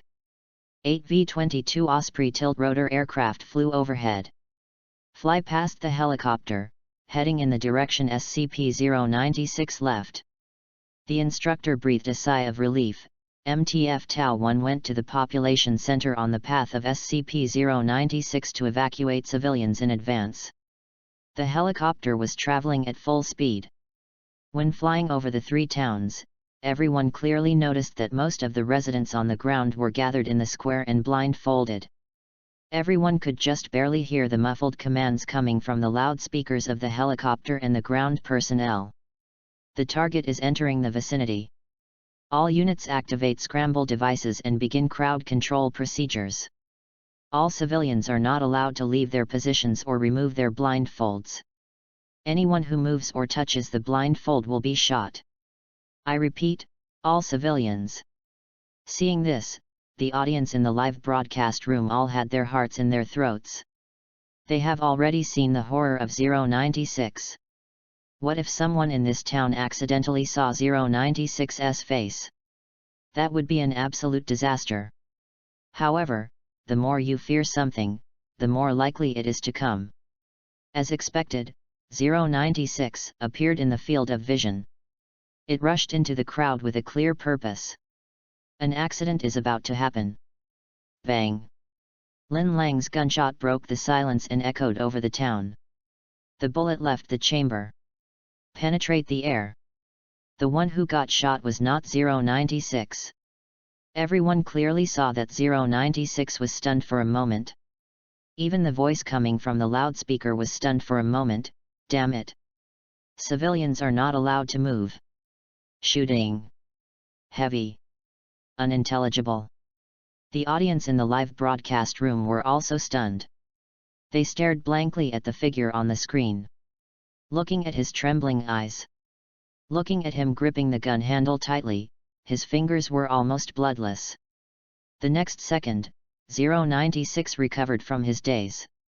SCP-096, which had been silent just now, seemed to have been severely stimulated and instantly burst into an extremely uncomfortable cry. Wee-wee-wah! A shrill scream accompanied by indistinct crying suddenly rang out in the square. The sound was so penetrating that it even temporarily drowned out the sound coming from the speaker. Damn it! 096 has a new target. The instructor's face turned pale, and he almost gritted his teeth and said, "Sniper, observe the situation and kill anyone who may become SCP-096-1 at any time." "Yes." Lin Lang's voice was a little cold. The instructor kept talking, "Everyone else, be ready to bag at any time." SCP-096 covered his face with his 5 slender fingers. The exposed bloody mouth howled wildly in the direction of the crowd. 096 rushed into the crowd. Like a wolf among sheep. The crowd began to disperse. The gunshots rang out again. The sound from the speaker is unintelligible over SCP-096's cries. Finally, SCP-096 found SCP-096-1, a middle-aged man. After killing 096-1, 096 obviously became stagnant again. The instructor suddenly shouted, "Now!" Seeing that 096 was showing signs of recovery, the instructor gritted his teeth and said, "Damn it, where is he?" As soon as he finished speaking, a figure jumped down from the helicopter. Lin Lang held a large black bag in his hand, and it fell towards 096 like a cannonball. Chapter 33 SCP-500, A Panacea? The falling Lin Lang was like a black meteor. When everyone in the live broadcast room saw this scene, their hearts jumped into their throats. The members of the mobile task force in the picture also stood in place, like pure black statues. 2 seconds later. Boom! Meteor falls to the ground. The black pocket directly enveloped SCP-096. It was as if time had been stopped at this moment. 1 second. 2 seconds. 3 seconds. The short 3 seconds seemed as long as a century. SCP-096, contained successfully. However, as Lin Lang's weak but steady voice sounded, the square was originally dead silent. Suddenly it boiled over. Success? When Lin Lang's voice sounded on the screen, the audience in the live broadcast room still had a feeling of unreality. If it weren't for the shocking corpses all over the ground, they thought it was all a dream. A nightmare. Immediately afterwards, the live broadcast room exploded. FK. FK. FK. It's finally FG over. Oh, wow, what the hell is this? Lin Lang, it's Lin Lang again, always Lin Lang. He risked his life again. He succeeded again. This BD. I still feel it's a little unreal. Damn, it's too exciting. That's right. Stimulate. This is the most real thought of almost every audience member, including those extraordinary heroes. Extraordinary chat group. Tony, damn, is this so exciting? This is much more exciting than fighting those terrorists before. Deadpool, another one who can't be killed. Since when has immortality become such a common term? Steve, fortunately, the exposure system in the previous life processed 096's face, otherwise I don't want such a dangerous thing to appear in our world. Natasha Romanoff, what are you afraid of? We in the Marvel world also have our own Lin Lang. The scene on the screen changed. When Lin Lang appeared again, he was lying quietly on the hospital bed. Both legs were covered in thick plaster. Apparently, this was the price of the last flight.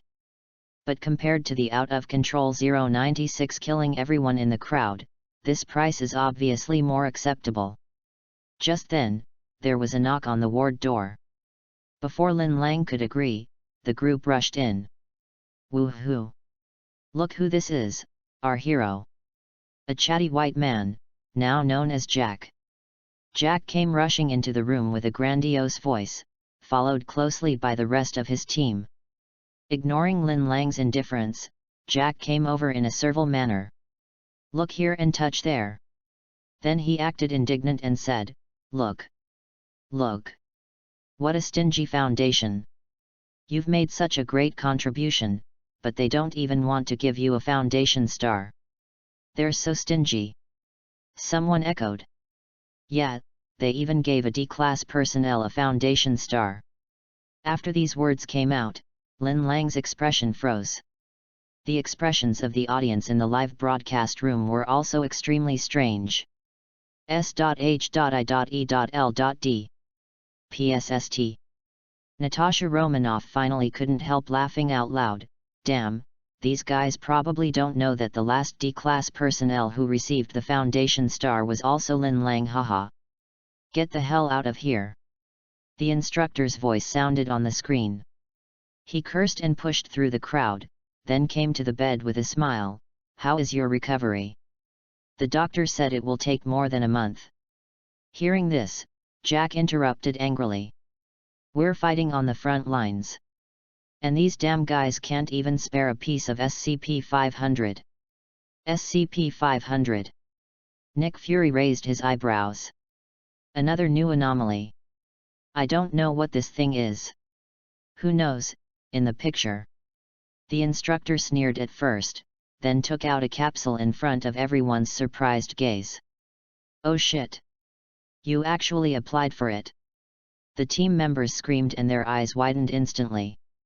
The instructor said proudly, the old guys in the resources department still gave me some face. As he said this, he handed the capsule in his hand to Lin Lang. Although it is a weakened low-level replica and its effect is not as good as a high-level replica, it is enough to heal your leg injury. Nick Fury was stunned as he stared at the capsule in the instructor's hand. Could it be that? Is this thing SCP-500? In other words, this thing has a therapeutic effect? Upon hearing this, Lin Lang hadn't spoken yet, but Jack broke down and yelled. Boss! You are too biased.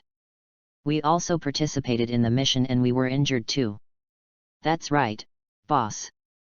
I want to try this thing, too. It is said that this thing can raise dead man, flesh and bones. The instructor's face turned dark, and he said unhappily. If you can handle 3 containment breaches in a month, let alone low-end copies, I'll apply for the original SCP-500 for you to eat as melon seeds. Now everyone was silent. After all, the heroic scene of Lin Lang jumping out of the helicopter that day is still vivid in our minds. Lin Lang smiled without making any sound. He took the capsule and swallowed it directly. In just 3 seconds, the wound healed at a speed visible to the naked eye. In less than 10 seconds, his legs, which were shattered, were completely healed. Seeing this scene, Nick Fury's eyes widened. Can dead man really be made into flesh and bones? What the hell is this black technology? Previously, he had thought that all the objects in the Foundation's collection were bloodthirsty monsters like 173, 682, and 096. I didn't expect that there would be such a magical anomaly. If S.H.I.E.L.D. also had such a magical item, wouldn't it be? Nick Fury was moved. Not only him, but countless viewers in the live broadcast room were also moved. In reality, who doesn't have some illnesses and pains? Who can guarantee that there will be no accidents in their life? However, as long as you have SCP-500, even a low-quality copy, it can ensure your safety for the rest of your life. At the same time, a technology company in New York. Kurt Connors was so excited when he saw the replica of SCP-500 on the screen. As long as I have this thing, I can regenerate my severed hand, and build a world without weaklings. Thinking of this, he immediately started building a model on the computer. However, as soon as he entered the project, the system automatically popped up a link. Future Technology Pharmaceuticals officially launched research on projects such as gene repair, cancer control, limb regeneration, etc. Chapter 34, SCP-500 appears in Marvel. Reality Bender. Future Technology Building. Little Spider-Man glanced at the screen, then at Lin Lang, as if he wanted to say something but hesitated. Finally, after hesitating for a long time, he couldn't help but ask. Lin, I don't have any intention of exploring your privacy, but I still want to know. As he spoke, he took off his hood, revealing a slightly immature and confused face. He looked at Lin Lang seriously. "I want to know if that's what you gave me to eat when I was bitten by a spider for the first time and was about to lose control." Lin Lang blinked and looked at Peter Parker. In fact, when Lin Lang first saw Peter Parker on the subway, he was also a little surprised. At that time, Parker had obviously just been bitten by a spider. However, when he got on the subway in a daze, he did not gain extraordinary abilities like in the original book. On the contrary, his entire genes are collapsing madly. If Lin Lang hadn't fed him a copy of SCP-500, it's not certain whether this guy could survive, let alone turn into Spider-Man. Since he was discovered by this guy, Lin Lang didn't intend to hide it from him. He smiled and nodded. "How is it? The effect is pretty good, right?" "Ah, this." Now it was Parker's turn to be confused. He's started to become self-destructive in his mind, and you admit it. "So, you actually own SCP-500. What else?" Lin Lang shrugged. "How do you think my company can expand its business to the entire galaxy with just concepts, without a certain technological foundation to support it?" When Lin Lang traveled through time, he followed the principle of not taking anything away and brought some things with him to Marvel. Especially a panacea like SCP-500. Parker's eyes widened in shock. "So, there are some unusual items around you?" "No, Parker." Lin Lang looked him straight in the eye. "There are no more anomalies in the universe." "Then this. This is just medicine, you can think of it as a technological product." Lin Lang sat back on the sofa, crossed his legs and said casually. "As a top-tier billionaire, it makes sense to carry a few panaceas with you, right?" "Nuclear, reasonable, A." Parker came over excitedly. "Lin, are there any other anomalies? Oh no, objects in storage? Can you let me see them? I'm so curious." Lin Lang looked at him strangely. "What are you thinking?" "Definitely nothing." Before he finished speaking, the voice of the super butler Chin rang out. "Master, Miss Jia seems to have woken up." Lin Lang. After seeing that the replicas of SCP-500 have such miraculous effects, the audience of the Marvel world has reached a peak of curiosity about the Foundation's collection.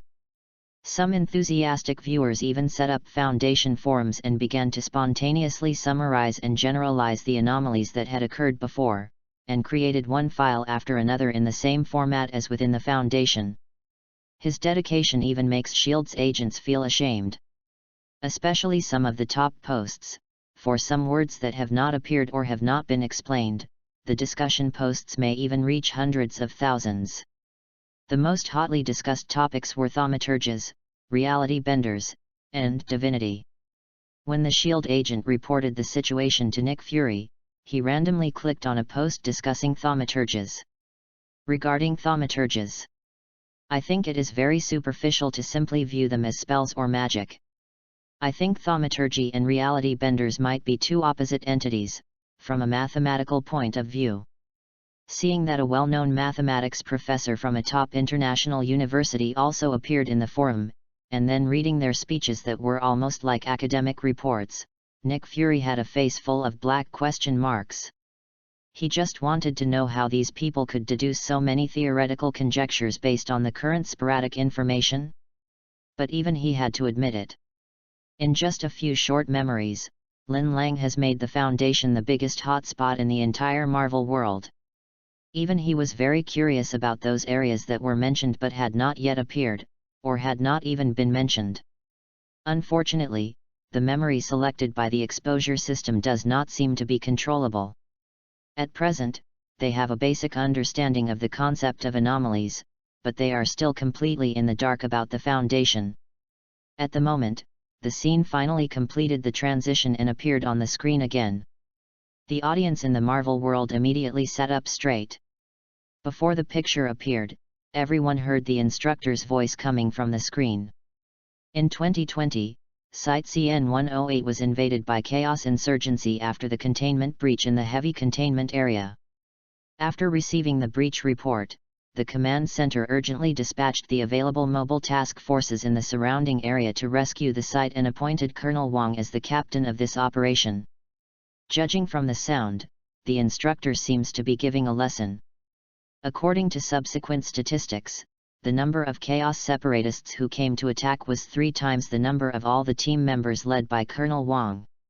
In this battle, Colonel Wang flexibly used the double-sided trap tactic and rationally arranged our personnel according to the enemy's distribution, splitting the enemy into small groups and annihilating them one by one, thus winning despite being outnumbered. Sure enough, when the picture became clear, Lin Lang and his group appeared on the screen. At the moment they were wearing ordinary training clothes, sitting in a hall, seemingly having a class. The lecturer on the stage was none other than the instructor I knew well. Before he finished his lecture, the chatterbox Jack suddenly stood up and said with great excitement, "Boss, what's the point of just teaching us how to deal with ordinary humans? Can you tell us how to deal with special enemies?" Someone immediately joined in the booing. Yet, our enemies are either containment objects, reality benders, or mimetic hazards. Can you tell me about that? Hearing this, if he wasn't in Marvel, Nick Fury would have wanted to get into the screen and say okay to the instructor. This is exactly the information that S.H.I.E.L.D. is eager to know. Shut up, idiot. You can handle a reality bender? Do you think you are Lin Lang? At this time, Lin Lang, who had been silent all the time, suddenly said, "Boss, I want to know too." The instructor was about to refuse, but when he saw that it was Lin Lang, his expression immediately changed. In that case, let's talk about how to deal with special enemies. First, the reality benders. Chapter 35, Divinity. Lay down your weapons and pray for the last time. The instructor's expression changed so quickly that it was simply jaw-dropping. The audience in the live broadcast room burst into laughter. FK. This is too real. Damn it, is this the difference in treatment between top students and bottom students? Ha ha ha, I'm dying of laughter. If I were an instructor, I would just support top students like Lin Lang. He would really help if there was any problem. S.H.I.E.L.D. The agents were also in a dilemma. Only Nick Fury looked focused. He had long wanted to know what this so-called reality bender was. In the picture, as the instructor began to lecture, everyone fell silent.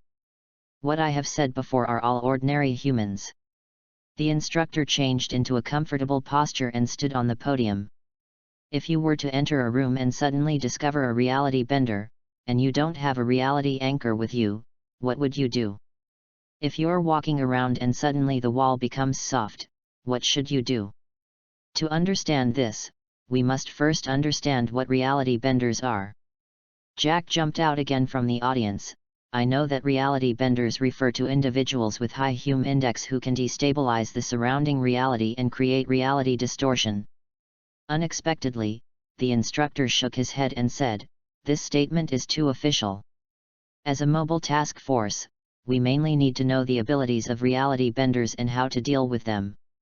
Jack sat down thoughtfully. First of all, reality benders are divided into 3 main types: space benders, time benders, and space erasers. Space? Seeing this word again, the Ancient One of Camartage's expression suddenly became serious. Space distortion is the most dangerous thing, and the memory fragments that have been exposed several times before have also confirmed this. The Ancient One originally thought that space distortion was a very rare ability. Who knew that this thing would be so common in the Foundation? Are you crazy? She couldn't help but wonder, what kind of world did the people in this dimension live in? Distorting reality means that the scale of the spatial coordinates can be arbitrarily reduced or enlarged. The instructor gave a simple example. For example, they could reduce the space between the skin of your hand and the toilet bowl, making it easier for your hand to reach the toilet bowl. Seeing this, the audience in the live broadcast room were all stunned. They all thought of SCP-1983. Isn't the space behind the door completely distorted like this?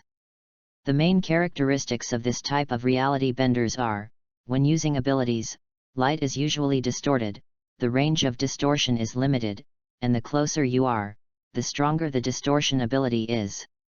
After a pause, as if he had thought of something, the instructor said. In contrast, the first point means that he can hardly see the surroundings when using his ability, and can only determine his position and target by sensing the surrounding space. The second point means that the farther away he is, the lower his distortion ability will be. We can respond quickly based on these 2 points. The second type is the time-distorting type. The main characteristics of this type of reality bender are, when using an ability, no light bending occurs around them, the ability is usually not used on oneself. Similarly, the first point means that we can use light-based weapons to attack or suppress him, and the second point means that we can kill or deter him by inserting the weapon into his body. It has to be said that the instructor's explanation was easy to understand and opened the door to a new world for the audience in the live broadcast room. No one expected that the Foundation not only summarized these strange abilities, but also had a fairly sound set of response measures. The third category, the space elimination category. The main characteristic of this type of reality bender is that they emit huge amounts of booming noises while using their abilities. When the instructor finished explaining the last type of reality benders, the team members who were originally chattering fell silent. Especially Jack, the eagerness on his face no longer existed. For audiences in the Marvel world, reality warpers may be a group of mutants with great powers. But for the members of the Mobile Task Force, reality benders are a group of demons who kill people invisibly.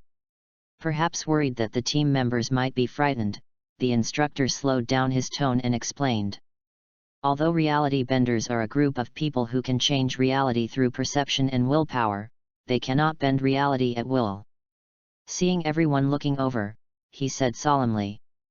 The truth is, reality benders' powers can only alter what they can perceive and, to a certain extent, understand. So they all have various restrictions. One, reality benders cannot foresee the future and can therefore be ambushed. 2, reality benders have their own range limits and cannot affect anything they are not aware of. 3, reality benders cannot impose their will on anything they do not intend to exploit. 4, reality benders have human weaknesses and can be swayed by emotions/reason. After hearing this, everyone breathed a sigh of relief. Unexpectedly, Jack became stiff again after hearing this. Boss, what about memes? How do we deal with mimetic enemies? The instructor's face darkened and he yelled, dealing with mimetic hazards is the job of the 8-10C No Evil Task Force. Memes can change a person's cognition and behavior to a fundamental degree. Then, the instructor simply explained to everyone in one breath the 3 types of special enemies: reality benders, mimetic hazards, and anti-divinity. After listening to this, the audience in the Marvel world had only one thought. Ordinary people. In such a world, how did they survive? However, as the instructor talked about the fourth point, divinity, everyone then realized that it was too early for them to express their feelings. Divine beings are usually large in size and possess reality bending and mimetic hazards. As for how ordinary mobile task forces deal with divine creatures, the instructor paused and smiled. Report to combat command immediately. And try to evacuate after taking all protective measures. Definitely, provided that you don't go crazy the first time. Chapter 36, New Mission, Kill the Reality Twister. After hearing this, the audience in the live broadcast room who were originally arguing were stunned. Meet the divine enemy.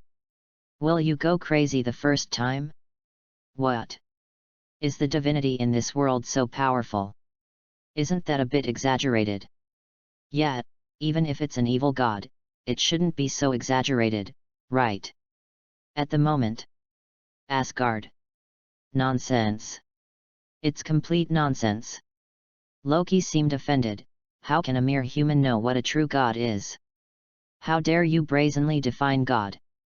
That's simply presumptuous. Loki is very confident in his divine power, but he cannot accept that his divine power is simply defined as reality distortion by a group of ordinary people. The most important thing is that he himself does not have the ability to be infected by memes. According to the Foundation, doesn't that mean he is a god without divinity? Kamartaj. Sorcerer Supreme, God, is it really so unsolvable? Facing the apprentice's doubts, Ancient One seemed to have thought of something, and his face was silent. That's not an area you need to know about. As a Sorcerer Supreme, she naturally knew that God did exist in this world. There are even a lot of them. In particular, the gods in the major myths and legends on Blue Planet all exist. It's just that they are no longer in the same dimension as humans. As the Sorcerer Supreme, her duty is to prevent these gods from coming to Earth. But what puzzled her was, according to the Foundation's description, could it be that? Have they also seen gods with divinity? Even sheltered gods? For some reason, the existence that made her soul tremble appeared in her mind again. She couldn't help but think, what if it was him who came to Blue Star, as a Sorcerer Supreme? Can you still fulfill your responsibilities? S.H.I.E.L.D.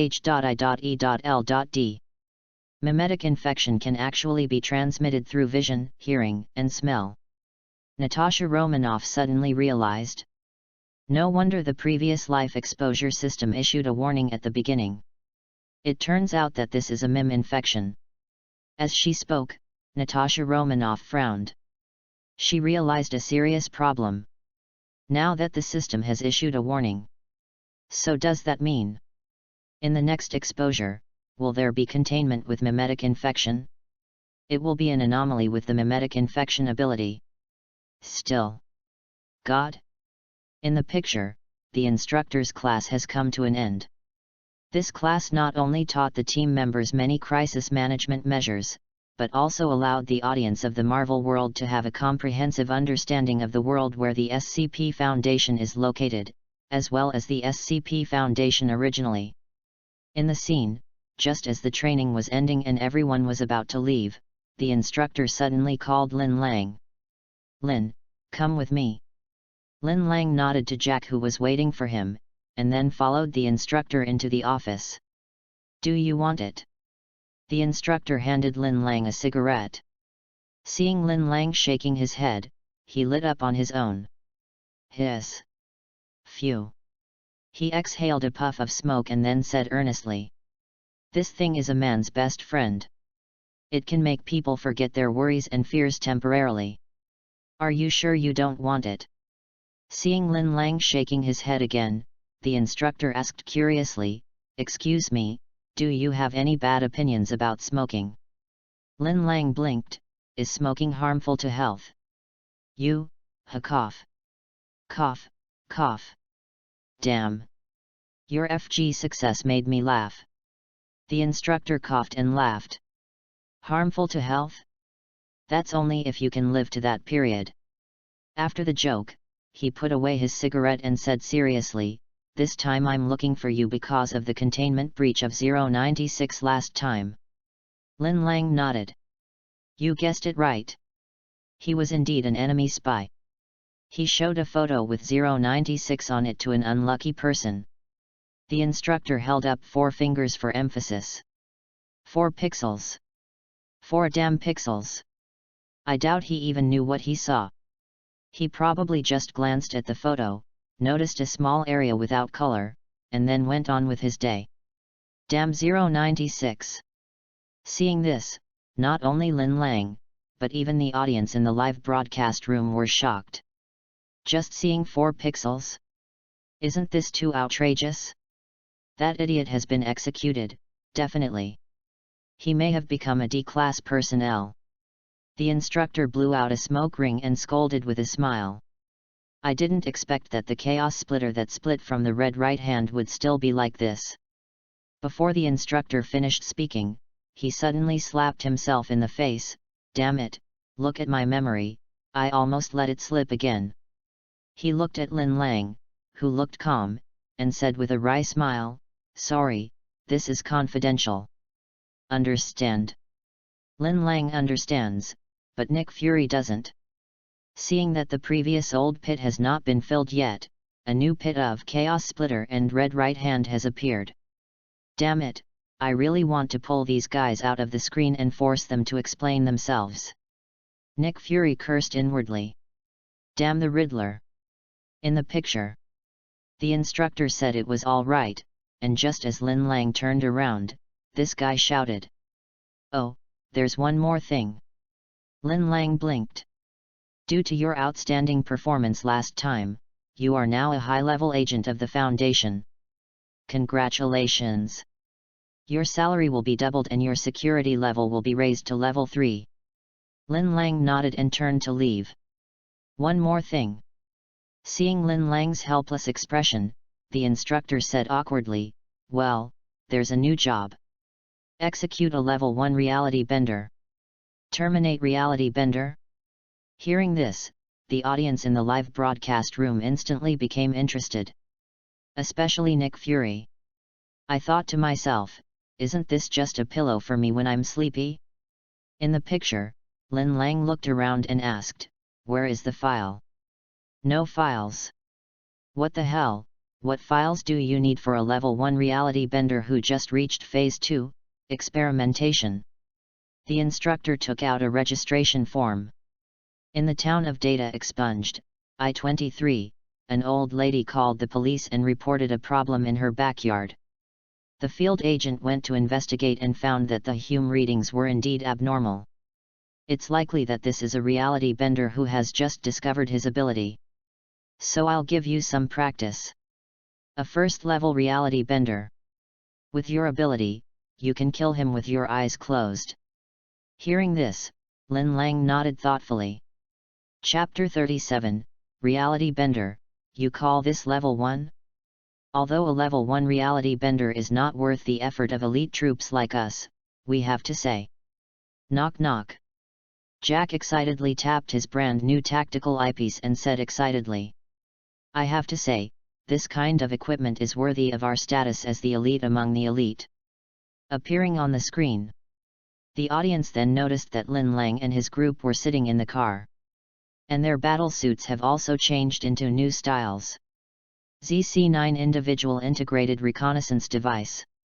It includes a data link that can detect and display real-time radiation values, Hume index, EPUB particle fluctuation status and other data in the space where the device is located. It can also perform simple measurements on each sample. Without the audience asking, Jack on the screen listed all its functions like a master. After that, he looked at the peculiar and technological sniper rifle in Lin Lang's arms with envy.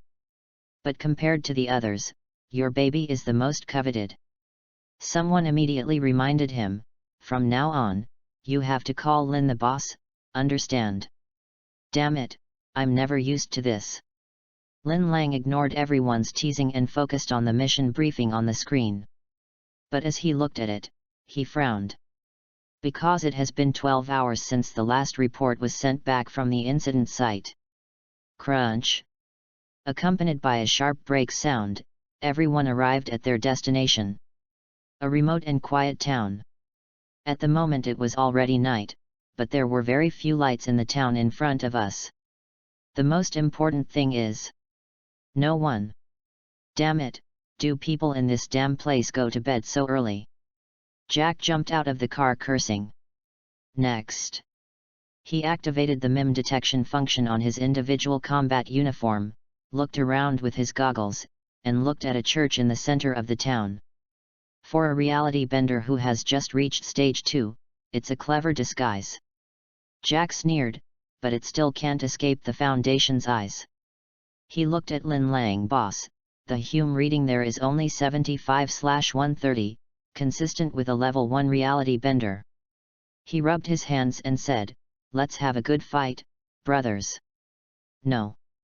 Lin Lang retracted his gaze and turned to look at his 3 team members, start from the first house in the town and conduct a carpet search.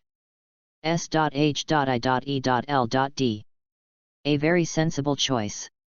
Nick Fury nodded approvingly. Natasha Romanoff curled her lips and said, sometimes being overly cautious will only complicate things. A first-level reality. Level 1.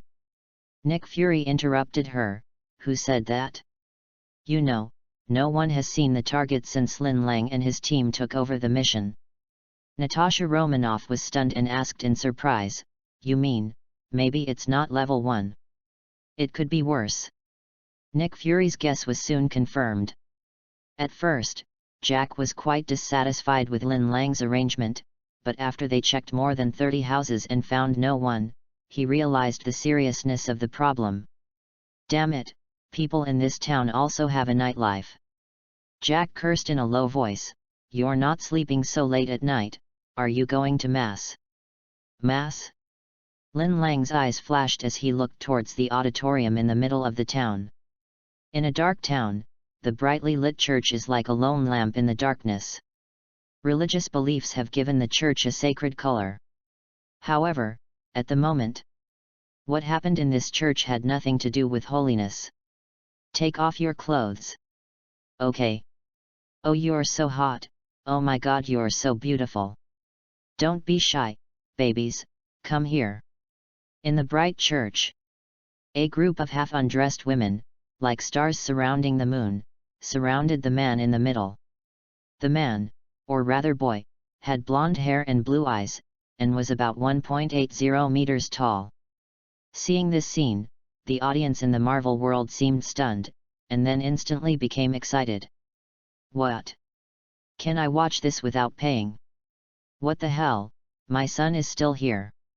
What the hell? Could this guy be a reality twister? It's so twisted, so FG twisted.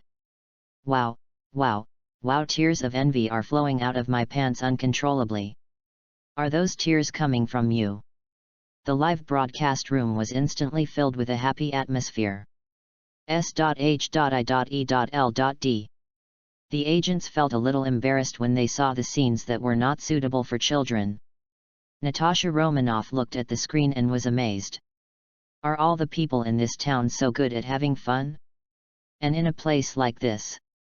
After all, being depraved in a sacred place might arouse people's desires even more. Nick Fury's face was dark, and he said coldly, "Don't you find that those women have a common feature?" Natasha Romanoff blurted out, "No clothes." "Idiot, your eyes are dull." After Nick Fury mentioned this, everyone realized that it seemed to be true. On the screen, those women were like zombies, demanding whatever they wanted from the blonde boy. It was as if she was completely unable to resist the boy's orders. Seeing this, and recalling the lesson from the instructor before, Natasha Romanoff was shocked. Could it be that this guy is one of those reality warpers who can change other people's behavior and thinking abilities? It looks a bit like mind control. As soon as the words fell, something strange happened on the screen. A middle-aged man suddenly broke into the church. When he saw his wife in the crowd, his eyes suddenly turned red with anger. "Damn it, Sophia! Damn it, you devil, what on earth did you do to them?" It was obvious that when the man appeared, a moment of panic flashed across the boy's face. But soon, panic turned into anger and murderous intent. "Untouchable, how dare you bump into me?" The boy was saying some second-year nonsense. I saw him suddenly clench his right hand towards the man. Crack! PSST. In an instant, the limbs and face of the man in front of him were completely distorted like plasticine. In less than a second, the man's body was so tragically unrecognizable. For a moment, blood splattered. "Ha ha ha, no one can disobey me." Looking at the rotten flesh at the door that had no human shape at all, fear and disgust first appeared on the boy's face, and then turned into madness. He looked arrogantly at the dazed women in the church. Like a king high above, patrolling his territory. Chapter 38, Wrong Intelligence. Crying also counts as time. Stage 1, Denial. The subject refuses to acknowledge their special ability. Type greens will try to rationalize their ability by various means. In some cases, type greens will end here, their ability is self-suppressed, and they will not continue. Phase 2, Experimentation. Subjects identify with their abilities and test the limits of their powers.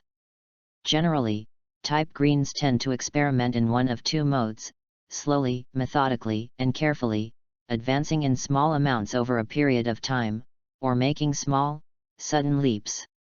The sudden change and the inexplicable emergence of text stunned the live broadcast room. Immediately, the live broadcast room exploded. F***ck. What happened? Damn it, this guy, he crushed people into a pool of rotten meat through mid-air. Shit, you call that a useless first-level reality bender? Oh my god, this is simply the power of God. S.H.I.E.L.D. The agents were silent. Nick Fury's expression also looked a little ugly. The reality benders on the screen have currently demonstrated at least two reality bend abilities. One is mind control. One is space distortion. To be honest, these two abilities are not new to Nick Fury. But the problem is that when these two abilities appear in one person at the same time, it means that the threat increases exponentially. The most important thing is, if such a terrifying existence is a level 1 reality twister, how much more terrifying would a higher level 1 be? Extraordinary chat group. Deadpool, damn, who does this guy think he is? The king on high? Tony, a middle school boy who suddenly gained super abilities, but unfortunately, he did not use his abilities in the right way. Steve, intelligent reality benders are obviously more dangerous than containment objects. I'm afraid Lin Lang and his team won't be able to complete their mission. Hawkeye, to be honest, I feel like something is wrong. He wasn't the only one who felt this way. In the picture, Jack and the other two covered their mouths and put down their telescopes with grim faces. There are green life form particles on his body. This guy is our target. Lin Lang said into the intercom, preliminary judgment is that the other party has reached stage 3, stable. According to the particle concentration, the target is likely to have become a level 2 reality bender. Phase 3, stability. The subject reaches the limit of their ability, and determines the boundaries of their ability. Type greens achieve full control over their reality shifts, and can manipulate them if necessary. More importantly, they can choose not to use their ability, if necessary. ZZ damn it, what should I say? The instructor's helpless voice rang out over the intercom, your luck is simply too good. Jack couldn't help but interrupt. Lucky? Boss, you don't even know how that guy compressed a person into a basketball-sized ball. The person on the other end of the intercom paused and said, all right, don't approach rashly. The Foundation has already dispatched a mobile task force to the nearest site. Just wait. Jack turned to look at Lin Lang. Linear, what should we do? Just watch that beast do evil. His eyes were red, and he was greatly shocked by the scene just now. Lin Lang looked at him calmly. Level 2 reality benders are already lethal and have combat power beyond that of ordinary people. Facing such people, there is almost no chance of winning in a head-on battle. Jack patted his brand new combat uniform unwillingly, but we are the mobile task force, the nine-tailed fox. And we are fully prepared. No. Jack's face darkened when he heard this. We're not prepared enough. Jack's eyes lit up. Damn it, can't you guys just have some reaction? You can't even cry. Inside the church, the boy roared in frustration. As soon as the words fell, the women in the church began to cry. Unexpectedly, after seeing this scene, the boy became even angrier. Damn, what a bunch of b. As he spoke, he turned his gaze to a young girl who was tied up in the corner. The other person's face was full of panic, and he was huddled in the corner, trembling. Ah, Olivia, luckily you're here. The boy came over with a perverted smile. I kept you here on purpose to get the most realistic reaction. So, can you really cry? Olivia trembled as she looked at the boy in front of her. She was obviously very scared, but she held it back, only her eyes were red. The boy looked at Olivia's expression and felt very bored. "You still have this expression, can't you cry?" He sat back on the sofa, crossing his legs nonchalantly, but his eyes stayed on Olivia. "My ability allows me to do anything. But this ability also has its disadvantages. It makes everything too simple. Just like watching AV before. At first you may be excited to see all kinds of gameplay, but after watching and using them for a long time, you will feel that they are just so-so. So that night I was thinking, how can I make you cry loudly?" He hadn't finished his words, perhaps because the crying of a certain woman was too harsh. He frowned and waved his hand casually. "Gaba. PSST. Blood splattered. One drop even splashed onto his face. The boy wiped it with his finger, and on a whim, put it into his mouth. With an intoxicated look on his face, he laughed arrogantly. "Definitely, I can use my ability to make you cry until you become dehydrated. But this is too simple. It's too boring." He stood up, walked to Olivia with a grin, dragged her away from the corpse like a rabbit, and threw her against the wall mercilessly. "Even if I don't use this power, I can still make you cry loudly with just my power, using your beloved grandma." Hearing this, Olivia, who had been keeping her head down, suddenly raised her head. She looked at the man in horror, and he gave her a mocking smile in return. "You only have 10 minutes. Olivia bit her lips tightly, her eyes gradually turning red. "Oh," the boy smiled. "Crying also counts as time." Chapter 39, Reality Anchor, Execution Successful. Seeing this, even the audience who were already accustomed to the horror containment objects could not help themselves. "Shit. This guy is a complete psychopath. Shit, I think not only his ability is distorted, but even his personality is distorted. Where's the nine-tailed fox? Save it. Oh God, someone please save this poor child. S.H.I.E.L.D. The agents all looked at the screen with frowns on their faces. Even they were disgusted by this guy's perversion. Natasha Romanoff frowned and said with disgust. "So after this guy was able to control his power, the first thing he did was to throw a party? And he even kept one to torture her." Only Nick Fury remained silent. He stared at the screen, wondering what Lin Lang was planning. Who knows? Just at this moment, a burst of gunfire sounded across the screen. Bang! Everyone was delighted. Did Lin Lang take action? However, just when everyone thought Lin Lang had succeeded, they heard a clang. Everyone was stunned. Because a bullet that can penetrate even steel plates. At the moment it stood still 1 meter away from the boy. Failed?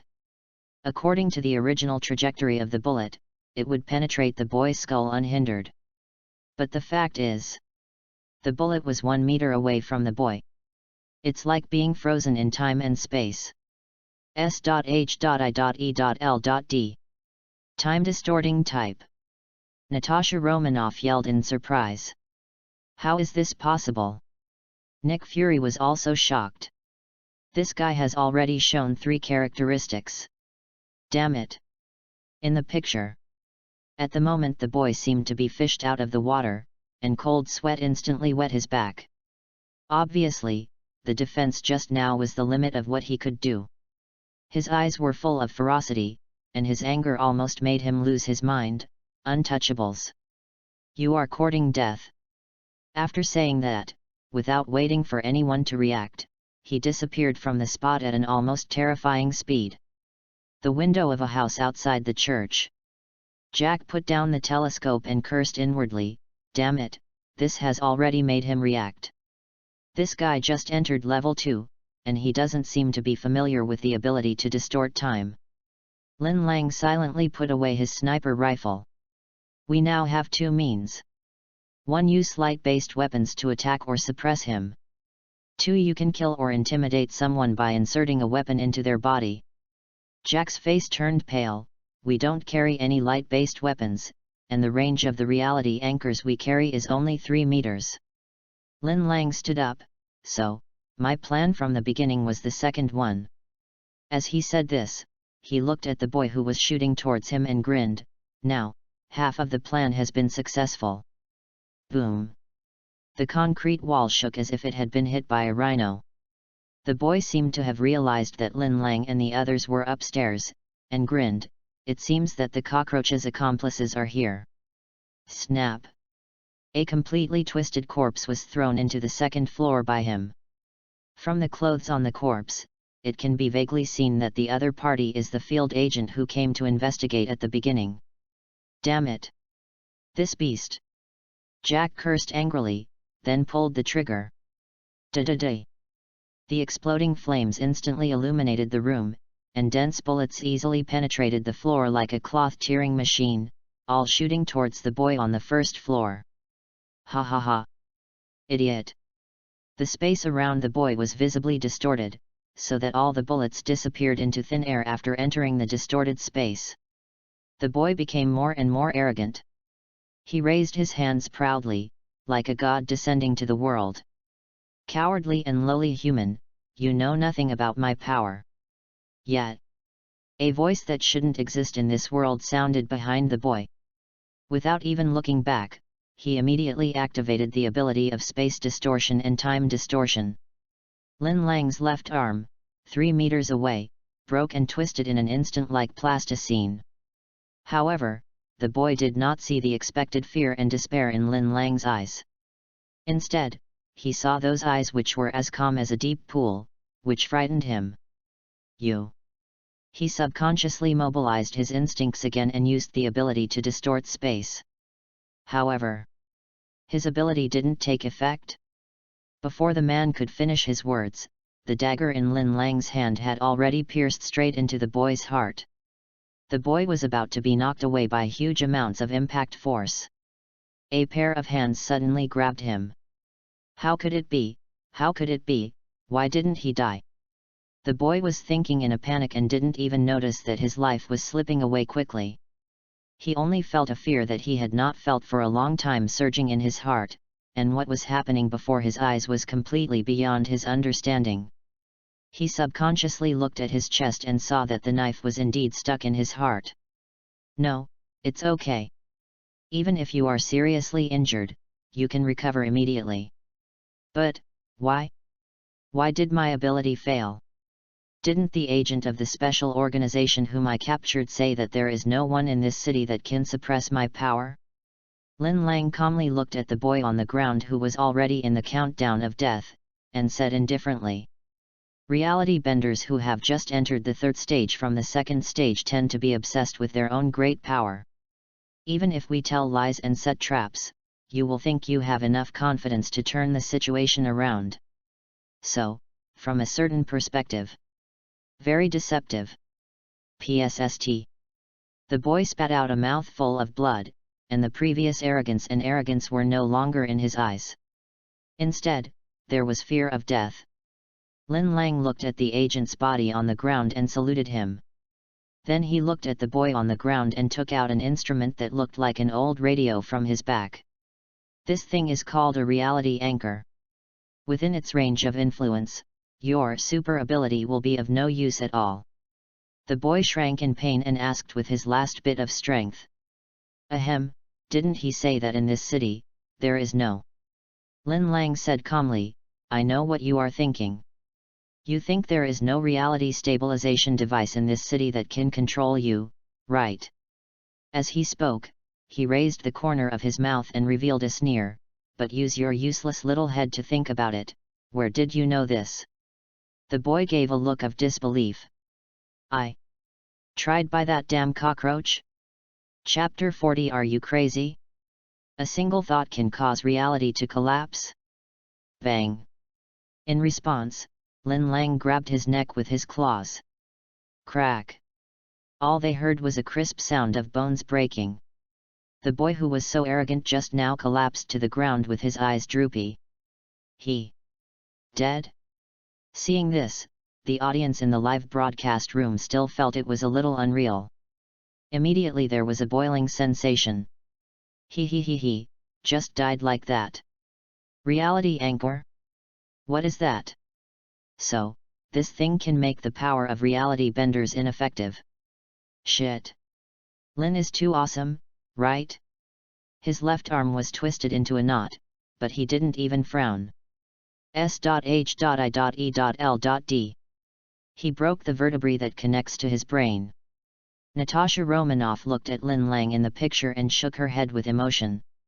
A fatal blow, so accurate it's frightening. Nick Fury shook his head with emotion. He now realized that Lin Lang's so-called plan was to use firepower to make the other party relax their vigilance, and then he would use the reality stabilization anchor to assassinate him physically. Isn't this guy too brave? The other party is a reality twister. This is simply a gamble with your life. If the boy reacted before Lin Lang approached within 3 meters, he would be twisted into a ball of rotten meat by the terrifying space, just like those who died in the boy's hands before. Until now, looking at Lin Lang's bloody left arm on the screen, everyone felt a pain in their teeth. In the picture, Jack quickly ran to Lin Lang, looked at his left arm, and screamed excitedly. Oh, shit! That guy is a complete lunatic. Cold sweat slid down his cheeks, and Lin Lang forced a smile, but overall, we succeeded, didn't we? Jack smiled bitterly. I take back what I said before, you are a complete lunatic. As soon as the words fell. Boom! The deafening roar of a helicopter engine sounded outside the room. Bang! The door was kicked open roughly by someone, and a figure appeared in the picture carelessly. However, the strange thing is that no matter which angle the people in the live broadcast room looked from, they could not see the guy's appearance clearly.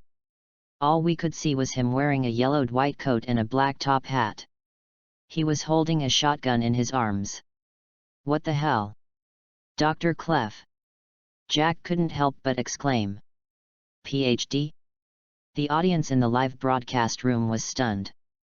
They looked at the rough man with a shotgun in his arms and a top hat on his head, and could not connect him with the well-mannered doctors in the Foundation. S.H.I.E.L.D. Strange, if it's just a doctor, why can't we see his face? Natasha Romanoff frowned. Maria, the assistant who had been silent the whole time, couldn't help but guess, could it be, that the system has dealt with it? Natasha Romanoff was stunned, but why does the system process a doctor's face? Nick Fury opened his mouth and had a vague idea of a very outrageous guess.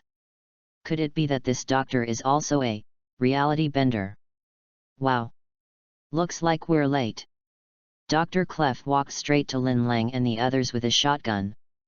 Soon after, fully armed members of the Mobile Task Force and agents entered the room. Looking at the reality bender lying dead on the ground, Dr. Clef whistled. A level 2 reality bender in its 3rd stage. He looked at Lin Lang. I have to admit, I'm a little surprised at how easily you guys executed it. Jack was beaming with pride at first, then he said with a wry smile, to be precise, it was done by the boss alone. Clef crouched down, first touching the boy's body, then looking at its neck, and finally at Lin Lang's twisted left arm. Good job, young man. Not every member of the Mobile Task Force is capable of executing a reality bender on his own. Especially a soon-to-be level 3 reality bender. Level 3. Perhaps he noticed the puzzled expressions of Lin Lang and the others. Dr. Clef stood up and scratched his head in annoyance. Damn it, didn't your instructor tell you that? Jack chuckled and said, in fact, we have only been in the Mobile Task Force for less than a month. Hearing this, Clef looked even more surprised. You dared to execute a level 2 reality bender single-handedly in 1 month. As he spoke, he stroked his beard and looked at Lin Lang.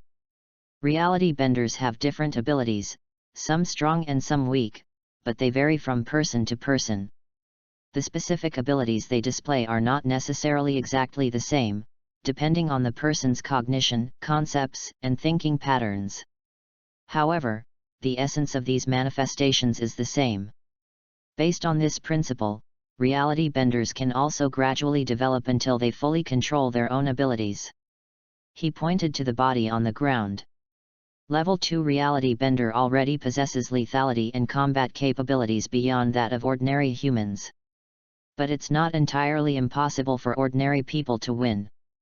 They can impose their will on reality, but the will may not have time to form originally. If you put a bullet in the head of a reality bender when he is not paying attention, he will still die. Reality warping abilities do not include the ability to predict the future. Jack couldn't wait to ask, what about level 3? A level 3 reality bender can also be called a level 3U reality bender, which means that they cannot control or understand their own abilities. Clef, apparently also a heavy smoker, lit a cigar. Hiss. Phew. He blew out a smoke ring and continued. For example, SCP-CN-102, Supersonic Girl, her most outstanding performance so far was trying to run faster in a sprint race, thus surpassing the speed of sound. If she has the thought of hurting someone, that person will immediately die due to reality collapse. Can a single thought cause reality to collapse? The audience in the live broadcast room were all stunned. Isn't this a bit too outrageous? S.H.I.E.L.D. Nick Fury's face was filled with shock. Speed.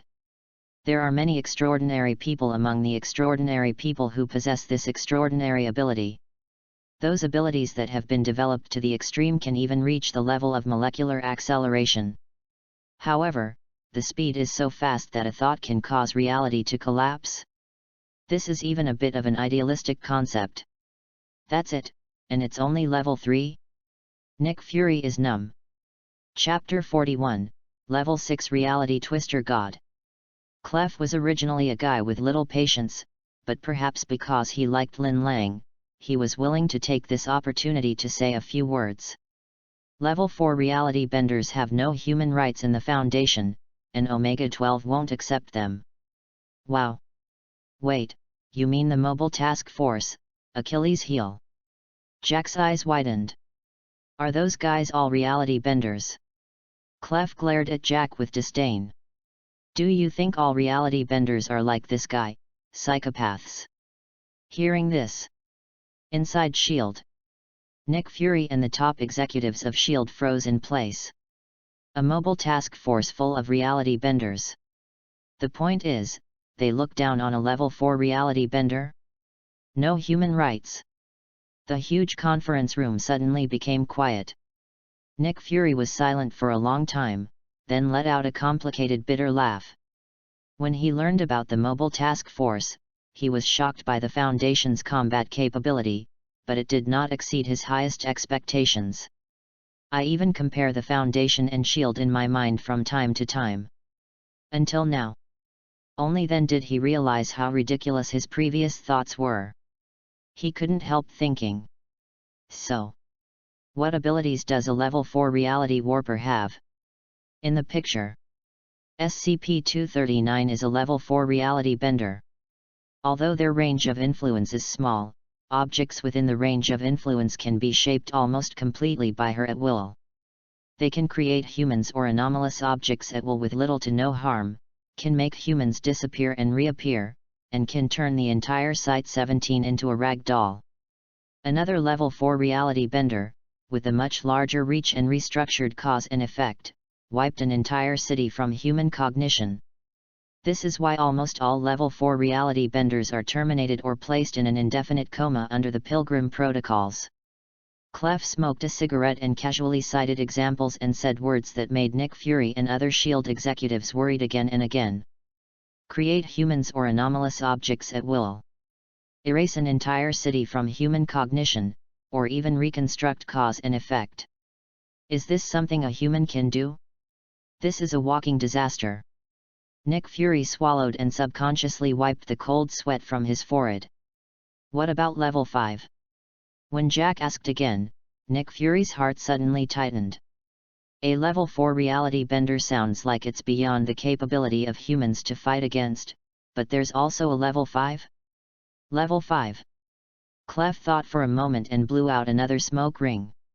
Level 5 Reality Bender, whose ability is threatening enough to cause a global restructuring of CK reality. Even the Pilgrim Protocol can't deal with them. Let me think of an example. Oh, right. Clef raised his voice, and everyone's hearts rose to their throats. SCP-2464, a comatose reality bender, has subconsciously created an infinite spatial anomaly within the cave. Just think about it, if she wakes up, what will the world be like? Perhaps because he was satisfied with the shocked expressions on Jack and the others' faces, Clef started to show his evil taste. He never stops until his words shock the world, and once again dropped an ultimate bombshell. Finally, above Level 5, there is an informal grading system. Level 6 Reality Bender, yes. Everyone seemed to see a creepy Cheshire cat-like smile beneath a face covered in shadow. It's just what you think. Clef's voice came through the screen, reaching the peak of everyone's emotions. We call it God. As Clef said the last word in that weird voice, the entire Marvel world seemed to be paused. Shield, all the agents were frozen in place. Maria's hands holding the document trembled slightly. Natasha Romanoff didn't even blink. Nick Fury instinctively took a deep breath of fresh air, but still felt suffocated. God. This short sentence contains almost all the information about Level 6 reality benders.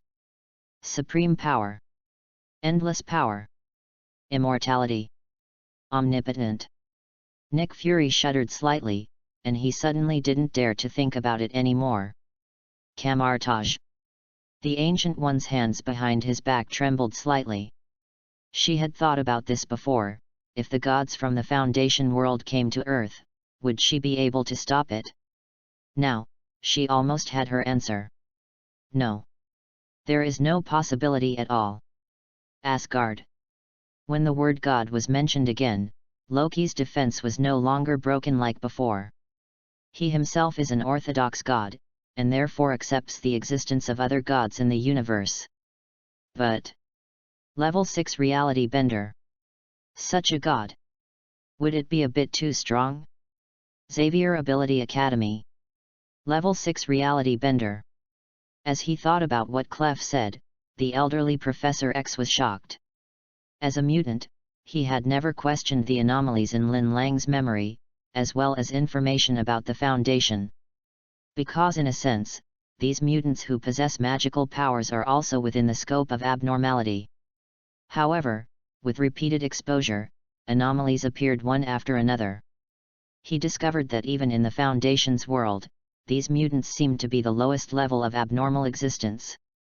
Especially the reality benders mentioned this time. According to the Foundation, he subconsciously placed himself within the criteria for being a reality bender. The final result made him feel disappointed. At most between Level 3 and Level 4. He couldn't help but wonder, what level could the other Inhumans reach? Where's Black Bolt? Chapter 42, SCP-166 appears in the Marvel world? It's just a girl named Gia. Maybe no one expected it. The shock brought by those few words from Doctor Strange in the picture was far greater than that of a Level 2 reality bender executed by Lin Lang and his team. Clef was satisfied with everyone's reactions, until he saw Lin Lang's face with little emotional fluctuations, and was slightly surprised. Why? You seem to have a different opinion. Lin Lang shook his head. I just think it's a little too unbelievable. Unbelievable. Dr. Clef flashed his signature Cheshire Cat grin again. I swear, I love that word. Here, Agent. Clef moved closer to Lin Lang. Given your outstanding abilities, maybe I can write a request to transfer you to my team. How about that? As he spoke, his tone was a little vulgar. There is a hot office lady in my team. As soon as he finished speaking, everyone heard the verbal abuse coming from his headset. Clef, you're ABD. Oh shit, I forgot to turn off my mic, sorry Adams. Clef turned off the microphone in a panic, and the air of authority he had created before disappeared into thin air. He found an excuse and left without saying a few words. After Clef left, Jack said with great joy. Clef actually invited you to join his team? That's Clef, the legendary doctor of the Foundation. Oh. The audience in the live broadcast room were also somewhat curious about the origins of this Dr. Clef. Jack knew everything. Let me put it this way. It is said that Dr. Clef was originally a top agent of the GOC, Global Occult Coalition. Later, for some unknown reason, he joined the Foundation. Lin Lang was a little surprised. GOC people joining the Foundation. GOC and the Foundation have many cooperative projects. Anyway, this is not important. Jack waved his hands excitedly.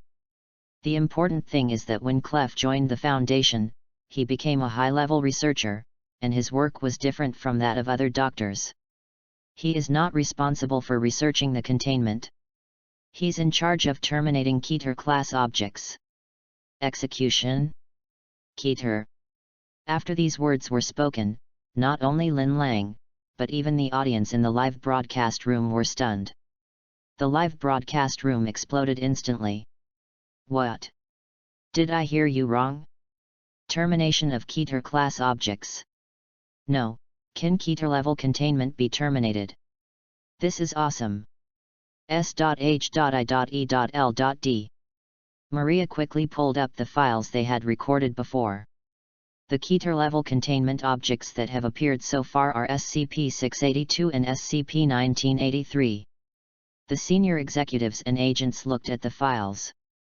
One is an immortal evil lizard that can evolve infinitely as long as it keeps eating. One is the door to the demon world, and even involves the existence of evil gods. Although SCP-1983 was neutralized by Lin Lang, however, everyone recalled the previous hellish process, which was absolutely impossible to replicate. As a result, there is actually someone specifically responsible for executing such a horrific thing? Dr. Clef's image suddenly became taller in everyone's eyes. Even his previous obscene invitation seemed so completely different. Lin Lang was silent for a moment, then asked, "What about his team?" Because Dr. Clef has a rather strange temper and style, he currently has only one assistant under him. As he spoke, Jack actually came over and gave Lin Lang a look that all men understand. And said in a mean way.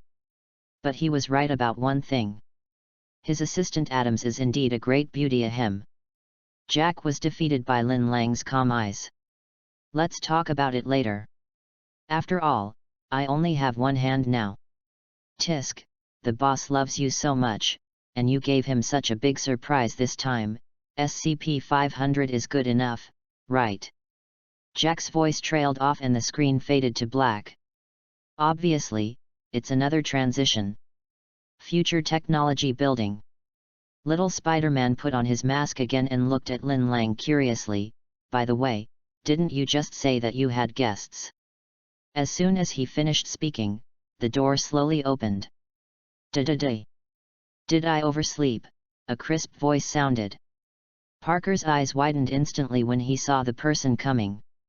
Gia is about 1.65 meters tall, with a petite and well-proportioned figure. She has flaxen hair, and there seemed to be dots of fluorescent light lingering between the strands. Her skin was whiter than snow, especially her eyes, which seemed to have stars flowing in them. Even if she is just wearing an ordinary dress, she gives people a sense of holy beauty. The most important thing is the pair of small and delicate antlers on her forehead.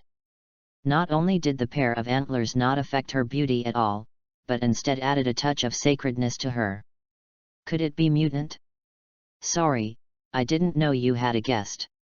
Gia said timidly, like a frightened deer. Lin Lang looked at her helplessly. Stay up late playing with your phone again. The girl couldn't help but shudder when she heard that, then she looked up and said weakly, I'm sorry, but electronic products are really interesting. You know, I couldn't use these things before. As she spoke, she revealed her white wrists. Wearing an ancient and mysterious black bracelet on her wrist, she waved her hand to show off. Thanks to my brother for giving me the bracelet, otherwise, I would still only be able to read paper books. Parker didn't understand and thought Jia's parents were very strict. Lin Lang touched Jia's head and said, "This won't happen again." Jia instantly broke into a cute smile. Parker greeted Jia. But what he didn't know was that this girl was not a mutant at all, but a genuine Euclid-level containment object. Definitely, now she has lost her abnormal characteristics. In other words, she has been neutralized. P.S. The original version of SCP-166 was set as the daughter of the goddess and Dr. Clef, named Mary. But later, for some reason, the author took the initiative to modify the setting of SCP-166, renamed it Jia, and the setting was also changed. This book uses new settings, please be informed. By the way, I want some data.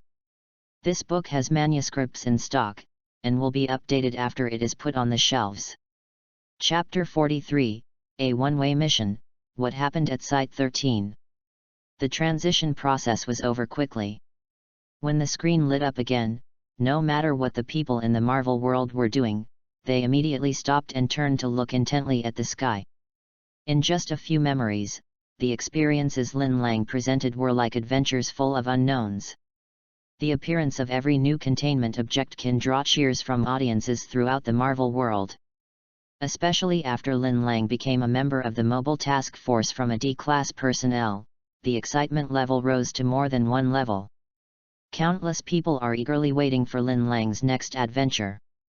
The Scramble device is a visual aid that can rapidly identify and cover cognitohazards, mimetic hazards, and other anomalies in the field of view, thereby protecting the user.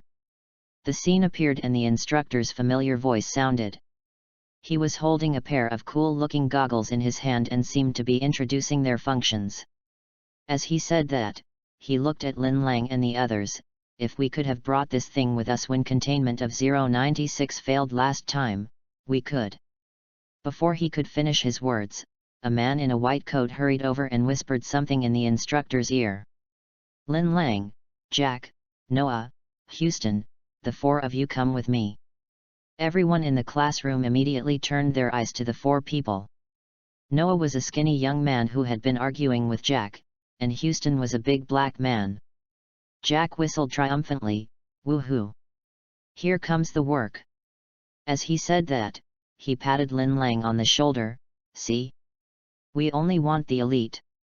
The four of them left the team under everyone's gaze. "Boss, what kind of work is this time? Do you specifically need our famous trident to do it?" Jack quickly caught up with Instructor Ross. Noah, Jack's companion who always argued with him before, said angrily, "Trident? There are four of us, and you are just a handle. Then I am also a halberd." Instructor Ross glared at the two of them unhappily, then pushed open the door to the conference room. The room seemed to be a makeshift command post. At the moment, several doctors and military officers in white coats were discussing something with serious expressions. "We've lost a good lad from Mobile Task Force Zeta 9 Mole Rats. But we know nothing about what's going on inside Site 13. That's why we need to find out what's going on inside." After just a few words, the audience was confused. But just from the solemn expressions of several people, one can barely guess that they seem to have encountered an extremely difficult task. "Report. Come in." Instructor Ross led Lin Lang and three others into the conference room. The leading officer looked at Ross and his companions. There was no unnecessary greetings, and he went straight to the point. "We need you to carry out an exploration mission." Lin Lang and the other three stood up straight subconsciously. The audience in the live broadcast room also pricked up their ears and couldn't help but be curious. Exploration mission? Could it be exploring an anomaly of some building type similar to SCP-1983? The officer did not explain, but handed a file to several people. Project name, Site-13. Item number, SCP-1730. Confidentiality level, 3. Object class, unknown. Unknown? Seeing this word, even Nick Fury from S.H.I.E.L.D. frowned. It seems that the Foundation really doesn't know much about SCP-1730. But Why is the project name Site 13? Could it be that the anomaly this time is a whole site? Thinking of this, Nick Fury's expression suddenly became serious. Special containment procedures. A perimeter has been established 2 km around SCP-1730, and the area within 1 km of the object has been designated as a quarantine zone. Any personnel entering SCP-1730 must first undergo Class 7 hazardous exposure precautions, including the use of modified Maxwell-Harden procedures for hazmat suits, but these protective measures may only be effective within the isolation gate of Provisional Site 23. Any personnel attempting to leave the quarantine area must first undergo a thorough decontamination protocol performed by security quarantine personnel. If the subject's quarantine extraction parameters do not meet the standards after this, they will need to undergo further disinfection until they meet the standards. If the decontamination procedures become unfeasible during this process, they will be terminated. Seeing this, Nick Fury frowned. Obviously, his guess was most likely confirmed. SCP-1730 is most likely the so-called Site 13. The entire site has become a containment object. Could it be that Site 13 has been breached? Hearing this, the SHIELD agents all took a deep breath. An entire site breach? They couldn't help but wonder, how many containments could a site have? At least it won't be less than dozens, right? And such a site has a complete containment failure. Everyone subconsciously imagined that scene, and then shuddered at the same time. Natasha Romanoff bit her lip and looked at the screen. As a top agent, she risks her life almost every time she performs a mission. But even so, the difficulty of the current task was still beyond her imagination. Containment Procedure Update.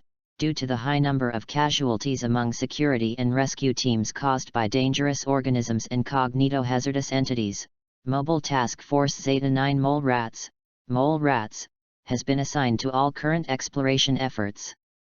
Containment Procedures Update. Due to the events detailed in Exploration Log 7, all future exploration of SCP-1730 has been suspended indefinitely, pending approval by overseeing personnel. Containment Procedure Update. Nick Fury's heart was pounding as he looked at the long list of containment procedure updates. Obviously, every update means that at least one member of the Mobile Task Force has died. For this mission, I can only say that it is worthy of the Mobile Task Force. Chapter 44, An entire site breached? Samsara team appears. Description: SCP-1730 is a large complex building. Due to its relative isolation from other facilities and the low survival rate of those in contact with it, SCP-1730 may have been discovered before, but no report has been issued. SCP-1730 was formerly Foundation Site 13, located in Nome, Alaska. Traces of identifying markings left on the building and documents found within support this theory, which is inconsistent with current Foundation records. Current records indicate that Site 13 is a plan to build a larger and more advanced site in Nome than Site 19, but the plan has been abandoned and not completed. Tracing the origins of the plants on site, it was found that they were all native species in Alaska. It is not clear how Site 13 was moved to its current location. Seeing this, the audience in the live broadcast room was shocked. Only then did they react. This strange SCP-1730 is actually a Foundation containment site? Most importantly, it's a site unknown to the Foundation? What? I don't quite understand. It's a Foundation site, but the Foundation doesn't know about it.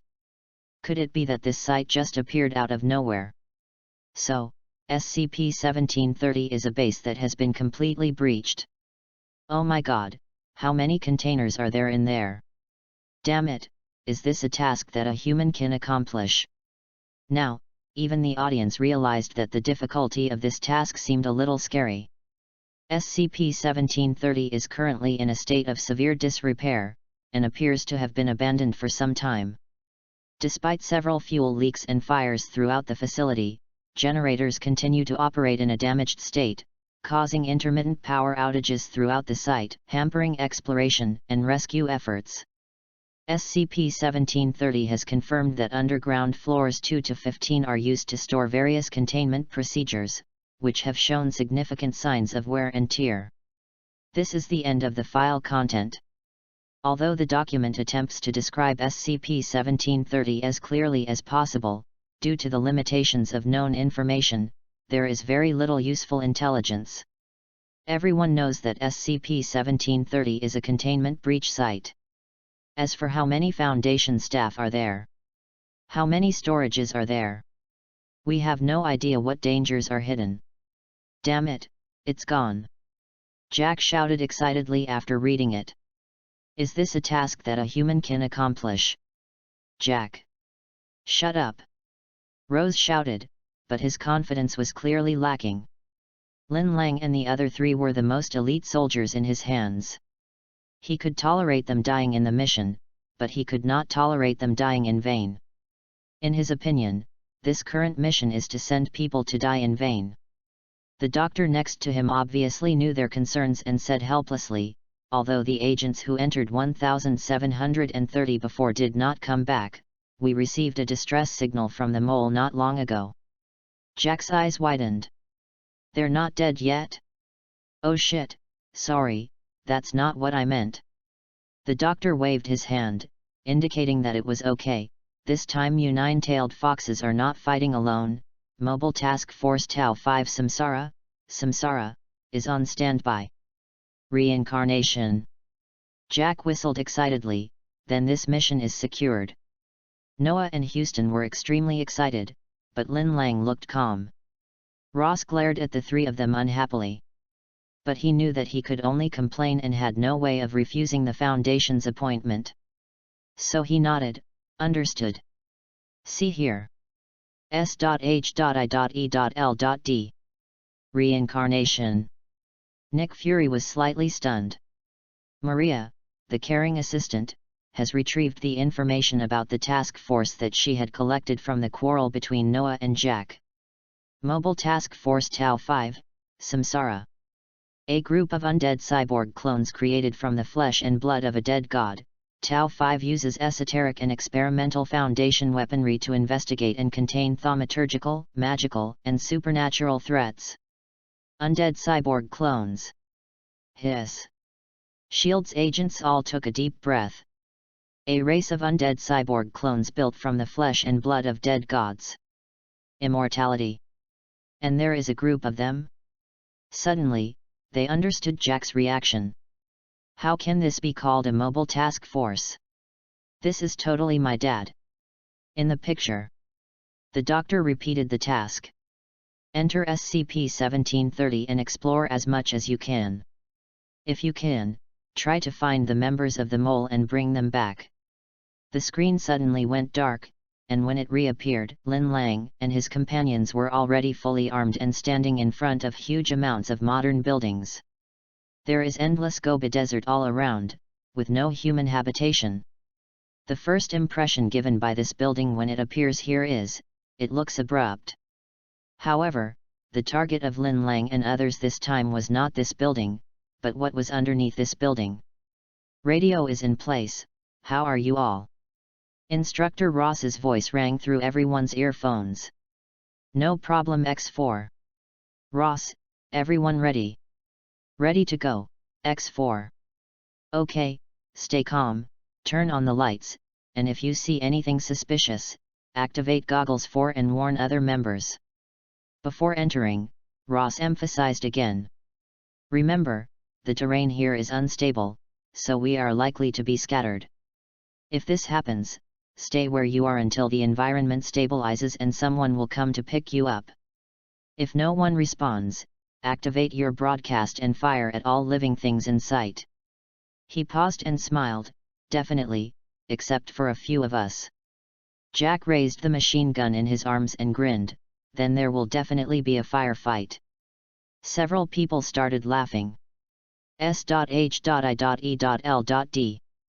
Natasha Romanoff was a little confused. The interior terrain is unstable? What does that mean? Space anomaly. As if he remembered the distorted space kaleidoscope in the Death Gate before, Nick Fury's temples began to throb. He looked at the screen and sighed, "I hope everything goes well for you." Chapter 45, Opening the Door is Hell Difficulty? Command Station, countdown 30 seconds. Houston, you lead, Ross explained. Our intelligence indicates that after entering from this entrance, we will pass through a long staircase, but there will be no other doors before reaching the bottom. So we will be more or less safe, understand? The black man Houston nodded, understood. Ross looked at Lin Lang again, any other questions? Lin, you have been silent. If we were to say which of these four people Instructor Ross trusts the most, it would obviously be Lin Lang. It's just that Lin Lang is usually too silent. I'm fine, sir. Ross grinned, okay, that's exactly what I want to hear. Sight command, 10 seconds to go. Nine-tailed fox, you know the plan. After you enter, the Samsara team will enter in 4 hours. Ross nodded, took one last look at the four of them, and waved his hand. Let's go. Just like that, under the gaze of all the audiences in the Marvel world, 5 people slowly walked into the building. As expected, the first space you enter is a long descending stairwell. The voice from Sight Command said, "Team, we are monitoring here, but if you hear, see, or experience anything unexpected, please let us know." Ross, got it. The team descended for 3 minutes. SCP-1730 was completely dark, with the only light coming from the shoulder lights of the Gumiho members. The darkness beneath the building seemed endless. Another 2 minutes of walking. What the hell? Wow, what the FK is this? Houston and Jack, who were walking in front, stopped suddenly. Ross came over, leaned his head and looked down, his face suddenly became solemn. Shit, all right command, pay attention, the bottom of the stairs has disappeared, I don't know where that light we saw was coming from, but it ends 3 more steps down, and I can't see the bottom of the stairs either. In the picture, the place where the building was originally has been completely replaced by darkness, and it looks like the stairs have suddenly disappeared. Noah suggested, how about we put something down there to see how deep it is? Jack smacked his lips. It looks bottomless if you ask me. At this moment, Lin Lang, who had been observing, seemed to notice something was wrong. Look, Ross, there's no void down there, there's a liquid. It doesn't reflect any light at all. It's pure black. When everyone looked, they found that it was true. This black liquid was like a black hole, swallowing up even the light around it. Looking from above, it looks like a bottomless pit. Ross's brows furrowed. Wait a minute, oh, we are definitely not going in there, command, how far are we from the bottom of this stairwell? Sight command, hold on, about 15 meters from estimated location. Hearing this, Ross made a prompt decision, everyone, this road is blocked. Let's go back and see if there is another way out. Before he could finish his words, Houston screamed, oh my god, it's rising. I saw that the liquid that looked like black water was surging up at a speed visible to the naked eye. Gurgle. Gurgle. Everyone's breathing was stagnant, and Ross immediately shouted, damn it, okay boys, run the FK up. As they were talking, the black liquid was approaching everyone's leather boots. Lin Lang and his companions moved upwards quickly in silence. Boom boom boom. For a moment, the only sounds in the entire stairwell were the rapid footsteps of 5 people. However, Houston, which was previously in the lead, is now forced to run at the back. After a moment of hesitation, the black liquid clung to his legs like a bone ulcer. Houston fell to the ground, Jesus Christ, I. Before he could finish his words, Lin Lang picked up Houston, who was much bigger than him. Houston's face was filled with panic. My legs, FK, my legs I.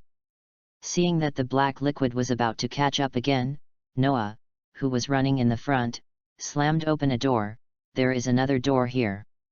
Come on. Come in. Bang. Lin Lang carried Houston and struggled into the door at the nearby staircase, and the door closed. The black liquid seemed to be still rising, but was successfully blocked outside the door. Seeing this, the audience in the live broadcast room breathed a sigh of relief at the same time. The terrifying scene just now seemed to be still vivid in front of my eyes.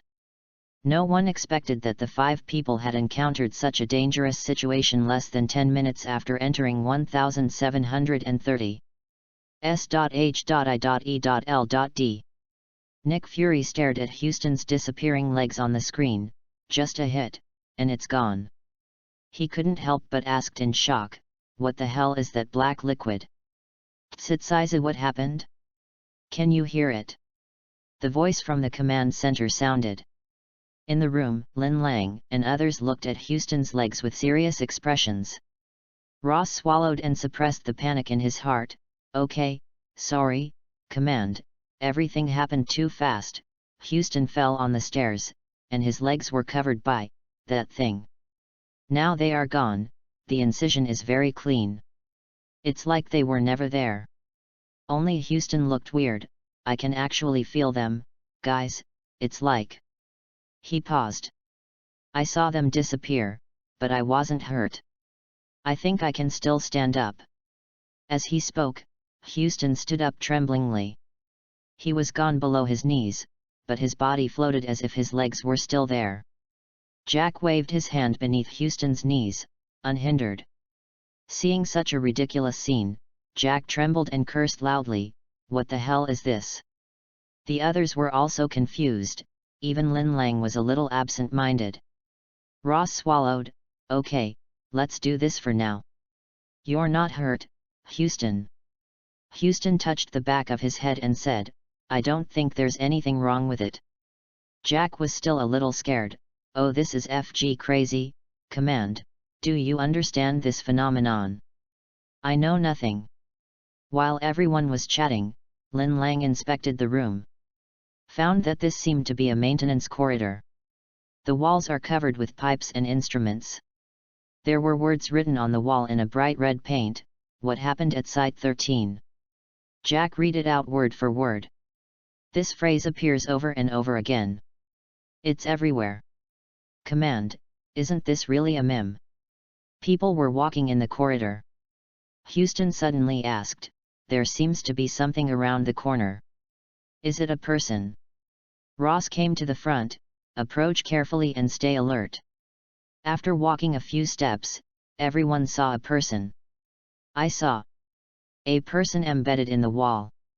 Chapter 46, Endless Murderous Intentions and Mass Mimetic Infection. It was a human body that was so decomposed and badly damaged that it was impossible to tell its age. The most important thing is that his body is integrated with the wall behind him. At first glance, it looks like a person growing out of the wall. Not only that, several spatial distortions were apparent nearby, such as the ceiling and walls twisting together. However, S.H.I.E.L.D.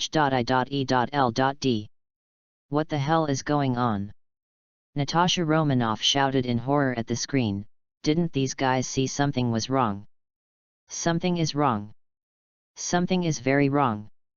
Who knew that in the next second, Ross would do something that would make people's scalps tingle?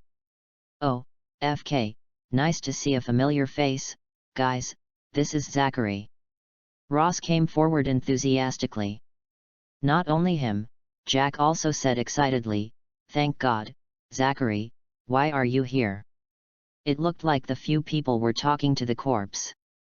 Houston pointed to his leg and complained, "Us too, man, look at this damn place, look at my leg, oh look at this damn mess."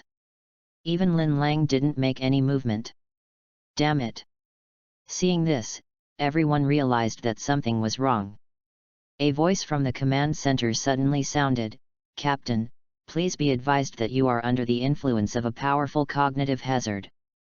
We are uploading the filtering program to your scramble goggles. Please wait." Ross waved his hand and said nonchalantly, "Well, it's okay, Commander. It's just that Zachary, we have known each other for many years, right?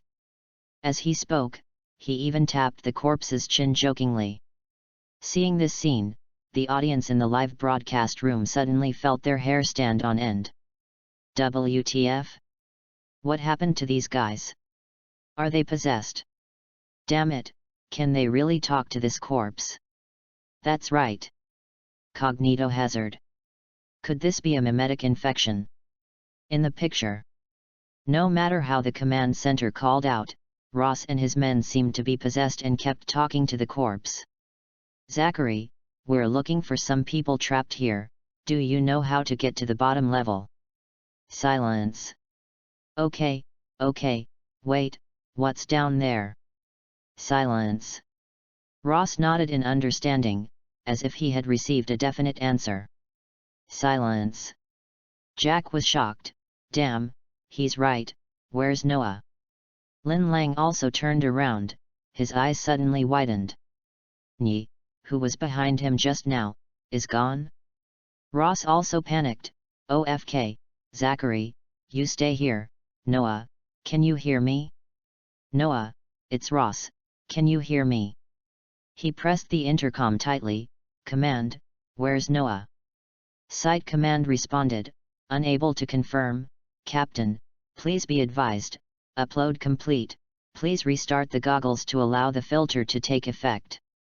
Everyone quickly restarted their goggles, and when they opened their eyes again, everything in front of them had changed. Jack pointed at the wall and said in horror, "Oh, Command, there's a body on this wall. It looks like it's melted into it or something. Our goggles are beeping like crazy." It seemed that only then did they realize that something was wrong around them. Lin Lang, however, was always looking at a certain wall, which seemed to be flashing with light. Houston looked in that direction and asked in confusion, "Natural gas? It feels like a gas leak." However, when the audience in the live broadcast room saw that, all the color disappeared from their faces. In the picture, there was a flickering and transparent human-shaped structure on the wall that Lin Lang and others were looking at. This is obviously the source of the spatial anomaly in this area. When its feet touch the ground, the space around the landing point begins to distort shape-shifting, and gradually stabilizes after the entity passes. And the missing Noah. At the moment it was hanging behind the entity. The status of Noah cannot be confirmed because the space anomaly in which he was captured is very serious. The space around was twisted like a pretzel. Noah seemed to try to move slightly, but as the entity moved, the distortion of space continued to intensify. Seeing such a strange scene, everyone was stunned. Ross gnashed his teeth and said, "Fire!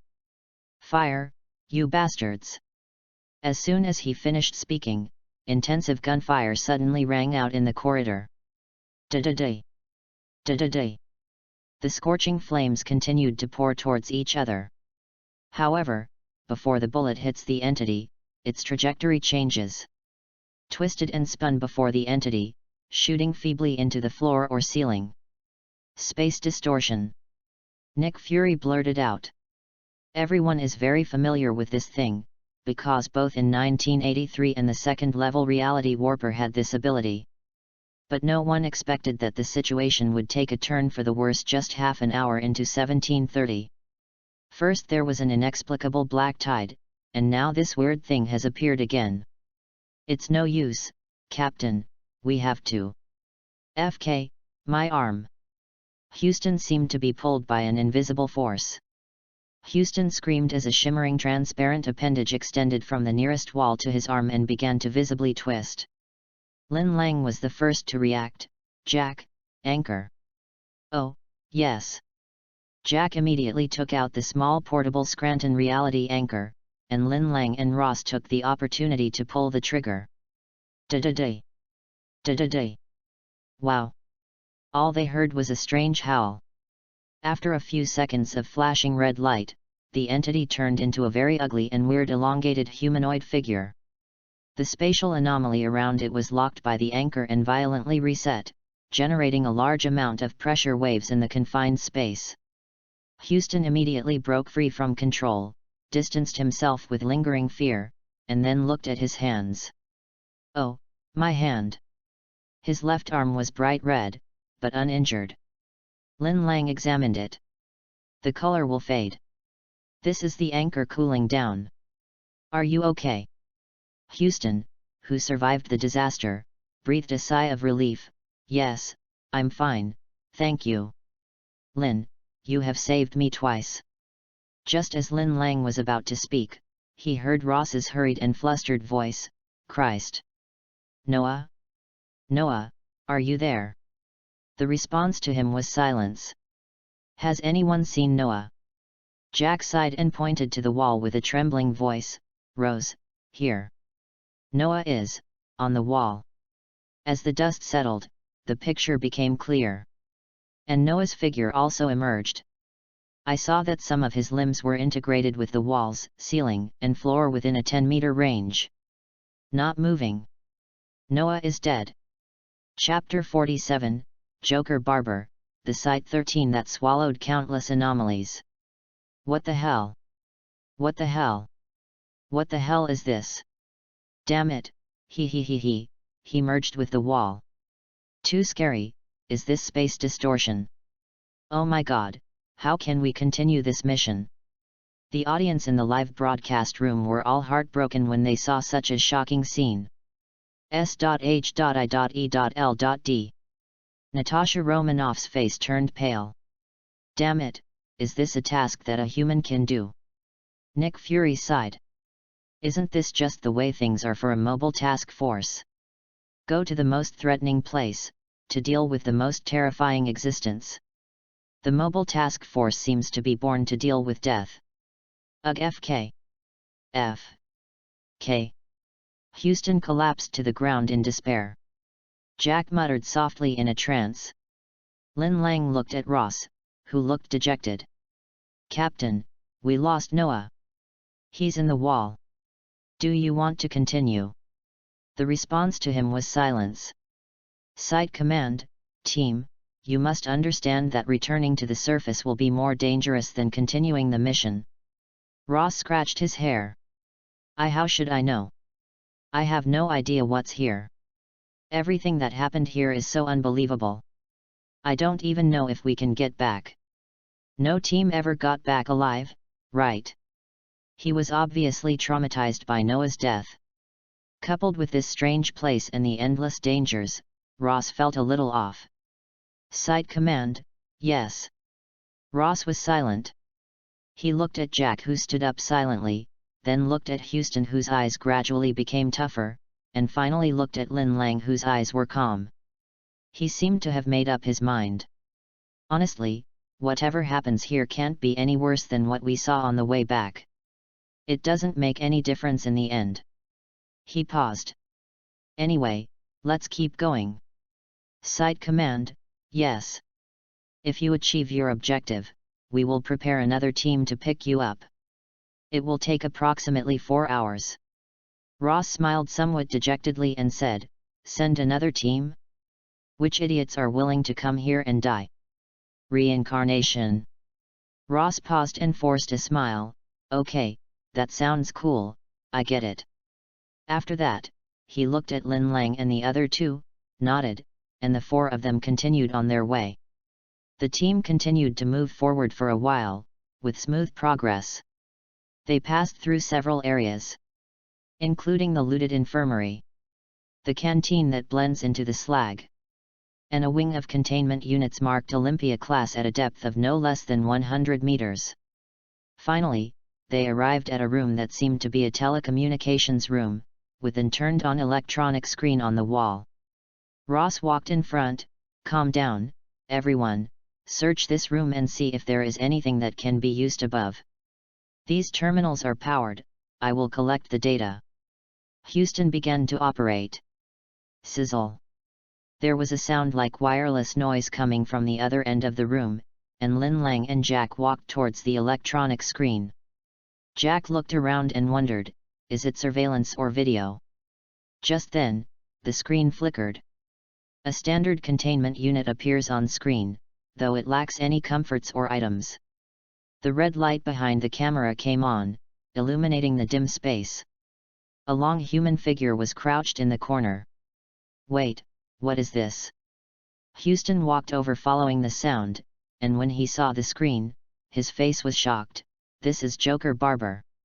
As the name was mentioned, the figure in the corner looked towards the camera. It actually spoke. "What? What are you doing? Who are you?" Ross frowned. "Christ, my name is Ephraim Ross, I'm an agent. Wait, who are you?" At this time, everyone clearly saw that the human figure moved sideways. More parts emerged from the darkness. Red light illuminates its eyes, a pair of Joker-like eyes.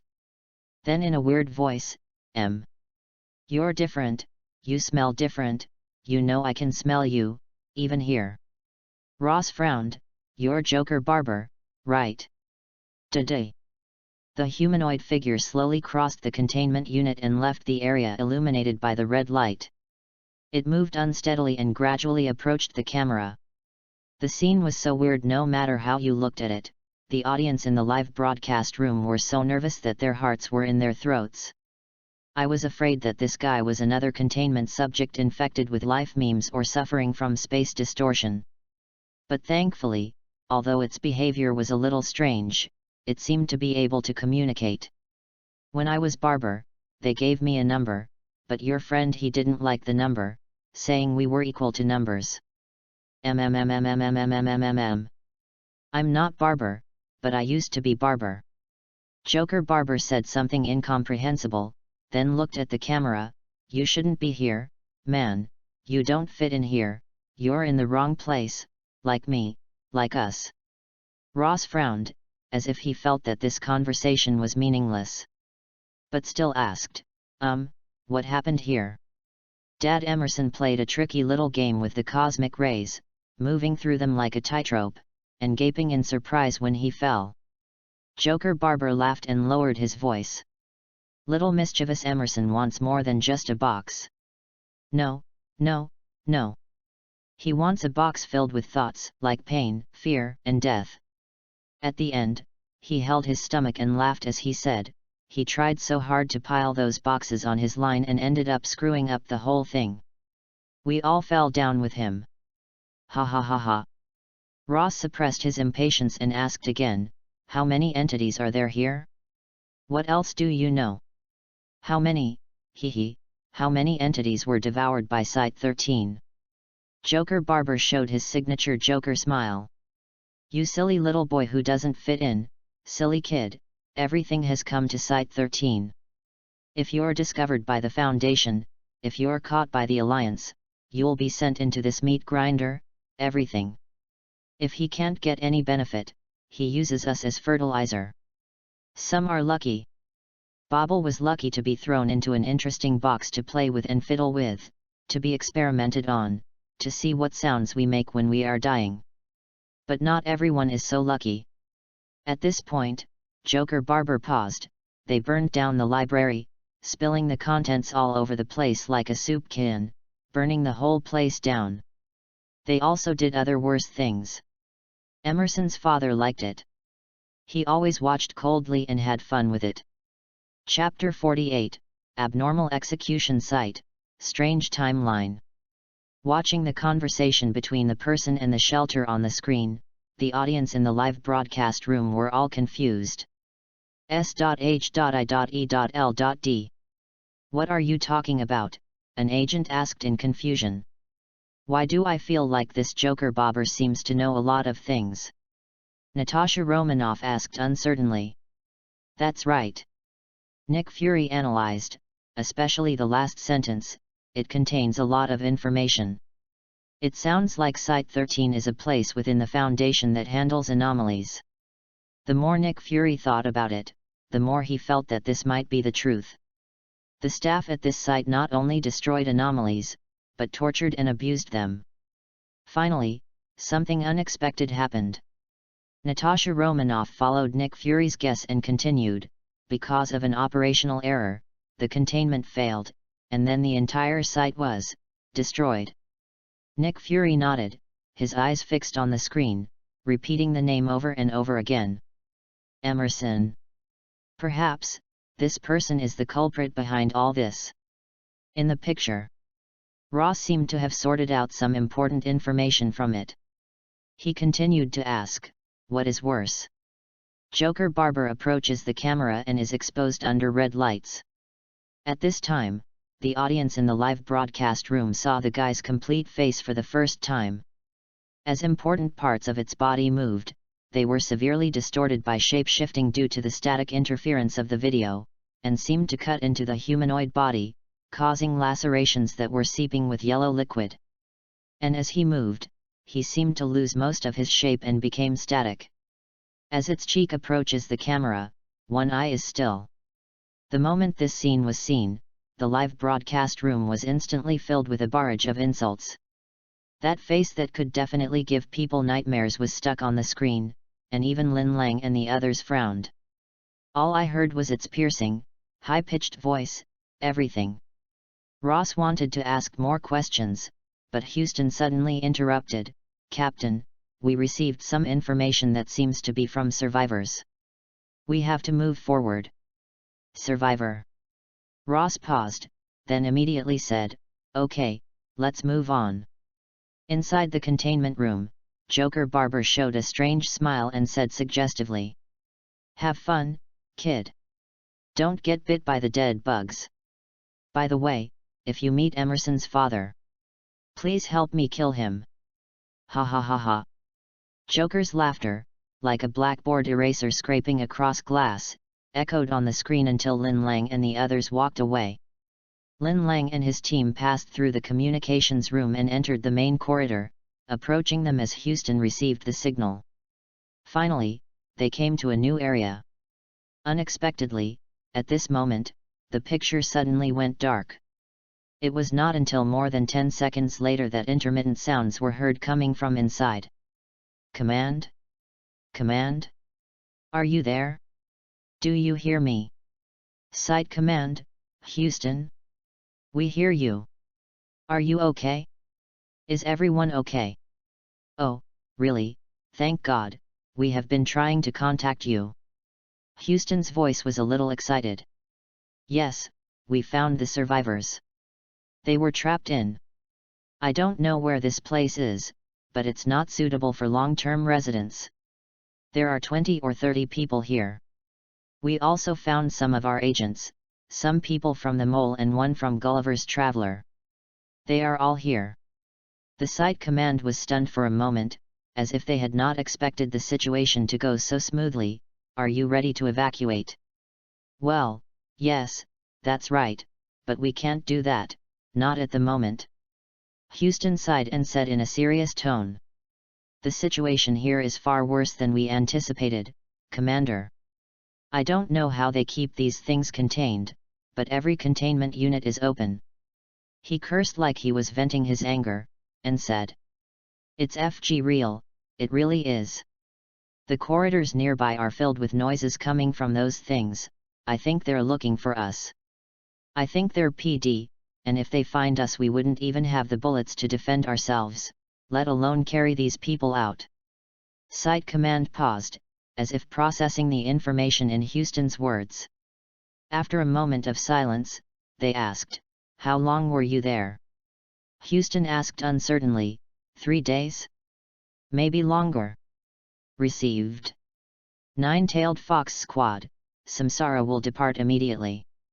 It better be FG right. Tell them to hurry up." Jack interrupted rudely.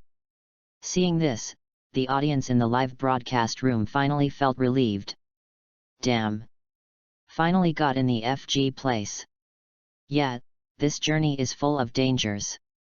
It's damn dangerous. I didn't expect there are actually survivors here.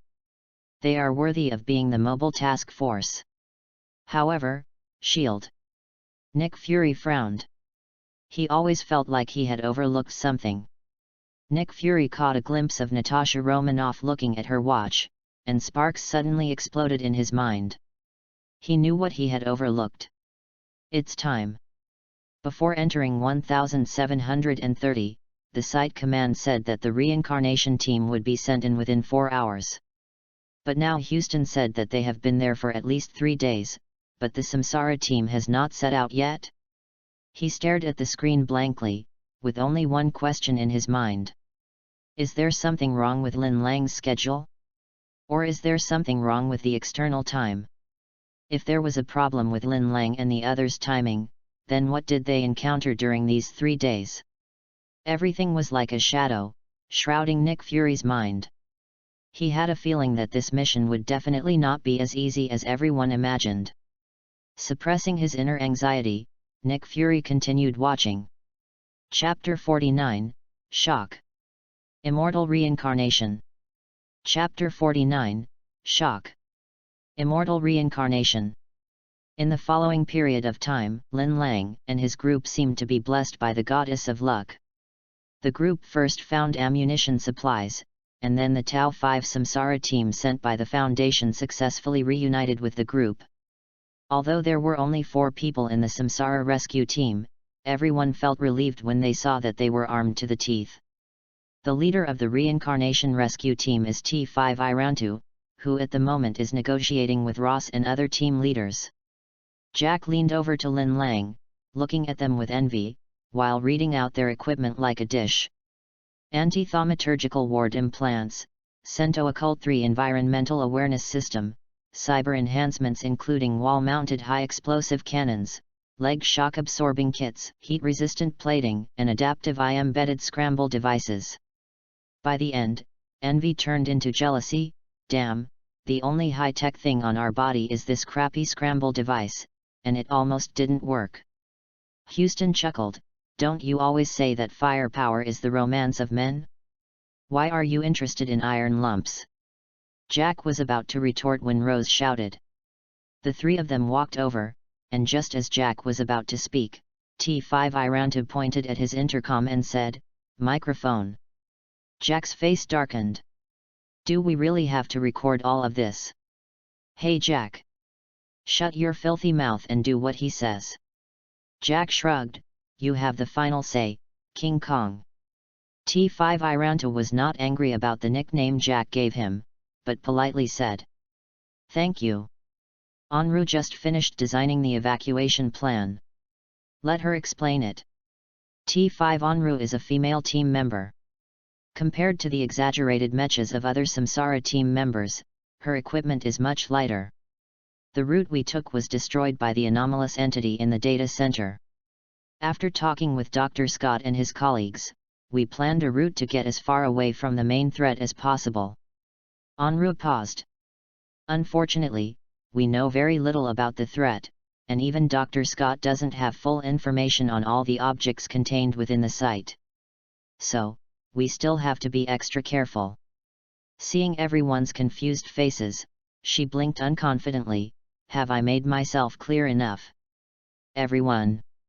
What's the difference between saying it and not saying it? Jack curled his lips. Yeah, maybe. Rose glared at him, then asked, so, how should we go? Upon hearing this, Anru immediately stretched out his left arm and turned on the projection function. Soon, a 3D holographic map appeared before everyone's eyes. The entirety of SCP-1730 appears to be an umbrella, with the area beneath the ground resembling a long, thin handle. According to Anru, more than half of the area is an incinerator. There are countless places marked as red dangerous. In a sense, there is almost no absolutely safe place in this site. She pointed to a green dot and said, "We entered from here and here. The biggest problem at the moment is that the lower level of this site is unstable." Then he pointed to a white building and said, "According to the proposal of Dr. Scott and Captain Hollis, we will first head to this area of the facility. The thresher device is also there. It is it that causes spatial instability." Anru paused, then pointed his finger to mark a green path. "Although we cannot destroy the equipment without endangering our lives and the lives of the personnel on the ground, we can at least temporarily cut off its power supply and maintain a relatively stable way out, here." Hollis, the leader of Mobile Task Force Z9 Mole, added, "I got lost shortly after entering, and ended up in that room, where I was attacked by some subtle creatures. Perhaps they were carrying some kind of anti-mim.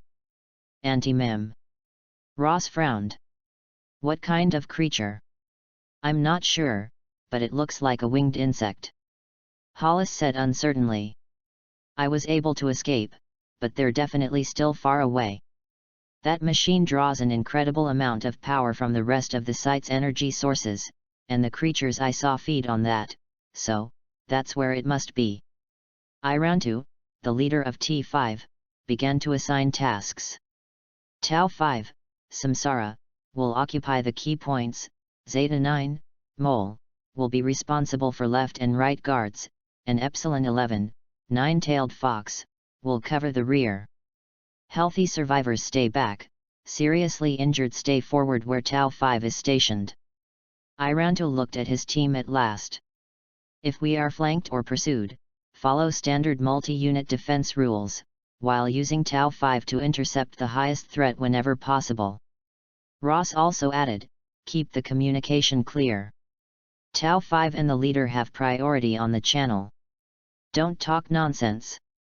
There will be plenty of time to communicate when we get to the ground. After saying that, he glared at Jack deliberately, obviously reminding this chatterbox. Jack rolled his eyes in response. After Irantu briefed the survivors on the plan, they broke up their formation and began to move. However, at this moment, Lin Lang suddenly found something wrong. Attention, there's something at the door. Everyone looked in the direction of the sound and found a thick, sticky black liquid seeping out of the cracks in the wall. More tiny creatures were wriggling in the cracks. At first glance, it looked like oil was flowing out of the cracks in the wall. But when I looked closely, my scalp suddenly went numb. Because this black stuff is not oil, but a bunch of wriggling leeches. As Lin Lang's shoulder light shone towards more places, everyone discovered that black liquid was flowing along various cracks on the surface of the wall, and smaller leeches were wriggling in these cracks. The members of the Samsara team had obviously seen this thing. Anru explained to Lin Lang, these things are leeches. They are distributed almost throughout the walls of the site. Ross's scalp tingled. FK, Irantu, we have to turn around. Irantu nodded and looked at his companions, agreed. Let's go, Munru, Nanku, blow up the gate so that we can leave more easily. While Nanku and Munru were setting up explosives around the door frame, everyone could clearly see black leeches crawling under the door frame, deepening the cracks in the wall. Chapter 50 Mimetic Entity, Close Combat? Crazy. Boom. With a shake, everyone finally took the first step to escape. Irantu took the lead, but within a few minutes, he saw Irantu at the front waving. My optics prompted. He stopped everyone, then drew a weapon and walked to the corner of the corridor alone. Damn. There's a dangerous mim there. Jack said uneasily as he approached Lin Lang. Dangerous memes? The audience in the live broadcast room were also stunned when they heard this word again. But what shocked them even more was that, faced with dangerous memes, Irantu went up with bare hands. Are you crazy? The result is the next moment. A vaguely humanoid entity appears further down the hallway. The other was drawing patterns on the wall with his long, curved fingers. The strange thing is that every pattern drawn appears as a shadow in the eyes of the audience in the live broadcast room. It's as if it was deliberately hidden. S.H.I.E.L.D. Could it be that these patterns have the ability to be infected by memes? Natasha Romanoff blurted out. Nick Fury agrees with her. Unexpectedly, at this moment, something strange happened. The entity turned towards everyone and seemed to open a single white eye, but it was also blocked by the black mist. Swish! The entity suddenly began to move, and its size changed dramatically with the movement. I saw its robe spread out to one side and was shrouded in black mist again. Seeing this, everyone was stunned. This guy has the mim infection ability all over his body? Bang! A loud gunshot interrupted everyone's surprise. Snap! Lin Lang reloads his gun. Raise your gun. Aim. Pull the trigger. Lin Lang's movements were smooth and the bullet successfully penetrated the entity. The creature rolled backwards from being hit by bullets, its flesh pierced.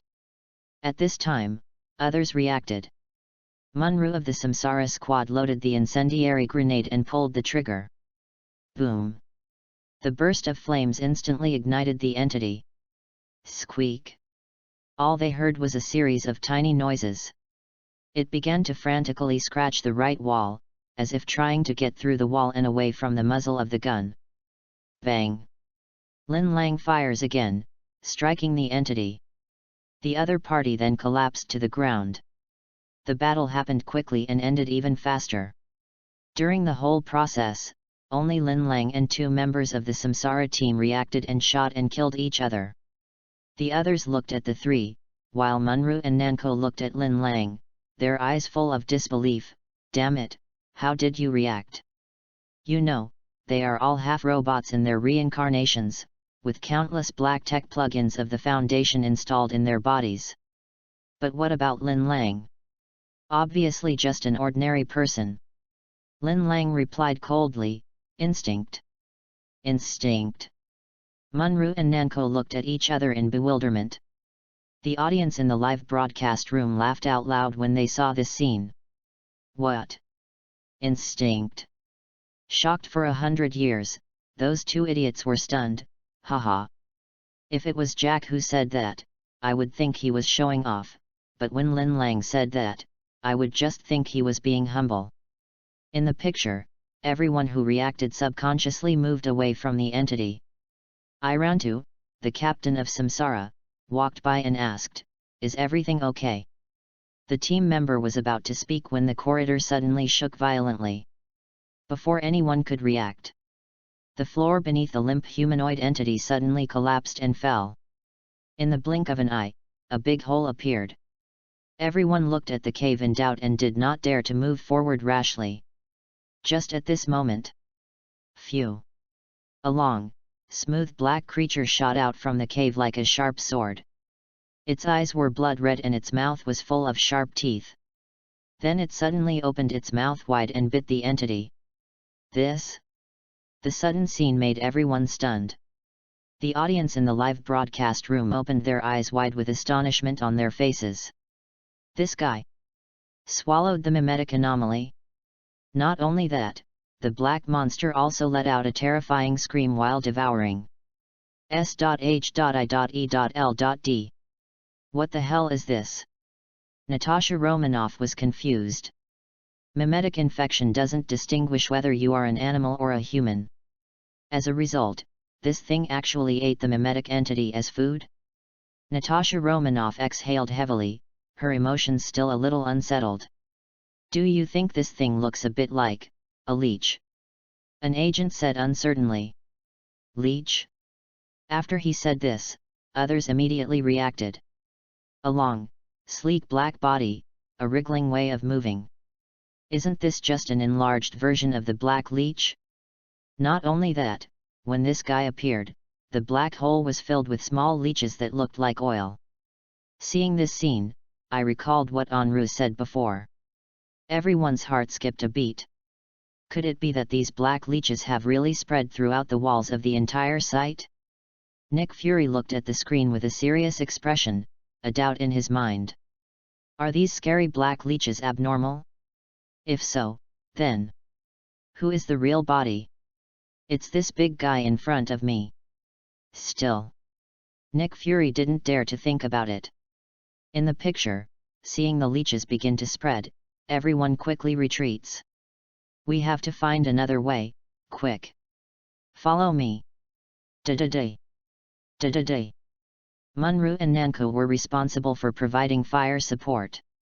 The team passed through the collapsed corridor, through the supervision dormitory and into the maintenance area in the back.